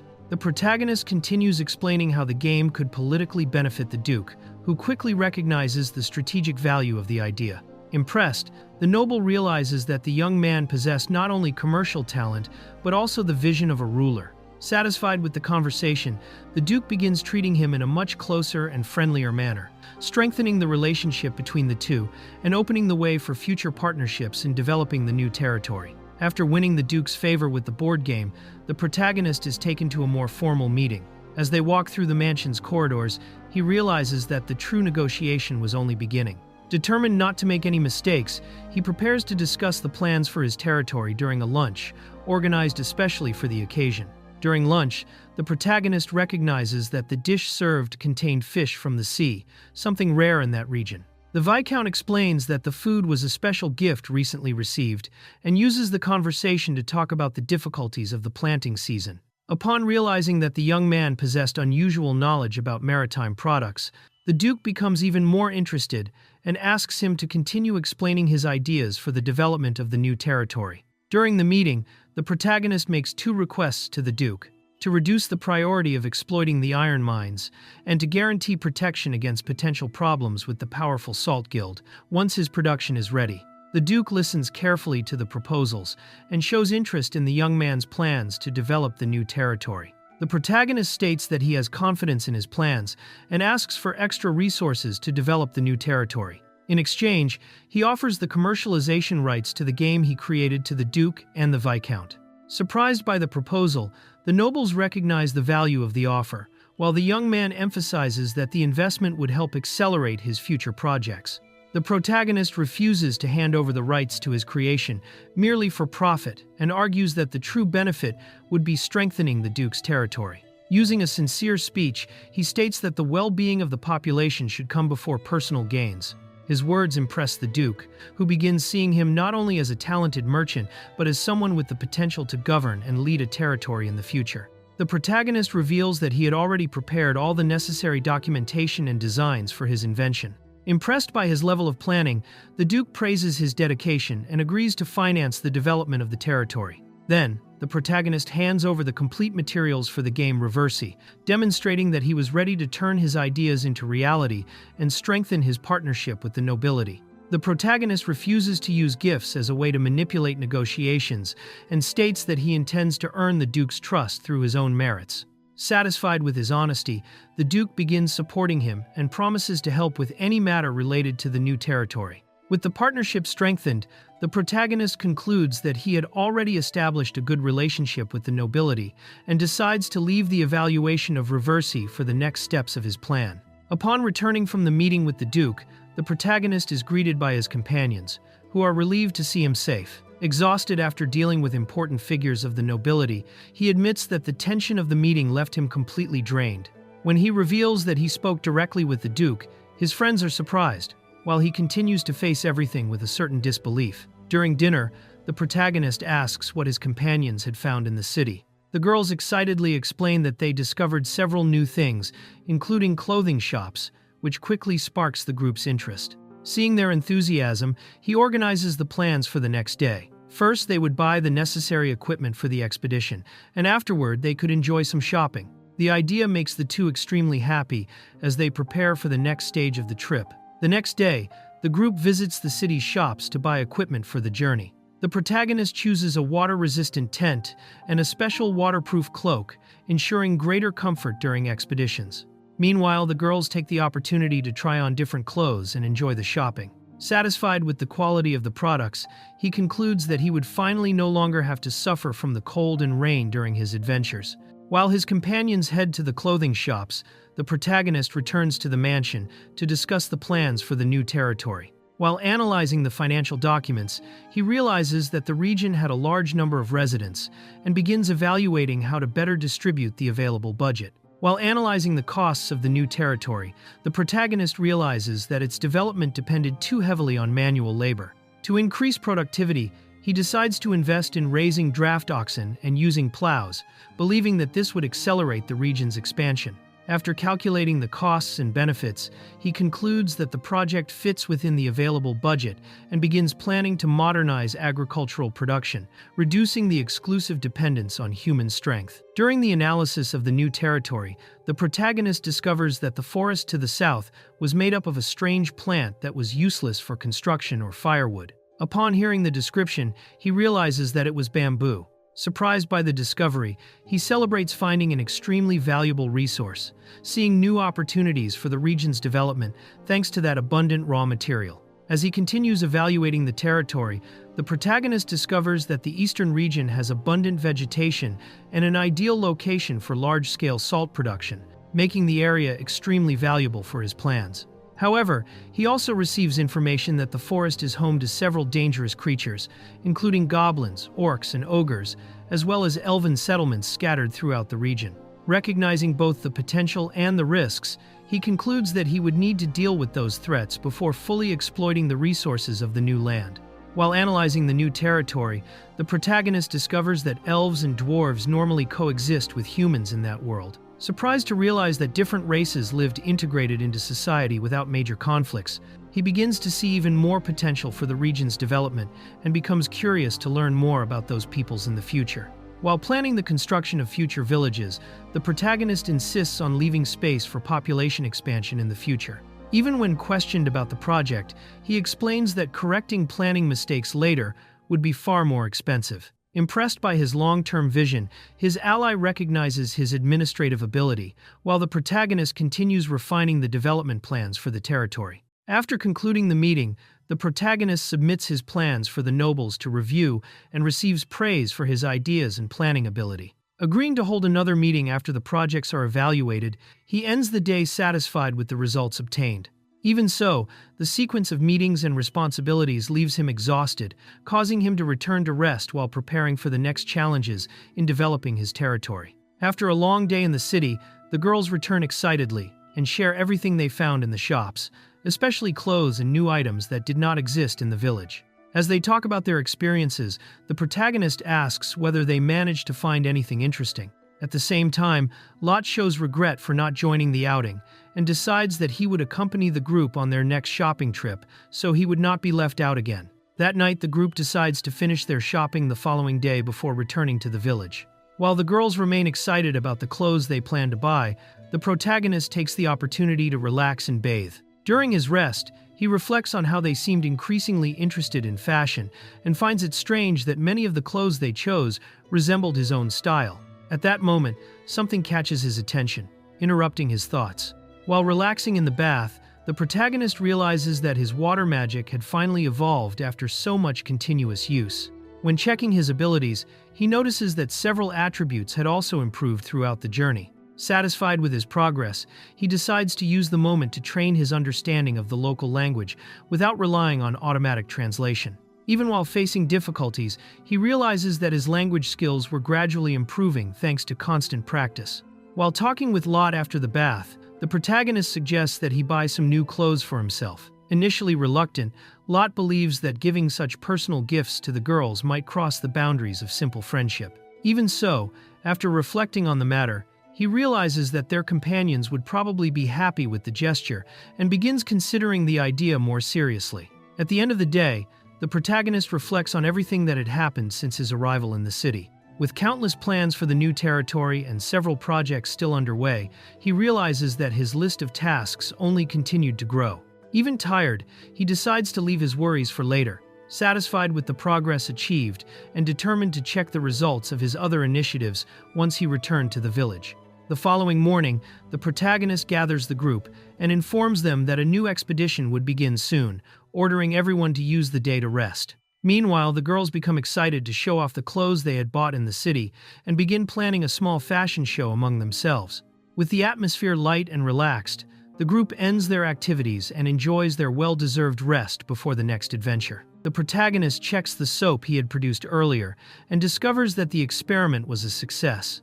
The product had finally hardened properly, confirming that it was ready for use. After finishing the soap production, the protagonist decides to test it immediately. Curious, the girls watch as he explains that the product could replace the fruits traditionally used for cleaning. Excited by the novelty, they agree to try the soap as well. The protagonist prepares a barrel with hot water to test his new soap and asks Liz for help. He then explains how the product should be used, showing that when rubbed with water, it produced abundant foam. As the girl watches the demonstration in surprise, he instructs her to use the soap on her hair and body before rinsing, beginning the first practical test of the invention. After explaining how to use the soap, the protagonist lets Liz test it on her own. The girl becomes excited and praises him, leaving him embarrassed. Then, Liz agrees to try the product while he steps away to wait for the test results. During the soap test, Liz enters the bath and ends up shouting when she feels the hot water, causing the protagonist to worry and rush over to check what had happened. After the misunderstanding is cleared up, she continues bathing while following the instructions to wash her hair and body with the foam from the new product. After following the protagonist's instructions, Liz realizes that it was necessary to wash her hair twice to obtain the desired effect from the soap. As she continues bathing, she enjoys playing with the foam and is impressed by the feeling of cleanliness. In the end, the girl fully approves of the invention, praising the result, while the protagonist watches the test's success with satisfaction. After the successful test, the protagonist helps Liz dry and care for her hair using special oil and wind magic. Impressed by the result, the girl realizes that her hair had become softer and more beautiful than before, while the protagonist confirms that the new soap worked exactly as planned. Liz is impressed by the result of the new soap when she realizes that her hair had become extremely soft and shiny. Excited, she runs to show the novelty to her mother, while the protagonist watches with satisfaction and begins considering the possibility of producing the product on a large scale. After the soap's success, the protagonist orders wooden molds to make future production easier and is impressed by the skill of the local carpenters. Satisfied with the result, he heads to the church to pray and give thanks for his recent achievements before continuing his development plans. While praying in the church, the protagonist is surprised by a mysterious connection from the system. Suddenly, an entity named Diane appears before him, introducing herself as the ruler of the world's order and rules. After the unexpected encounter, Diane reveals that she appeared personally because of the protagonist's recent appointment as Baron. As she says she has important matters to discuss, he tries to maintain his composure before the divine presence.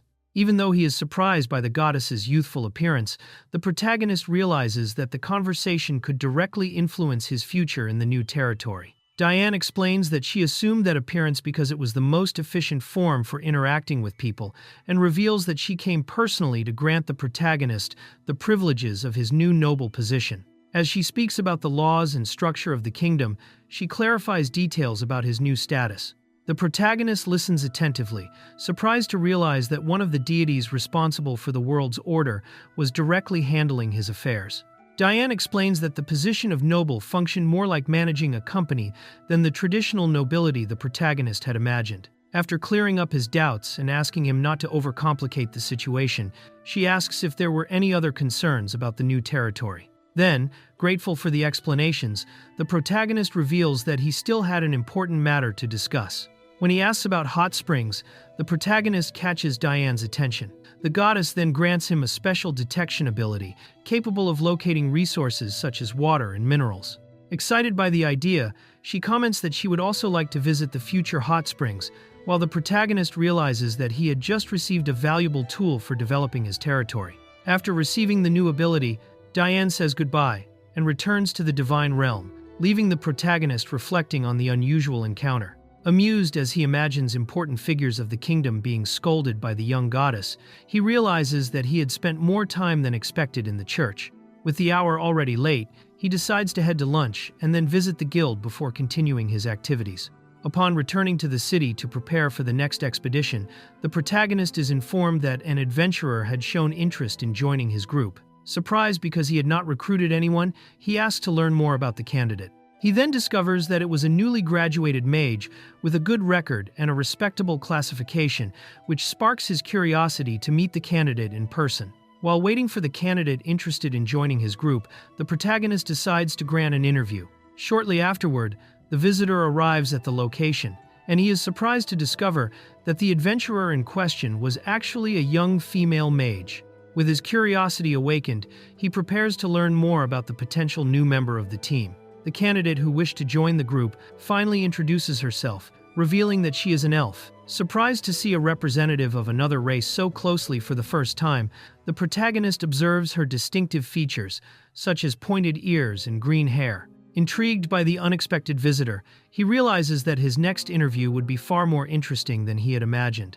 As he observes the candidate closely, the protagonist is impressed to realize that he is standing before a real elf. Used to seeing beings like her only in stories and games, he admires her elegant and refined appearance, noticing her beauty and distinctive bearing. While analyzing that unusual figure, he cannot hide his fascination at finally meeting an elf in person in that world. The elf introduces herself in an extremely friendly and relaxed manner, revealing her name and asking to be called by a nickname. Her warm and informal attitude catches the protagonist off guard, leaving him momentarily unable to react to such an unexpected greeting. The elf explains that her way of speaking comes from the region where she grew up, and says that she has already worked as an adventurer. As they talk, the protagonist finds her peculiar accent strange, but soon introduces himself. During the conversation, she shows interest in participating in the expedition, revealing her enthusiasm at the opportunity to join the group. The protagonist tries to clarify that he is not some legendary hero, and that many of the stories about him had been exaggerated. However, the elf does not seem convinced, and says she has heard similar accounts from other people, believing that much of them was true. As she continues admiring his achievements, he realizes that he may need to have a serious conversation with whoever was spreading those stories. The elf presents her background as a researcher who became an adventurer and explains that she wishes to focus on studies and research again in the future. Excitedly, she comments on the other members of his team and asks to conduct the full interview the next day. The protagonist agrees, ending the meeting and preparing to meet the rest of the group the following day. Upon meeting the rest of the team, the elf introduces herself cheerfully and quickly shows admiration for the companions, especially a famous adventurer she had always wanted to meet. As she becomes excited about the encounter, the girls react in amusement to the new member's exaggerated enthusiasm. The elf greets the other members of the group and is officially introduced to the team.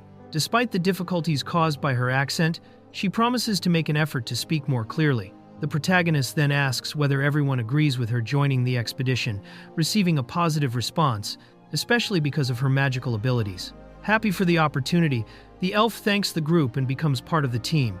The team prepares to begin the expedition while the protagonist handles the final details with the guild. During the preparations, he receives information about a mission involving orcs that had recently settled in the region, indicating a possible problem that would need to be investigated. After receiving information about the orcs in the region and the possible dangers in the forest, the group officially begins the expedition. Using a new cart to transport supplies, they travel cautiously, focused on finding the bears that were the main objective of the mission. As they advance through the forest, the group tests the new cart created to transport supplies more efficiently. The protagonist explains that it could also be abandoned quickly in case of an emergency. Shortly afterward, the journey is interrupted when 3 goblins are spotted on the path. Upon encountering the goblins, the elf demonstrates her magical abilities by defeating them with precision using stone projectiles. Impressed by her aim, the protagonist praises her performance, while the other members of the group take the opportunity to advance and eliminate the remaining enemies. The quick victory confirms the usefulness of the new member during the expedition. During the battle, the elf shows strong combat experience by using her magic to neutralize the goblins efficiently. The protagonist is impressed by her perception and control of the battlefield, recognizing that she was far more skilled than she had seemed at first glance. During the journey, the elf explains that her specialty was exploring dungeons created by researchers and scholars. She describes those places as ruins full of challenges, where adventurers investigated dangerous areas in search of resources and artifacts. Upon hearing this, the protagonist begins to better understand her experience with traps and exploration. The protagonist discovers that the elf possessed several skills related to exploration, such as detecting traps and opening locks, which explains her dungeon experience. While the group takes a break and gathers firewood for lunch, he uses the opportunity to talk with her about fire magic and learn more about her abilities. The protagonist takes advantage of the break to learn more about fire magic from the elf. Following her instructions, he attempts to create and launch a small sphere of fire, but the result falls far short of expectations, leaving only a faint mark on a tree. Even so, the attempt helps the group better understand both the limitations and the potential of their magical abilities.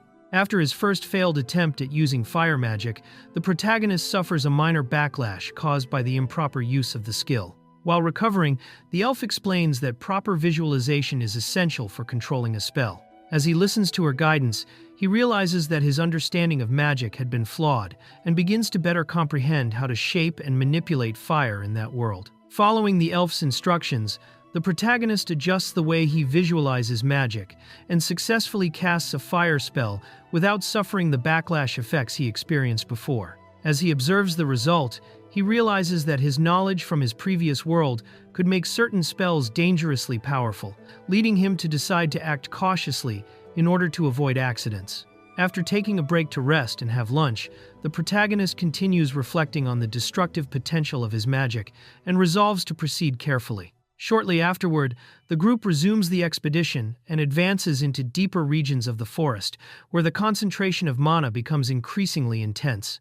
Realizing that they were entering a more dangerous area, they continue following their exploration plan and begin searching for the bear's territory. While exploring the forest, the elf detects a hidden trap along the path. After examining the area, the group concludes that it had been set by orcs, since ordinary hunters would hardly venture that far into the region.